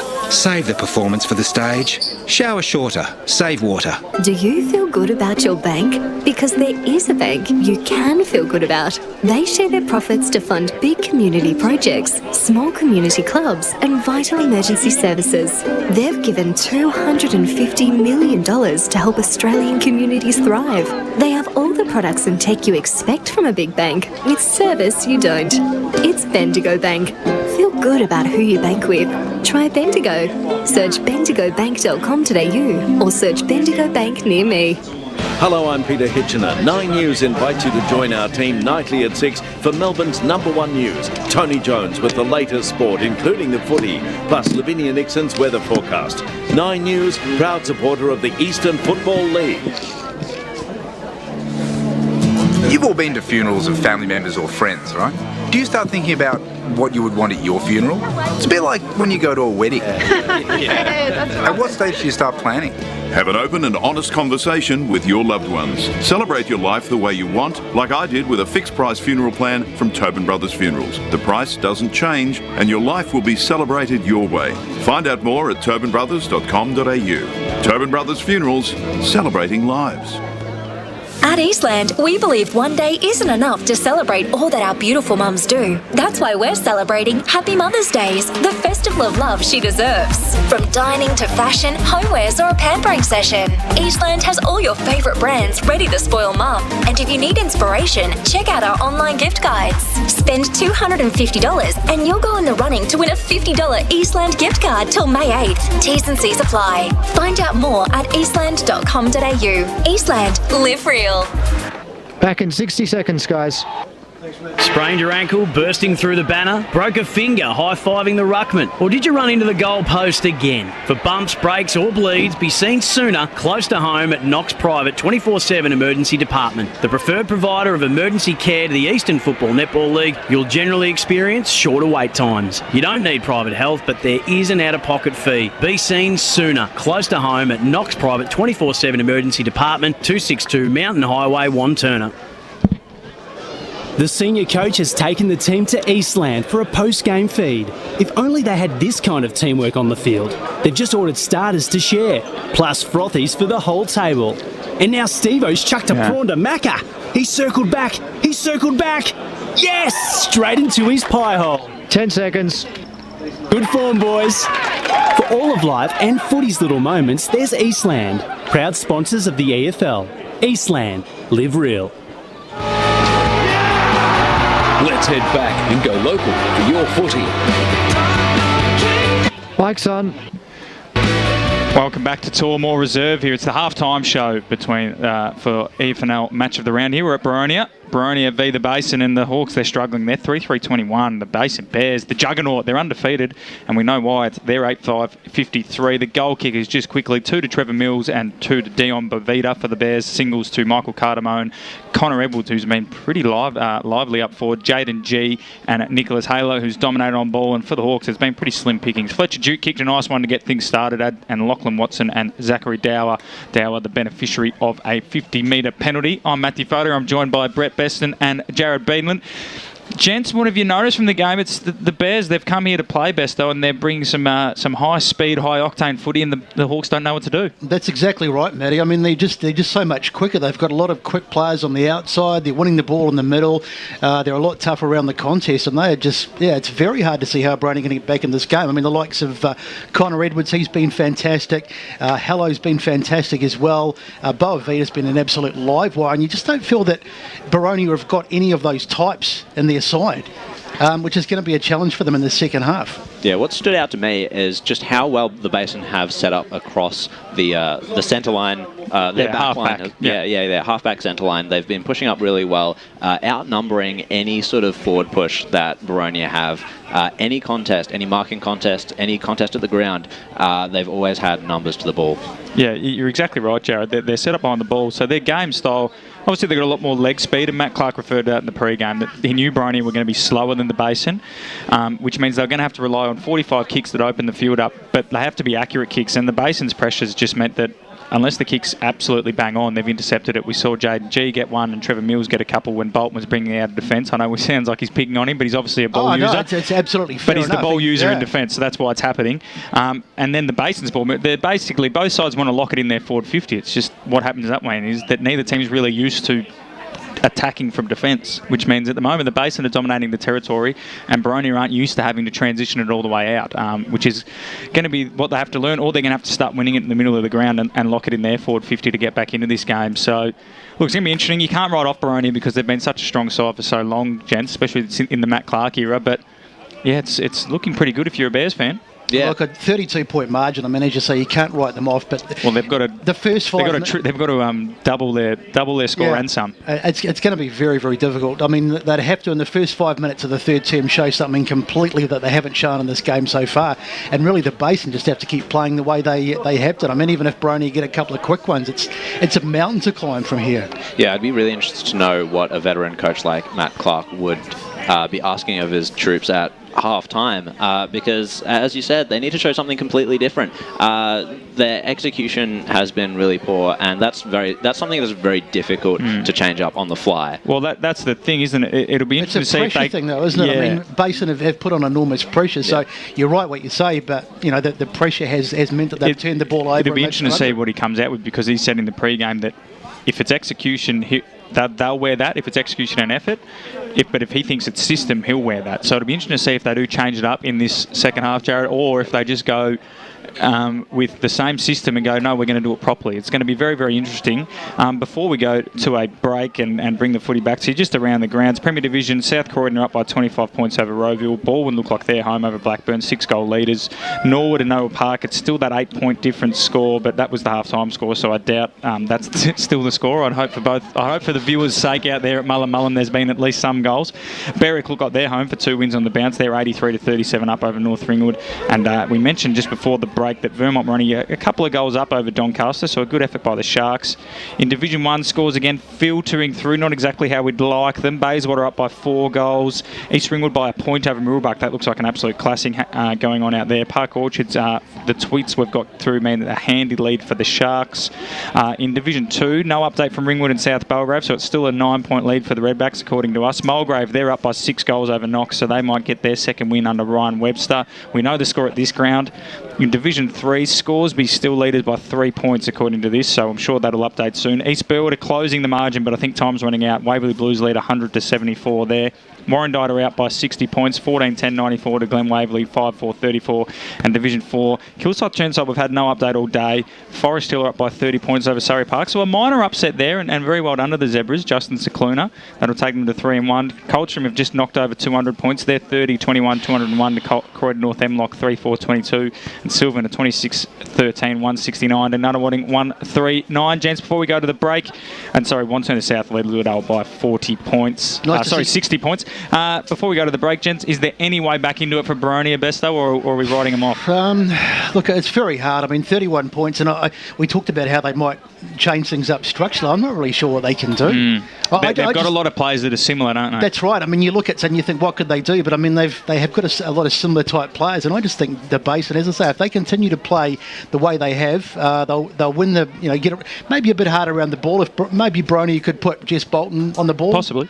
If they think he's a good ball user, you may as well use him in the middle. Because he's down back at the moment, so maybe if they put him on ball, because he hasn't done a heck of a lot down back, so maybe that could be an option. But outside of that, it's going to be difficult. Well, perhaps the answers are in the centre for Boronia, but other than pressure around the ball, I mean, Basin's pressure could drop off throughout the game. It's a hard thing to up to. Yeah, you can't always have that pressure on. That's really the only window that Boronia will have, I reckon. I think what we're going to see is Boronia going to come out all guns blazing, and it's either going to mean that they're going to tighten up and we're going to see an enthralling second half, or the Basin are going to absolutely pummel them. But I think they're going to live by the sword and die by the sword. We're going to go to a break. On the other side of this break, thanks Brett and Jared before I say that. On the other side of this break, we'll have the second half from Tormore Reserve for the BCNA round in the Eastland Football Netball League. It's the Boronia Hawks 3-3-21 trailing the Basin Bears 8-5-53.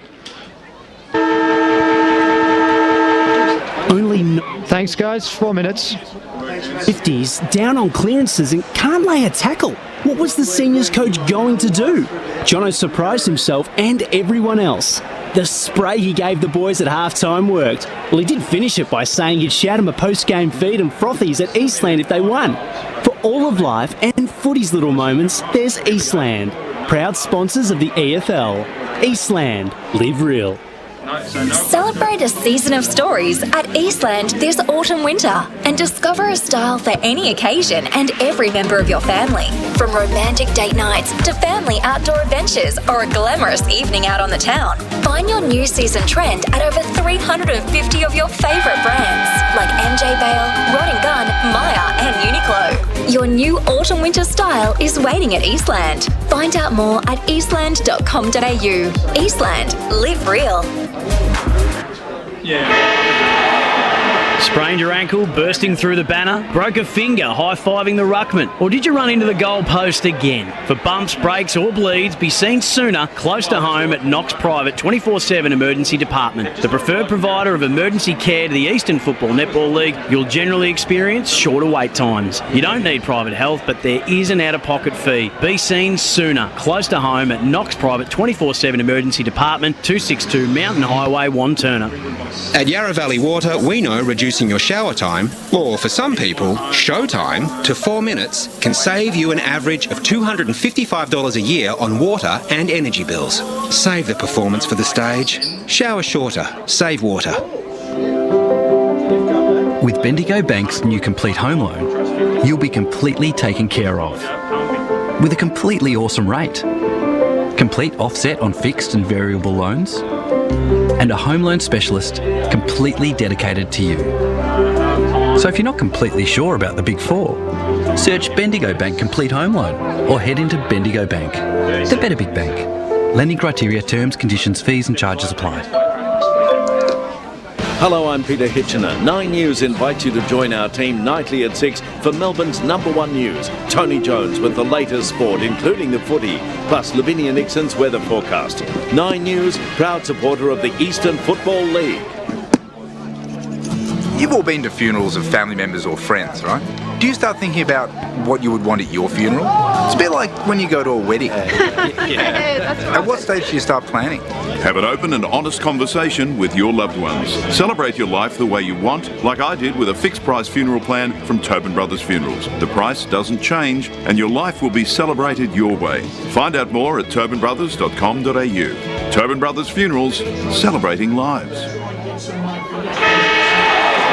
Sprained your ankle, bursting through the banner? Broke a finger, high-fiving the ruckman? Or did you run into the goal post again? For bumps, breaks or bleeds, be seen sooner, close to home at Knox Private 24/7.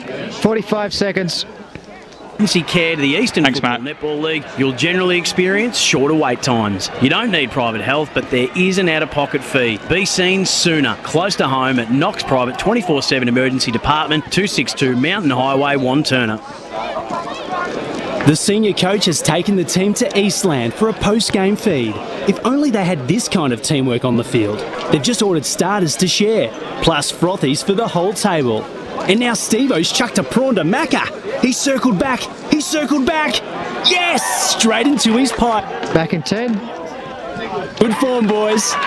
For all of life and footy's little moments, there's Eastland. Proud sponsors of the EFL. Eastland. Live real. Let's head back and go local for your footy. Mike's on. Welcome back to Tormore Reserve, and we've been talking all day about the sunshine. Well, it's gone. The clouds are in. There's a bit of rain about. The pink footy's going to come in handy. And of course, we're using pink footies for the Breast Cancer Network Australia round, celebrating all the work that breast cancer nurses do and raising money for those in need. And so pink footies, pink runners' bibs, pink socks in some sports. For some teams. Netball was pink bibs. Mother's Day tomorrow as well. So all the mums listening in, happy Mother's Day Eve. And at the moment, though, someone who isn't enjoying that Mother's Day Eve is the Boronia Hawks. They're 3-3-21, trailing the Basin 8-5-53. Wayne Brasher, you're back in the hot seat. What did you see in that first half, mate, that the Hawks can maybe change to get back into this? Well, I think that Matty Clark's going to have to look at maybe some structural changes. He's got to try and find a way of getting Luke Hannon into the contest. Maybe put him at full forward and go and try a version of Pagan's Paddock, really. Well, they're not getting it down to him, though. No, but the thing is, if they can take control of the midfield a little bit and then probably try and go long, that could be one way of doing it. But the thing is, though, my main concern about Boronia is they get the first possession, Matt, but the second possession, it's not clean. It's under pressure, and it keeps getting turned over. Well, they're flat-footed, and he did say they're a contested ball side. Look at their side. It's similar heights. There's not really who's their outside runner. I don't think you can tell. Whereas if you look at the Basin side, your run comes from Boavita. I know he's playing as a forward, but he gives you some run there. Hallow can play both in and out. Jordan Roberts has provided a bit of run. Thomas Weir's pushed up. Yeah, Ryan White. Ryan White, in his first season, he was that outside run. He's actually probably changed his game a little bit and became more an inside rather than staying as an outside. I think as Matty Clark's trying to develop, you don't want to have... Hello, mate. You're on air, Wayne, and you're having a conversation. Well, the height of professionalism. Brash is having a conversation. He's in the midst of a point. Yeah, well... As I was saying, Billy Brownless area is that? Well, look, I just think that Boronia have got to try and find a way of getting that second possession more to their advantage. But I think stop handballing and maybe just kick. They might have to go back to an old style football game. Just get it forward. When you've got two contested sides up against each other, one's only can win. Down to Ryan Long on the boundary. Just an update with the Basin. Jordan Roberts has come off with a bit of a hamstring complaint. Might not return. So I'm not sure what incident that happened, but that was late in the second quarter. So easy, Brett Beston. Take us away in the second half. So what have Boronia got? I guess we'll soon find out as Henderson gets the knockdown. They're a fair way behind, but it's a good game to win, as the saying goes. Now the ball toe poked forward. We'll find out what Matt Clark said at half-time as Burgess goes to ground, knocks it out, but it's a good strong tackle on there. That's Godwin. And he gets a bit of a push in the back. It's Battersby. Hannon's starting on ball, and he looks like he's going to Nick Halo. So fire with fire there, Boronia. Yeah, you can see they really have come out. Godwin's pushing and shoving. They're trying to get a bit of a presence going here, but they need to do more than that. As the ball goes down, going back and taking it was, I think it was Bolton. He gets a hook to kick forward, trying to get underneath it there, and that's a free kick. So... better start already though, Brash. Look at this. Yeah. And here they go, the little handball over the top. Can they get something going here? They need to get it inside 50 quickly. There's the kick off the boot of Duke. Long ball forward, trying to get on there here was Rutherford. He hasn't got near it today as the ball goes back. Now they've got an opportunity to shoot for goal. How does it look? It looks all right. Just drifting at the last minute, and it's across the face. Noah Jackson. Yeah. And through for a point. At least there was intent there, though. You already saw, Brash, you spoke about that first possession. Well, the first possession from that stoppage was a kick. He didn't even think about handballing, and they got a free kick and immediately played on. So they're good signs. Well, the other thing, boys, that Jared Rutherford's kicked 8 goals in his last 4 games, and he's hardly touched it today. So they've just got to get it forward to him, I think, as the ball goes in. Taken nicely by Adams. Adams just surveying his options and puts it onto the right boot, and he goes out wide. Henderson pushes his opponent out of the way and takes an easy mark in the end, and Boronia will come back. Henderson, now this is the kick that they've let them down a few times as it goes inside 50 mark, almost taken there, down to Rutherford, the man we were just talking about, but his kick is partly smothered, and here they wait. It's surely holding the ball, and it's Adams. Good tackle on him, so they'll get an opportunity to grab a quick one, Boronia. Jake Mallis, and the pressure, they've come out, they've obviously been given a rev up because they're absolutely hunting in packs. Sorry, Besto's handed it off. And Jaden Collins has missed. But already they look, even there, they're keen to just get it moving, Brash, which is what we wanted. Because you can see Basin have so many numbers behind the ball, and they can't just let them run it out. They've got to hit them hard. Cripps takes it from the free kick in the back pocket. Let's play on. So winds around now on the right boot. An up and under kick. Getting underneath it there was Collins, who did well for the Hawks. He wants to move it quickly, and that's good play. Spears a pass. Mark has been taken by Jackson, who'll be just too far out to score, you would think. So he's going to kick it right to the hot spot, out towards the area of Rutherford, who just hasn't been near it today. As it comes out towards Davis, now they'll link up well. Through the half back line, Lynch on the right boot, drives it out towards the wing position. Big fly up there by Mills. He's been lively, hasn't he? His recovery was excellent as well. Just got that valuable 25 metres on it. The one-on-one contest with Burgess was there. The Hawks do have the numbers. They can raffle it across the back. but selling a little bit of candy and going through the middle of the ground. Here they'll link up nicely. Goes to Collins, now driving the ball inside forward 50 or thereabouts. It was a scrambly kick. They let themselves down there, and it'll be the Bears to run away with it. So, opportunity for the Boronia there, but they let themselves down again with that disposal and the kick from the Basin. It's gone out of bounds, so we'll have a throw in. They're doing everything right, Boronia, except hit the scoreboard. Absolutely. They've certainly they've certainly shown some intent at the start of this quarter, and they have to do that, because otherwise this game will be over very, very quickly. So we'll see what happens in this ruck contest. The two ruckmen pushing and shoving, but it's Henderson who takes it out of the ruck with two hands, as you can do now, of course, under the new rules that have been in for a while. White goes away, the handball back. Now it's Hannon, goes forward, but who's the target? They're waiting underneath it up. They fly, but it's knocked away, and it'll go out of bounds on that far side. But already, as we say, looking much better, Boronia. Well, the beauty of that was he went long straight away. Okay. So that means at least there's a chance that it'll be a 1-on-1 or a 2-on-2 contest rather than a 4-on-2 contest for Boronia. And like you said, Brush, once they get one goal, it might open the floodgates. So it might have been Roberts who got the tap that time into the contest. You're quite right, Matty. They need to get the ball forward quickly to create that 1-on-1 or try and isolate one of the big forwards one out rather than giving the Basin defence time to set. And we'll have a ball up. Mulgrave going to get their second win of the season. They're up by about 6 goals with 8 minutes to play. Up it goes. Knocked down. Godwin there looking for it, but he can't take it. Now it's Hannon trying to sock it off the ground. Adams gets a handball out, but it's going to come back on the boot there of Duke. And someone going to get to, it's Rutherford. He almost had hands. He got one hand to it, but his other hand was held. Now the ball knocked to the ground, and that'll be a free kick to the Basin, I think. It was a Basin player got knocked over. Yeah, Rutherford just gave him a little shove. He hasn't done too much wrong this afternoon, Shane Davidson, being very cool, calm and collected in defence. Short passes on. Finds Halo. South Croydon by 38 points, 16-minute mark of the last quarter. Oh, woof. That's a lazy kick and a good smother to boot. Noble Park up by 2 points at three-quarter time. That's much against better. Norwood. By to throw the ball back in close games around the east. Third time lucky, Brash. Go. Didn't you have something to say? No? Apologies. It comes in now. Got crickets. There's a fresh air shot that time by Boavita. Goes in after it again. Picked up by Roberts. Dispossessed. Bolton's in there as well. And Henderson as well. Restart this one. Keep the scores coming through. At Footy EFNL across social media. Eastern FNL. Footy EFNL is too much of a mouthful. But you write it. Huh? No, I don't. But you write it, don't you? When? For us to say? Yeah. Oh, rightio. Gonski, good. He just dropped it like a hot potato, Ryan White. And right there was Cripps, who's had a solid game for the Bears. On the right boot. Spears the ball up the wing position. Nice fist on it that time there by Burgess. Comes out right in front of us here, hitting the deck at the critical stage was Boland. We'll have a ball up. Who keeps the pink football after today's game, Matt? I believe one will be going to the clubs, and I think one might be going to best on ground.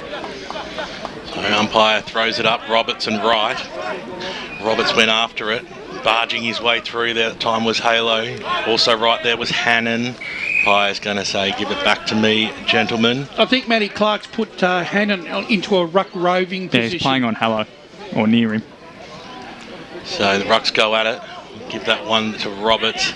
Little handball out wide, but it's only in the arms of the Hawk. So an up and under kick going up towards the half forward line contest. And Hannon's just following Nick Halo around. Well, now he looks like he's resting forward, but at that stoppage, the last one, he made a real effort to get to Halo. Good save as it comes back in, right. Little fist over the top. Gained every bit of 20 metres. Chasing after the football was Hare, and over she goes. Besto, I'm going to hand over to you so you can break this game open a little bit. Let's hope so. So, Boronia, at least if they've got, they haven't got anything to show on the scoreboard, but at least they've had a good period of play. Down on attack, they've got to have some scoreboard pressure as the ball goes in. Henderson got mobbed as he tried to go for the ball in the hands now of Davidson, and the umpire says we'll have a ball up inside 50. East Ringwood by 7 points, 14 minutes gone, final term, and Baldwin only 21 points in front over Blackburn with 15 minutes gone, so the Burners might have left it too late though. So umpire to throw it up. Here's Henderson again. The ball knocked down, but it's the Boronia, it's the Basin side that take possession of the football, but it's still there. Picked up there by White. He's been pretty good, White. Taking the ground. Another stoppage. The one thing they've been able to stop Boronia, is the fact that the Basin are not getting an easy ball to run out of their back line. No, they're winning some hit-outs, but it's the clearance that's the problem. There's Henderson again knocking it over the back, but again, they don't get a clean clearance. It's on the ground and it'll be wrapped up again. St Kilda beat Gold Coast by 9 points. My multi's still alive. I'm happy for you, Ben. Thanks, mate. You want to be if this one gets up. They won't win next to it. They're playing Geelong as the ball goes to ground.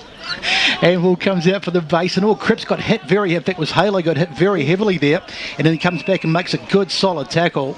So, well, there's going to be some sore boys come out of this game this afternoon. Both sides have each hit each other with the kitchen sink here. Well, that was gutsy by Halo because he got absolutely smashed, and then he got up and made the tackle. Donvale by 10 points over Scoresby, 6-13-49 to Scoresby 5-9-39. Warrandyte by 10 goals over Glen Waverley, and Waverley Blues by 26 over East Burwood. So, Boronia player coming off with a bit of blood. We'll just get the boys to tell us who that is. Jared? Yeah, it's Francis Duke coming off with the blood streaming from the nose.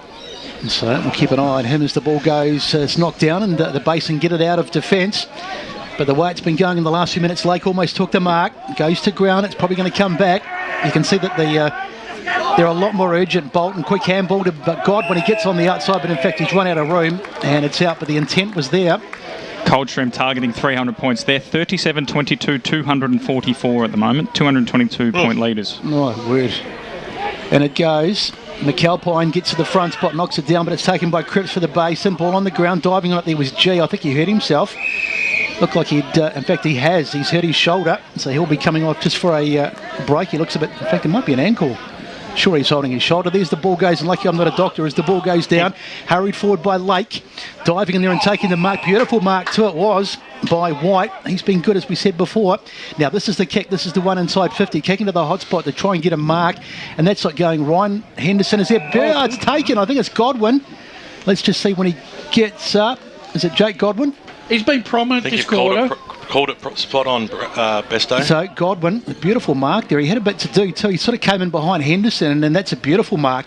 He's lifted his work rate, Godwin, in this quarter. He's really working hard backwards, going back and forward. Croydon up by 25 points over Mitcham. Yeah, he didn't have a great day last week, Jake Godwin, but he's a decent player. He spent a bit of time on Box Hills, I think under 19, lost a few years ago. Here he comes. Nice. Beautiful kick. And that's really just reward for Boronia because they've had the better of the play in the 10 or so minutes we've had in this quarter, and they get one back. Still a bit to do, but it's a 25-point margin. 8-5-53 plays 4-4-28 on the Bendigo Bank scoreboard. In this game, there's going to be always ebbs and flows. Sometimes a side can dominate for a half, but then when you get your chance, you've got to take it because you may not get another one throughout the day. So, margin is back to 25 points. There's still a sniff. As the umpire starts it again now. Who's going to be the big fly? Ratton that time for the Bears. They'll be looking for the answer. An inside-out kick up towards the half-forward line. Sees Wright chase after Adams. So Patch sees it over. The two bald Nuggets go to battle, and over she goes for a boundary throw-in. 7 minutes to go at East Ringwood. They lead by 2 points. Great game. We knew that was going to be a close one. To see the Roos are alive, aren't they? That's for sure. As the umpire throws it in, worked his way to the front really well then. That time was Braden Wright. Got the double palm down. Picked up that time there by Halo. Got it away to Adams, who gave it to Ratton, whose little handball's been intercepted. Now here's a go for the Hawks. The kick goes up towards the wing position. They've got to hit the targets. That's better. Going for the 1-2. Here's White over the top. Here's a go. It's in the arms now of Collins. Collins kicks it towards Henderson. Over the back. Godwin was there. Great spoil that time there by Thompson. That was sensational. Scooped upon nicely by, I think it was Roberts, and he kicked it out and it goes towards the boundary line, but we've heard a whistle. It's coming back and it's going to go the way of Boronia, I believe. Is it? Or no? I'm thinking that the only thing I could see there was incorrect disposal, but... Well, I'm trying to work Let's this have a one look out. here. No, we couldn't see it on the replay. Didn't look to be much in it, but... Watson, be handy if he kicks this goal. Kicked a nice one in the second quarter. Certainly, it was off the play. It was always going to be a Boronia free kick because you just don't chase after the ball and give it back to the opposition. So Watson comes in now. He spears at it and he pushed it to the left-hand side. Thanks, he didn't like that one. Oh, he had to do a scoot, didn't he? As it goes through for a Scooted well, though.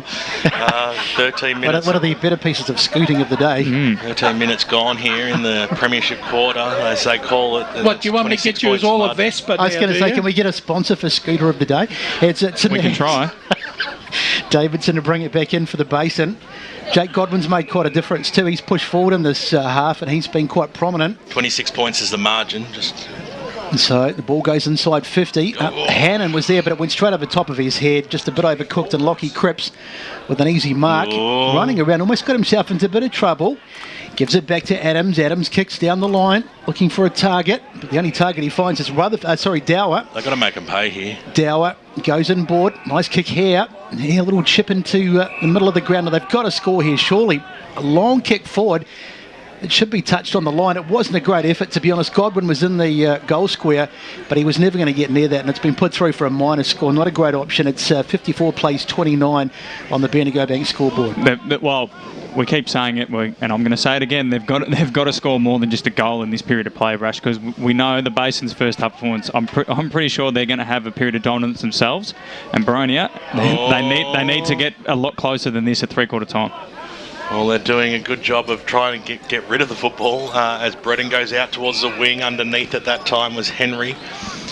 Henry with the 1970s tash goes in towards the middle of the ground where Hannon just had time. Double backed and then kicked the ball up towards the half forward line. Little knock down there by Malice. Handball over the top. Here's a go for Robertson. You've got to kick the goal, Robertson. And Robertson does kick the goal. So the Hawks, they've been peppering, haven't they? And they've got the goal that they were after. They need another one or two because they have dominated the play in this third term. And on the Bendigo Bank scoreboard, third team make that 14 and a half minutes gone in this third term. They narrow the margin back, and it's only 3 goals the difference. Who was the crummer there? Because the guy, whoever got the goal assist there, that was brilliant crumbing. Just burst through the pack, got a bit of space, Brash, and then laid it off for his teammate directly in front of goal. Yeah, it was good. I think it might have been Malice, I think. Yeah, well, like we said, that's the goal they needed. They probably still need a couple more to put real pressure on the Basin, but they'll be feeling it. Well, it's back to a 3-goal game, which is looking a little bit manageable as the umpire throws it up. Up they go. Might have been knocked down there by Roberts into the contest again. Whatever Matt Clark said to his Boronia troops at half-time has certainly worked. They've been a lot tougher. They've been better around the contest, and they have turned this game around. There's the ball up again. It goes right over the back. Lockie Cripps. In fact, it was Hallow, sorry. Now it's in the hands of Adams. Adams goes out wide. They can't afford to concede one, though, otherwise all the good work will be undone. Lockie Cripps paddles it to himself, gets it back. Cripps puts it towards the goal, and he's put it through. That's a definite contender for the Tobin Brothers goal of the day. So far. Lockie Cripps, fantastic stuff. Just paddled it to his own advantage. A couple of Boronia players there and just picked it up, and that's an opportunist goal. He puts it through on the left foot, and that undoes some of the good work, but it's back to a 24-point margin on the Bendigo Bank scoreboard. A couple of round-to-ground scores, Brash. Surrey Park have lost to Forest Hill 15-14, 104 to 8-15, 63. So big win for the Zebras, and South Corrigan have won by 43 points over Oval as well. Yeah, look, they're the things that hurt you the most. You've worked your backside off to get yourself back in the contest, and then that happens. Well, it's about time people started taking notice of the Zebras as well. The teams in green are doing all right this year. The umpire... Berwick 115 to 47, leaders over North Ringwood, so a bit of a percentage booster for the Wickers. Certainly holding their own in this best competition in the land as it comes out towards Bolton, who got nicely met there by Edwards. Heart in the mouth stuff for Brett Beston as it comes over towards Boavita, who just danced around in the end. Boavita, he won't go for goal. He'll do the team thing. He speared it in. He couldn't quite hit the target there. Scooping upon it there was Lake, who's just been wrapped up nicely by Battersby. Umpire said it was okay. Around the ground scores. Bayswater have got their first win for the year, 17-6, 108, defeating Upper Gully 11-6, 72. And 23 minutes gone, East Ringwood 8-9, 57, Mooroolbark 8-7, 55. Deadline Davis out there for us. Oh, the catfish. Fantastic stuff. Basie, another team in green, winning as it comes up now. Mooroolbark could finish it off for us. As it comes in, Edwards just pushed off the football that time by Henry. Little kick off the ground, goes out of that danger zone. That works out okay for them. Got to go. Dylan Dower. Too slow. Yep. Dylan Dower kicks it up the wing position. Oh, he got away with it. Straight in front was Ben Robertson, who just kicked the last goal for Boronia and now poked it up towards the half-forward line, looking for Rutherford, who got the handball away, but he threw it. And nicely done by Michael Thompson, who's been very serviceable today for the Bears across the half-back line. Kicks the ball out wide, and that was good play because Cripps was there, who wants to choose to use the wing position as he found a target in Battersby. Inside forward 50 or thereabouts it goes. The ball hits the deck. They're under a fair old bit of pressure there. White brought to ground in a fantastic Connor Edwards tackle, and we'll have a ball up 55 metres out. Battersby's been quite good today. Another one, you probably haven't seen him do the flashy stuff, but he's had his hands on the footy a lot and given them plenty of drive off a half-forward flank wing. Both rucks left it. This time it was G. G goes towards the top of the goal square. Ratton was underneath it. Who's going to be the player to stand up and take charge here? And it was good there by Boronia, kicking it out of that defensive zone. But I tell you what, hasn't Patch Josh Adams come into this game since the quarter time? Handball over the top. They go forward. Hello goes Goldwood. Has it got the legs? No, it doesn't. It just held up in the end and just straight down the throat of Harry Burgess, who had to wait a long time for that to hit his chest. As it comes out, Mills created the spoil, and Mills has given away a free kick, which is very, very harsh. Looked okay to me, if you ask me, as it came out now. Nicely done by McAlpine. Got the handball away in the middle of the ground. The umpire blew the whistle to pay the mark to Edwards before he actually took it, but then called play on. Little handball out. Now here's a chance, double backing. That time there was Hare. Got around on the left boot, kicked it up towards the half-forward line. Ball hits, goes over the back. They've just got to knock it on a little bit. Here's Godwin. Godwin's kicked one. He's a little bit indecisive. Handball's over the top. Henderson's got to kick this. Henderson does kick this. No, he doesn't. He pushed it to the left. I cannot believe it. He just poked at it in the end, and that is unforgivable. Out of all the options to give it off there, why did he give it to the biggest bloke on the ground? Give it to the little fellas running into goal. But I think it might have been Watson before he crumbed the earlier goal, because his little knock on there off the shin was genius there, Brash. They had all the numbers, and he didn't try to grab it with his hands, just pushed it forward as BWS anyway, called. Davidson drives the ball up towards the wing position. As it comes up now towards the half-forward line. Little knock away there by Bolton. Over she goes and out. Noble Park have won 13-17 to Norwood 9-8, and Baldwin have won 15-12 to Blackburn's 9-11. So the Bulls 3-1, and Baldwin back to 2-2. And Premier Vision just tightens up again. And East Ring with 3 minutes to go, still lead by 2 points. Old mate Leslie, you'll be enjoying that one. Applied to bring it back in. Roberts goes up against Henderson. Roberts used his shoulder to get that one away and did all right. Old mate with the dart just couldn't quite trap it. It goes over the boundary line and out. So it's been a pretty exciting quarter, this one. 20 minutes gone. We're into time on. Brett Beston. So, a little bit of rain on the radar as it gets a little darker here at Boronia, but hopefully we'll get through as the ball goes over the top. They need to get the next one, Boronia. They've had a good period, but they just haven't been able to close up a lot of ground on the scoreboard, and that's a great tackle. Or was it no, it's umpires who'd played on. Thought it might have been below the waist. Over there diving on it was Hare, but he couldn't take it. And there's a Boronia play gone down. That was Hello. He's been very, very good today. Got to be best on. Connor Edwards was good in the first half. This guy's been everywhere. Yeah, Connor Edwards gone out of the game a little bit, but Hello's been there. He chips it down the line. And is that out of bounds? No, it's still in over there. Shane Davidson. South Belgrave 11-14-80, trailed Ringwood 12-14-86. Another game where 3/4 of the game's been played on the other side of the ground. So just taking a bit of time here, the Basin. They're in no hurry. They lead by 23 points, and we're into time on in this third quarter. Cripps. So Cripps. What's going on here? It's a rush behind. No, it wasn't a free kick in the end. Rush behind there. And so, in the hands of Bolton. East Ringwood win by 2 points. Whoa! Bolton's kick out towards Lake, and he's a bit lucky to find him in the end. So Lake takes the mark. Better get out there too, mate. It's the kick down the line, looking for a target. There's plenty of Basin players there. And that might be a push in the back on Burgess. The crowd calling for it now. It's Godwin, no room to work, but he gets it down the line, working in a bit of a phone box there as the ball is taken off for half-back. And Basin send it forward. Up they go. Adams it was. No, in fact, it was Wright. Now the ball comes back inside. A little short kick into the middle of the ground. Now, what can they do now, the Basin? It's White. Too slow. Just taking too long to get it forward. He decides to go short. And the mark is taken, but they may have just taken a bit too long. And the Basin defence time to regroup. Now the ball chipped out wide. Now they get down the line. It's Park great mark. It was Wright again. Park Orchards win by 62 points. Told you 10 goals. You're right. Right. He's going to put it onto the boot. Sort of goes half pie short, trying to find a mark at centre half forward. Ball on the ground. They'll be happy with the stoppage though. Boronia, when they get it too. So that'll be 4 sides, 4 and 1 in Division 1. Croydon, East Ringwood, Park Orchards and Mooroolbark will all be 4 and 1. Who will be on top? You'd suggest East Ringwood, given they were second and they've just beaten first. And so here's the ball in the hands of Cripps. In fact, it's Hallow who gets it forward out towards the wing. Can they keep it in over there? Chasing it was Edwards. It's Connor Edwards. Was good in the first quarter, but he has gone out of the game a bit in this second half. Little short kick forward, finds Lynch. Lynch onto the right boot, goes down the line. 24-point margin, so it's still a four goal margin for all the endeavour that Boronia have shown. Taken by Bolton over there, but he gets dispossessed. Probably a bit lucky not to be caught for holding the ball. The Basin have just sort of slowed the tempo down a little bit over the last 5 minutes. By throws it up, snap inside forward, 50 by Boland. Bouncing football over the boundary line and out. And underneath the Bendigo Bank scoreboard, 61-37, 4 goals is the margin. Good crowd out here at Tormore Reserve on EFNL game day. Yes, looks like the Boronia stand over there.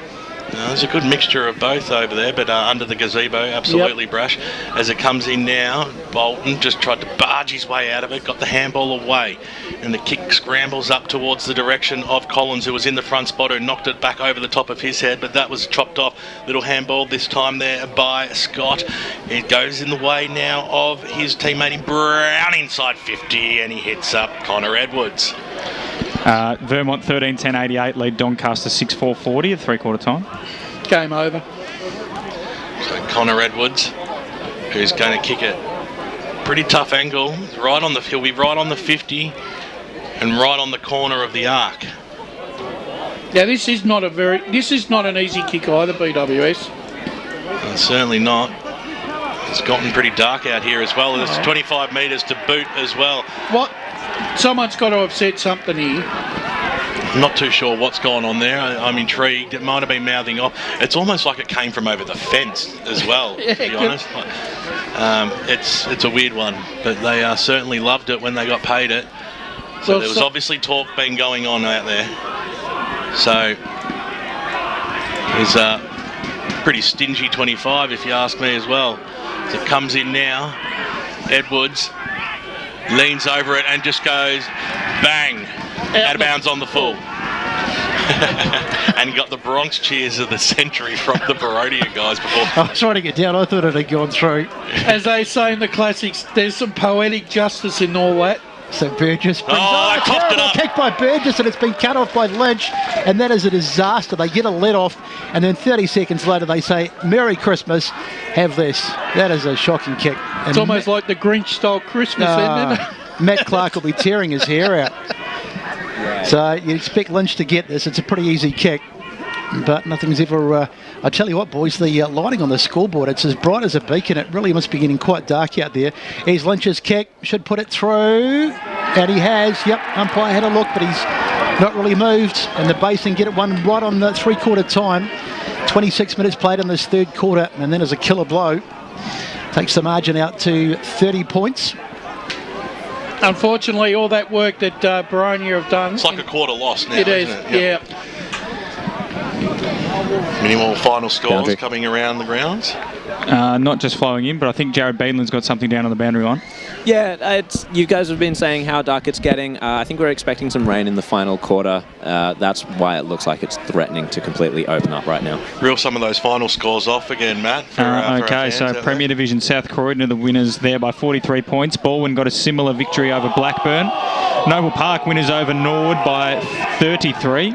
As the Basin faithful getting right into this one. Berwick look like they're going to cruise to a 10-goal win over North Ringwood, and Vermont a similar margin at three-quarter time over Doncaster. So a really, really even ladder. No team is undefeated anymore in Premier Division.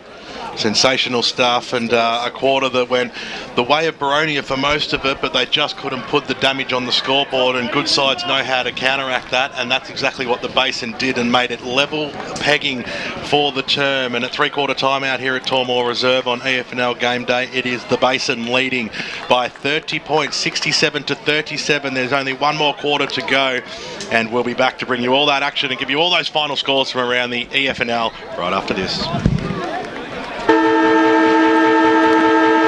Only 19. Thank you, guys. 4 minutes again. And down on clearances and can't lay a tackle. What was the seniors coach going to do? Jono surprised himself and everyone else. The spray he gave the boys at halftime worked. Well, he did finish it by saying he'd shout him a post-game feed and frothies at Eastland if they won. For all of life and footy's little moments, there's Eastland. Proud sponsors of the EFL. Eastland. Live real. Sprained your ankle, bursting through the banner? Broke a finger, high-fiving the ruckman? Or did you run into the goal post again? For bumps, breaks or bleeds, be seen sooner, close to home at Knox Private 24/7 Emergency Department. The preferred provider of emergency care to the Eastern Football Netball League, you'll generally experience shorter wait times. You don't need private health, but there is an out-of-pocket fee. Be seen sooner, close to home at Knox Private 24/7 Emergency Department, 262 Mountain Highway, Wantirna. At Yarra Valley Water, we know reducing your shower time, or for some people, show time, to 4 minutes can save you an average of $255 a year on water and energy bills. Save the performance for the stage. Shower shorter. Save water. Do you feel good about your bank? Because there is a bank you can feel good about. They share their profits to fund big community projects, small community clubs and vital emergency services. They've given $250 million to help Australian communities thrive. They have all the products and tech you expect from a big bank, with service you don't. It's Bendigo Bank. Feel good about who you bank with. Try Bendigo. Search bendigobank.com.au or search Bendigo Bank near me. Hello, I'm Peter Hitchener. 9 News invites you to join our team nightly at 6 for Melbourne's #1 news. Tony Jones with the latest sport, including the footy, plus Lavinia Nixon's weather forecast. 9 News, proud supporter of the Eastern Football League. You've all been to funerals of family members or friends, right? Do you start thinking about what you would want at your funeral? It's a bit like when you go to a wedding. At what stage do you start planning? Have an open and honest conversation with your loved ones. Celebrate your life the way you want, like I did with a fixed price funeral plan from Tobin Brothers Funerals. The price doesn't change and your life will be celebrated your way. Find out more at tobinbrothers.com.au. Tobin Brothers Funerals, celebrating lives. At Eastland, we believe one day isn't enough to celebrate all that our beautiful mums do. That's why we're celebrating Happy Mother's Days, the festival of love she deserves. From dining to fashion, homewares or a pampering session, Eastland has all your favourite brands ready to spoil mum. And if you need inspiration, check out our online gift guides. Spend $250 and you'll go in the running to win a $50 Eastland gift card till May 8th. T's and C's apply. Find out more at eastland.com.au. Eastland, live real. 60 seconds away, guys. Bursting through the banner? Broke a finger, high-fiving the ruckman? Or did you run into the goal post again? For bumps, breaks or bleeds, be seen sooner, close to home at Knox Private 24/7 Emergency Department. The preferred provider of emergency care to the Eastern Football Netball League, you'll generally experience shorter wait times. You don't need private health, but there is an out-of-pocket fee. Be seen sooner, close to home at Knox Private 24/7 Emergency Department, 262 Mountain Highway, Wantirna. The senior coach has taken the team to Eastland for a post-game feed. If only they had this kind of teamwork on the field. They've just ordered starters to share, plus frothies for the whole table. And now Steve-O's chucked a prawn to Macca. He circled back. Yes! That beats Straight Donny into East. his pie hole. 10 seconds. Boys. You going, Ben? For all of life and footy's little moments, there's Eastland. Proud sponsors of the EFL. Eastland. Live real. Let's head back and go local. Mike's on.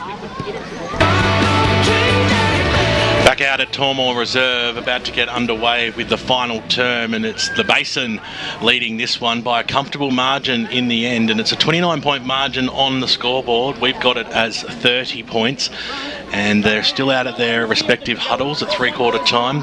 Wayne Brasher, is there a sniff for the Hawks to get up in this one? Need the opening 2 goals to try and put some perceived pressure on the Basin here, Boronia. But I think the Basin backline has been superb all afternoon, especially that half-back line led by Shane Davidson. Very good. As we let's hear some of those around the ground final scores that have been coming through. Absolutely. Let's start in Premier Division. South Croydon 108 defeated Rowville 65 to go 3-1, leaving the Hawks 1-2 after 3 games. Noble Park, no Cole Martin, no worries for them. 95 defeating Norwood 62. The Bulls 3-1. Norwood now 2-1 after having the bye. Berwick 2 on the trot for the Wickers, 115, knocked off North Ringwood by 50 points. And Vermont lead at the moment 88-40 over Doncaster at 3/4 time, meaning they'll likely go 3-1 as well. Whilst Balwyn are back on the winners list, they're 2-2, as are the Burners. Balwyn won 102-65. Division 1, the scores that we've got coming in: Wanturna South 2-2, 2 on a row there, won 114-50. East Ringwood won by 2 points over Rubach. The Mustangs suffered their first loss of the year, 57-55 in a tight one, and Park Orchards won by 62 points over Montrose, 124-62. Down to Jared Beanland, who's with Justin Stanton. All right, guys, I've got Justin Stanton, coach of the Basin. What were you happy with from the third quarter? Obviously, they threw a lot at you, but you guys withstood that. Yeah, look, I was really proud. We spoke at half-time about how they were going to come out, being such a strong, dominant team that they've been for a number of years. Said to the boys, they're going to throw absolutely everything at you, and they did. But we managed just to hold strong, showed some really good composure and resilience. And then that latter part of that third quarter, you can see we got back on top again and we started winning the midfield clearances and we took our opportunities up forward. So that was a really pleasing aspect. And what's the focus going to be for the final quarter? Look, we've got our foot on their throats now. So our focus is we've got a 4 or 5 goal lead. Yep. Our plan is now is to run them into the ground in this last quarter. Oh. Okay, good luck with that. Very good stuff. Vicious statement. Vicious statement. I love that. Ruthless, brats. Ruthless. Other scores before this ball up. Mulgrave won 104-49 over Knox, so a big win for Mulgrave. Heathmont another big win as well, 119 to Templestowe's 33. So Heathmont 3-2 now. Mulgrave 2-3. Knox 1-4. Templestowe winless. And Division 4, the only confirmed score. No confirmed scores in Division 3 for full time. Confirmed score: Forest Hill 3-1. The Zebras gone under the radar a bit. They've won by 30 points over Surrey Park. So those two sides both 3-1. Coldstream will have a win, we just don't know by how much. Yeah, get your act together, Division 4 teams. We'd like to know the score as the siren sounds to announce the last term, and here's Brett Preston to take us away. So what have Boronia got? Henderson gets the tap, knocked down there, but it's taken by Hallow, who lost it. And that'll be a ball up, you would think. Andrew. Let's cross down boundary side to Ryan Long, who was at the Boronia huddle. Yeah, just quickly, Matt Clark was much more happy with that quarter. Much more, the pressure, intensity was there. Just needed to get on the scoreboard. Yeah, very keen to take the game on, and they're looking forward to it. Are they confident? They are. They're pretty up and about, so expect them to come out quickly. So Hannon got thrown to ground there by Boavita, but the umpire said no, free kick. They've just got to take the game on now, Boronia. They've got no choices. Hallow puts it onto the boot, tries to get it forward. It's a scrubby old kick. Cardamone goes in there and dives on it. Ball comes out. And it's all, in fact, it's gone back to Cardamone, but it's Boavita who snaps it onto the boot. It goes straight up in the air, and they need to get it through, and they do. I think it was Bolton who came back and slammed it through. And the first score of the final quarter is a behind, and making it we think it's a 30-point margin. Look like our scoreboard is synced with the ground clock. Sorry, the other round scores. Besto Upper Gully lost by 36 points to Bayswater. Bayswater getting their first win. So the only score waiting on Division 2 is Croydon and Mitcham. I'll get my sources onto it, guys. Thank you, Matty. It looks like a free kick for Boronia, but there's a terrible kick and it's been smothered. So Boronia just being their own worst enemy with some poor kicking. That's almost a free kick. Basin player hauled out of the way on the ground. Diving up there was Hannon. And it's all a bit untidy. Croydon have one. So long ball down the ground. Here they come again now. This is an opportunity for Rutherford. He wheels around. Watson it is, sorry. Wheels around to the left foot. Tries to hit a target, and he does. And that's Collins. Here's the kick inside. Oh, it's like he spotted him up. 50, and it's gone straight to Adams. That is a terrible kick, and Basin will rebound. Adams goes out towards the Boavita direction, played it out in front of himself, and now he goes after it again on the right boot, kicks it up towards the half-forward line, couldn't quite spot up the target, but they do have the time here, and it goes for the old 1-3 on the right boot into the forward pocket, goes towards his teammate there in Ratton, still alive, boots out towards the Jackson area for Boronia. Thought I heard a whistle, but the umpire said play on, little handball over the top there, that time by Dower. He was put under a fair old bit of pressure. G got the handball away, backwards to go forwards. They'll go now through Cripps in towards the middle of the ground. They squared things up. Here's Davidson on the right boot, kicks it out further wide, and now they'll go inside forward 50, this time by Brett, and into the forward pocket where Michael Cardamone just sat and took it, and he was hoping for 25. I don't think it matters because he's got the skill set to put this one through and put a nail in the coffin. The Boronia look like they've just got no legs, Brush. The Basin toy with them there, that was some of the best footy they've played all day. Their pressure's been the thing that's got them here, but that was some nice football. So Cardamone, who kicked a goal in the second, down this end towards the Boronia Road end of the ground. Did he? And he will have a shot, which is an important kick in the context of this game. He goes goalward and he sends it straight over Banksy's head for the two-finger salute. That's 2 goals on the Bendigo Bank scoreboard to Michael Cardamone and out to a 6-goal margin, and that means that it's game over, Wayne Brusher. It is, and the thing is, though, one of that piece of play with Bo Avita there, he kept his feet right and used his experience there, even though and that was why they got that inside 50. And once again, the Basin with more clean disposal and lot more purpose. GWS have beaten Essendon by 2 points, 107-105, and the Basin faithful, they want to jump in for the last quarter. So Boronia slam it forward through head, and they get the quick handball inside. Here's an opportunity. They need one desperately. White, he's been one of Boronia's better players, but he's missed. And the opportunity goes begging, so the margin now is 35. And it's hard to see Boronia coming back from here. They've given it a tilt, but they really had their opportunity in that last quarter, and it's gone begging. So Davidson with the ball, and no hurry to get it back into play. Just taking his time. They don't have to worry, the Basin. This one is in their hands. Nice little kick. Now the ball sent forward. Who can get on the end of this? Up they fly. Bouncing around there, that's Adams trying to go on and take it, but he couldn't quite get his hands on it. Now it's Godwin. Godwin gets a handball out. The kick is smothered, and it's going to fall for the Basin. That's Trevor Mills who gets the handball forward, and this is disaster as the ball goes inside 50. Running back there trying to get his hands on it was Lake, and he just escorts it over the boundary, but that was almost disaster for Boronia, the smother. And suddenly it was a one-on-one, but Lake managed to get back. And that was the game in a microcosm there. The Boronia boys too slow. Basin pressure caused the turnover, and then they burnt them with speed. That's just the game in that little passage there. Couldn't have put it any better. So umpire to throw it in. You can just see the Basin. They've just looked the hungrier side, the quicker side. Everything has gone their way today. They head out there from the Basin. It's very close to the boundary line. What does the umpire say? We'll throw it in. So some tight-looking Boronia players, hands on hips now. I think they're pretty much resigned to their fate. Bit of work for Matty Clark to do now. 2 on the trot, 2 losses on the trot at home for Boronia. Back to the drawing board, I think.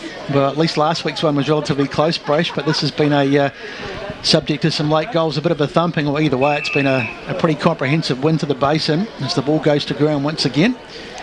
And getting... Sorry? They could almost play bruise-free football here, the Basin. I don't think it's their style, mate. That's the problem. It's not.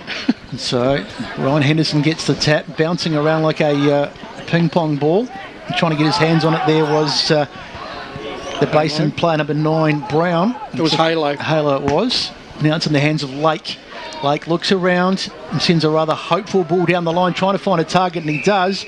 Lachlan Watson pivots around, goes for a couple of bounces. He needs to get it. He's at bounce number 3, but he's got to get a kick inside 50 and get a mark. That's the key thing. But he goes down the line, terrible kick, and is easily spoiled across there. They might still get it back, Boronia, but some of their option taking is really poor. And that's a nice kick inside, and the mark taken by Adams, and the Basin will rebound. Now they go out towards in fact, the smother, and the ball's gone out of bounds. So good defence by Boronia.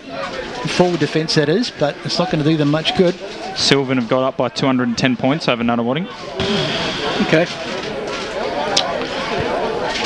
Just another day at the office for Sylvan. Back on the winners list, mate. Yeah. So just taking a bit of time as the umpire finally sends it in. Ball going to ground, picked up there by Davidson, gets a handball out. Bouncing around for Lynch. Lynch has knocked it away, goes in and gets it again. Now the ball with the kick down the line, bouncing towards the sideline over there, and taken possession was G, and he's taken out of bounds. So he's throwing on the far side. We've got a 35-point margin, and we've played about 7.5 minutes in this quarter. You almost think in Division 4 sometimes, Matt, they should have the mercy rule, shouldn't you? Give it to them at halfway, you reckon? Yeah. I'm going to take this Ringwood South Belgrave score as gospel because it's 5 o'clock and it hasn't been updated in a while. So I'm going to say Ringwood have won 12-14 to 11-14, which will be South Belgrave's third loss in a row. Ooh. Problems at South Belgrave. Socket forward there by Watson towards the boundary line. It's still in. He goes and dives on it. Watson trying desperately to spark his side, but it's in the hands now of Cripps. Cries of holding the ball over there, and I think it's been paid. He looks a bit forlorn, Cripps. I think he thinks he was a bit unlucky. There's the kick inside. It's a shocking kick and it's been cut off easily there. And that really sums up the day as Bowling gets a kick right across half-back. And that is going to go out of bounds, I think. Boavita got wrong like a leg spinner, spun away from him there. The handball inside from Godwin. They just look so rushed though. Bolton gets a handball forward to no one in particular, but it might work out for them. Little short one over the top. Godwin fires it towards the full forward spot, and the mark is taken, and they'll finally get an opportunity to get a goal on the board. But it was all very untidy. Just a lot of fumbling, and in the end, just a bit of a fortunate kick as we go. Boundary side. I don't know if Brash can tell us, but was that Boronia's first mark inside 50? Yeah, for the quarter. Oh, not just for the game? No, I think definitely got some for the game. Okay. I reckon they've had about 10, Jared. Okay. So they have been few and far between, though, in fairness. Jaden Collins sends it home. So a little bit of a consolation. But I can understand why you would ask that question, because there hasn't really been too many marks taken by the by the forward 50s of Boronia. No, so back to a 29-point game. I think we, when we finish today, I think once again we need to have another look at the Basin, because 5 and zip now. Yeah, Brash, I can hear. Everyone's telling me every day. I wasn't. I'm kidding, mate. I'm kidding. They certainly look the real deal, that's for sure. So the umpire throws it up. Roberts, right, flick over the back, went down the throat of Malice up towards the half-forward line. Little kick off the ground, went back in towards the centre. Scooped upon by Boavita on the right boot, a floater inside forward 50. But Tyson Henry was there to take the mark and wind around on the left and kicked it out towards the Bolton direction. So Jess takes it off and kicks down the line, where Dower gave it back to Bolton, who had a little fumble, but they've straightened up and up towards centre half-forward they go. Having a pretty good go at the Sportsco Player of the Day here is the Hawks as they drive the ball inside forward 50. This is the quickest way home is to go straight, snap around the body by Robertson, who gets a bit of curl and it stays alive too. And getting underneath it was Jackson to take the mark. In fact, it's not, it's Ryan White, and he will have a ping from the left forward pocket. You expect him to run around and snap this one through. He's only about 10 or so metres out from goal. No chance of the Boonana here, BWS? No, well, he's going to snap it. He's on the right side for a right footer to kick it straight into the pine. He nearly knocked the post out of the ground. And bloody connected with that, didn't he? Yeah, absolutely. 1 point is the result. 11 minutes gone here in the final term. And it is Boronia trailing 45 to 73. And it's a 28-point margin as the balls look to be brought back in. Screaming for some options. Making his way into the play there was Brown. Kicked over the top of his head towards the Hallow direction, right near the Boronia dugout, and knocked over the boundary line and out by Malice. I almost think that the result here flatters Boronia, the losing margin, because the Basin have been on top for most of the afternoon. I think the Basin aren't really going to pummel teams just the way they play, because they don't really have that power forward that can kick a bag of 10. That's probably the only thing. Adams got it to Cripps and they were sort of off there as a kick out towards the Edwards direction. Had plenty of time. Just made it look really easy in the end, didn't he? As he spun around on the right boot, kicks the ball inside forward 50. The target was out there in Boland. It's just going to sit up for him. It's as easy as you like to kick a point. So through it goes. Bendigo Bank scoreboard. That's number 8 now for the Basin. 11-8-74 to 6-9-45. 12 minutes tick over in the final term. But just the way they moved that ball, once again, the Basin, Boronia would have loved to have lots of plays like that this afternoon. So Boronia bring it back in. Bolton goes long to a mark. Good mark taken there too by Burgess, I think it was. Now Burgess goes down the line. And this is better from the Boronia side, but they've got so much to do. They've got so little time to do it as well. A little short kick in there, Mark, nicely taken by Collins. He's done pretty well, Collins. Collins has played all right. Little left foot Chisley goes for. This is better. They put 4 good marks together, and they've got a chance with Hare, I think it is, to go inside 50. There's the kick forward, but can they get the mark? Yes, they can. Godwin it is, who runs across and takes a mark, and will go back and line up for what should be a kickable opportunity. Round the ground scores. Yeah, going to take these, as I said, going to take these as gospel. They haven't been updated in a while. So Waverley Blues, we think, have won by 25 points over East Burwood to give East Burwood their first loss. Donvale have defeated Scoresby 49-39, and Warrandyte have won by 60 points against Glen Waverley. Godwin's kick, it's beautifully struck, and no, in fact it hasn't, it's missed. Thought it was going straight through the middle, but the goal umpire moving away, and so Godwin misses an opportunity. The margin is 28, and we've played 13 minutes in this final quarter. And he's not the only culprit, Brett, this afternoon that's missed some very easy shots in front of goal. All right, goal kicking practice, I think, on Tuesday night for the boys. Oh, they don't do that anymore, mate. Maybe they need to bring it back. Thompson on the right boot, drives it out. Big fly by Edwards over the back. The Hawks have the numbers at ground level. Handball out to Hannon. Had to arch the back, and he did really well then. So another chance for the Hawks to drive the ball forward. The disposal once again letting them down, and it's off to the Bears. Kick out towards the wing position now. Linking up well there is Adams. Sold a little bit of candy. That was good play. Gave it back to Thompson, who looked back for Adams, who had to beat Collins at it, but it stays alive. Thompson's had 4 possessions from the last line of defence. Handballs it up now to Lynch. Lynch drives the ball very deep indeed, but it's been chopped off nicely there, and Hannon takes the mark across half-back. 4 final scores coming through. Yeah, Coldstream have outdone Sylvan. They've won 278-22. Coldstream and Sylvan? No, they've outdone them. Oh, yeah. They've won. Coldstream have defeated Croydon North by 256 points, 278-22. And the updated score, of course, was Forest Hill won by 40 points over Surrey Park. No score from Kilsyth and Churnside. Yeah, come on, guys. Come on. Lift your game. As it goes straight back down the throat of Burgess. That's a big margin. God, that's a big margin. That'd be one of the biggest ever, wouldn't it? I wonder if Rod Paisley can send us through a score there, Rod. If you're listening. If he starts texting it, we might get it by Wednesday. If it comes on, Hannon dropped the football. Boavito, is it going to be advantage paid? No, it's not, because it didn't go anywhere near it. And back it will come. Or a free kick to the Bears. The one stat I think Justin Stanton will be absolutely ecstatic with will be the tackle count in this encounter.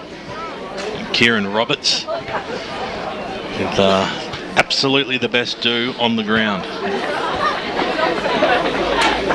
Gee, I wonder what I'd look like if I had one of them haircuts. You probably look like Roberts.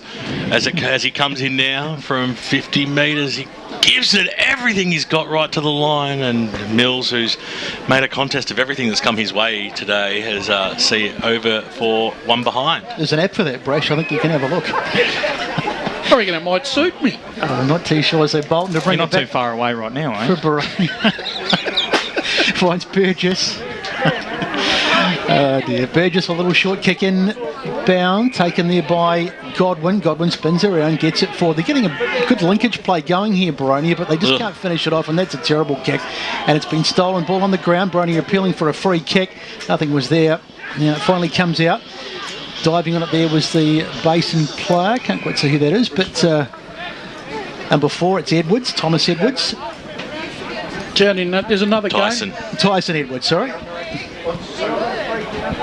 Thomas Edwards. Thomas, sorry. Tyson Edwards played 200 games for Adelaide. I'm sure it's Thomas, unless I know my eyes He's are a good bad. pickup. There is a Tyson on the team, though, isn't there? Yeah, Tyson Henry. Oh, yeah. Close. Last time I Thanks, listened to you, BWS, you put me crook as the ball is knocked forward by the Basin. On the ground, it comes out. Now, can they get it forward, Boronia, and try and make something happen? That's just a terrible kick, really, to nobody. And they'll rebound in the hands of number 11. That's Thompson. He's been very good today. Now it's on the deck again. Tell you what, I'm impressed with the Boronia lighting. There's a lot of lux there. So that's very nice, isn't it? Oh, yeah. It's the best conditions you could ever see for all day, Brett. Well, apparently there's a women's game on after this, so that's going to be very interesting. But the ball is kicked into a plain out socket off the ground. It's just getting very untidy towards the back end of this game, losing its structure. Going in there was Boland, and it's on the ground, and taking it away. And out of the contest there was Hannon, but he went without it in the end. Picked up there by White. screams of holding the ball, but there'll be nothing doing there. Well, they had a women's game at Coldstream after the main game. I think the final score was 1 point to a 0. 2-0. That ground's too big for men's footy, let alone women's. It may not be the lighting that's a problem, but if this rain arrives, it's going to be pretty unpleasant later. So another ball up. And Basin will be more than happy with their work today. They lead by, just quick maths from me, 29 points on the Bendigo Bank scoreboard. Going without it, and there was Hallow. He's been one of the best for the Basin. He'll be contender for the play of the best on ground today. Gives it to the umpire. 18 minutes played, 75 plays 46, up it goes. There's the head out from the big man Wright. I think I'd be giving number 19 best on the ground today, Nick Halo from the Basin. Yeah, he's been terrific, hasn't he? He's been in everything. Yeah, like Boavita's game too, but he's sort of been a bit in and out. Neverland Store player of the day. So there is the man that we were talking about. Hallow gets a funny old kick forward, and in fact it's out of bounds. Boavita's been good, but it's usually hard to win best on from a half-forward, flank-forward pocket, isn't exactly, it? As I say, he's been good in patches, but he's sort of drifted in and out of the game. But so umpire to throw it in again. So, old mate just giving some advice from the sidelines. He's on the solos though, which is interesting. He's just here to our left. Is there a hippie in the pocket? A hip flask? Well, there might be. They're absolutely all. They're all loving it. Big pocket if he's got a hippie in there. You know all the tricks of the trade, BWS, don't you? Been there, done that. Comes in and now is Ratton with the big fly there. Has brought to ground by Hannon. Boland was going nowhere. And ball it up. And sharp pitches coming through on the monitor from EFNL Media. Leroy Green, the best in the business, comes out now, trying to break free. It's Jaden G. And hello to Lee's lovely wife Kate, who will be listening no doubt.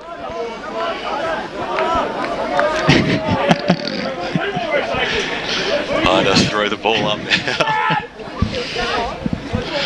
Right, knocked it down. Hannon, boot to ball. Up and under kick, goes in towards the middle now. It was nicely done that time there by Brown. It was Scott. Oh, great tackle, great pressure there. They've kept the ball alive somehow. Collins, boot to ball. Can it wrong in its way back through? And it can't. And Rutherford, who's been well held today, after kicking a bag last week, 4 goals. Boundary. Been held goalless today as we cross down boundary side. Yeah, it's been threatening all day, and now finally it's actually starting to rain. Well, thank you very much. Pink ball looks good, doesn't it? Yeah. The one thing the Boronia have not been able to do is capitalise on any of the Basin's mistakes in their back 50. Kick goes forward, about 30 metres out. Here's Hallow, who just darts his way out of traffic. Well played. Got boot to ball, but straight down the throat of Hannon, who's going to go for a little bit of kick-to-kick style, as you would think. He might go for the 1-2. He just almost got it slammed down his throat in the end. Little up and under kick this time by White to the hot spot, but to no avail. But at ground level, Dower might be able to do something here. Right on his hammer on hands and knees was Davidson. The ball is going nowhere. We'll have another bounce, 35 metres out from the Hawk goal line. Trail this game by 28 points. Feels like the margin is more. It's been a weird old game, to be honest, to call, as the ball hits the deck and Redden brings down his opponent in Dylan Dower. Any more scores coming through? Yeah, so I've pretty much got all the scores. Let's go through some. Okay, let's go. Premier Division. You can keep an eye on it for me, better and tell me when to stop. Premier Division, South Croydon 108 to Rowville 65, Noel Park 95 to Norwood 62, Berwick 115 to North Ringwood 65, Baldwin 102 to Blackburn 65, and the last update from Vermont was a 36-point lead at three-quarter time. Division 1, Montana South 114 to Lurdale 50, 2 in a row for the Devils. East Ringwood hung on by 2 points over Mooroolbark 57 to 55 at the Pouch. Park Orchard sent a message 124 to Montrose 62. Upper Gully 0-5, 72 lost to Bayswater 1-4, 108. Croydon defeated Mitcham by 25 points to go 4-1. Division 2, Mulgrave second win of the year 104 to 49. Heathmont defeated Templestowe 119 to 33 to jump into 4th spot ahead of South Belgrave, who lost 80 to 86 against Ringwood. And of course this game's still going on. Waverley Blues won by 25 points over East Burwell to give them their first loss of the year. Donvale defeated Scoresby by 10 points, 49-39. Warrandyte defeated Glen Waverley by 10 goals, 94-34. In Division 4, Forest Hill won over Surrey Park 103-63 to both go 3-1, and Coldstream won by 256 points over Croydon North Emlock, and Sylvan won by 210 points over Nuttawading, still waiting on Kilsyth and Chertside Park. Do we know how many fridge get today? No, we do not. I'm guessing it's going to be a fair old number as well, as it comes out towards the Mills direction, in the middle of the ground for the Bears. Spun on a thrup and then kicked it in, ball inside forward 50. Has Bolton given a nudge out there? Got an update from Vermont. Yeah, let's get it. 121-53. There you go, Brash. Yeah. Feeling pretty good about yourself now, aren't you, old mate? As it comes in, ball out there by Mallis into the middle. Here's the Hawks now. Bouncing football across, it goes to Jackson, who has time. Jackson on the right boot, kicks it up towards half forward, and he was looking for his teammate there in Collins, but just getting in the right spot at the right time was Davidson. And he's just happy to just suck up the clock. It's really slowed down out here. Michael Thompson, who is 100% in my votes, had a great game. Chipped the ball out wide. Hope your team won today if you've been out at the local football. Mine did. Been some great... well, my team didn't lose in the last 2 minutes today because they had the bye. That's a bit different.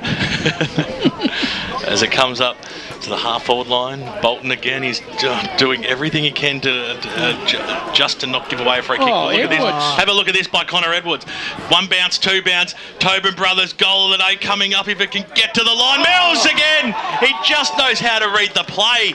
Another sensational mark. He took it probably 10 centimetres off the ground in the end. A slips catch, if you like. Oh, he's off now. And he See you later, Trev. This way, that way, he's coughed it up, and it's going to be a goal anyway. Power Vita. Oh, geez, they made a meal of that, didn't they? That's his third, I think, isn't it, Brash? Yep. It is indeed. Power Vita gets his third goal, and on the Bendigo Bank scoreboard, it is out to 34 points. 81 plays 47. Just making sure that umpire Banks makes sure his foot wasn't over the line there. Banksy. You know who would love the arc if we had it? Banksy. Yeah, of course. Yeah. Sam Walsh, EFNL alumni, he loves the arc. If you ever watch him do the game, what do you mean the arc? What do you mean? The goal review system in the AFL. Sam Walsh goal umpired last week, and Essendon Carlton. The game went 30 minutes longer because of all his reviews. I reckon I could have kicked that one from what on the line as the ball goes up again. I don't know about that. Take it out of the middle though for the Basin. Touch and go. Get it forward. Ball knocked down there. It was in the hands of Edwards. That's Edwards, of course, Connor. Edwards brothers. Connor's been terrific. He was good early. Went out of it for a little while, but he's come back into it late. Probably be in the votes today, you'd think, as the ball goes up. Knocked down by Henderson. On the ground. Not much that Boronia can do now, except just put a couple of maybe late goals on the board. Funny old bounce to Dower. Gets it forward. Out towards the boundary line. Bouncing awkwardly over there for the Basin. They can't. That's too easy. Well, that's Brown. He just really should have never been able to get hold of that ball.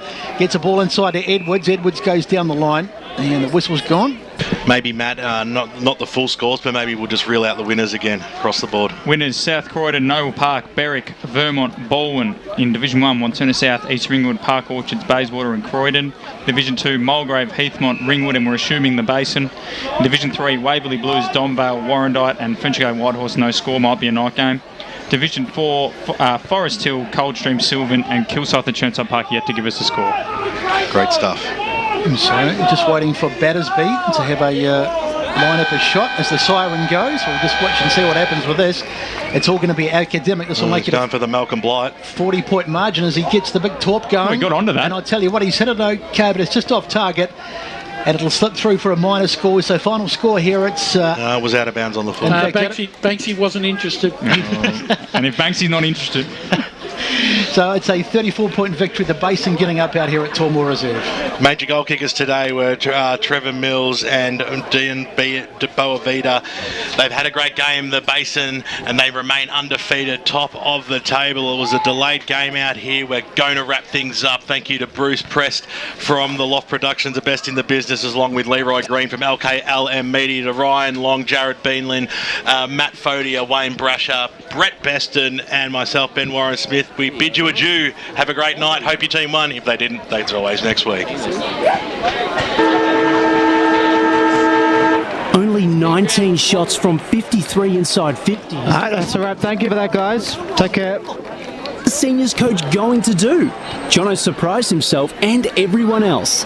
The spray he gave the boys at halftime worked. Well, he did finish it by saying he'd shout them a post-game feed and frothies at Eastland if they won. For all of life and footy's little moments, there's Eastland, proud sponsors of the EFL. Eastland, live real. Celebrate a season of stories at Eastland this autumn-winter and discover a style for any occasion and every member of your family. From romantic date nights to family outdoor adventures or a glamorous evening out on the town. Find your new season trend at over 350 of your favourite brands like MJ Bale, Rod & Gun, Maya and Uniqlo. Your new autumn-winter style is waiting at Eastland. Find out more at eastland.com.au. Eastland, live real.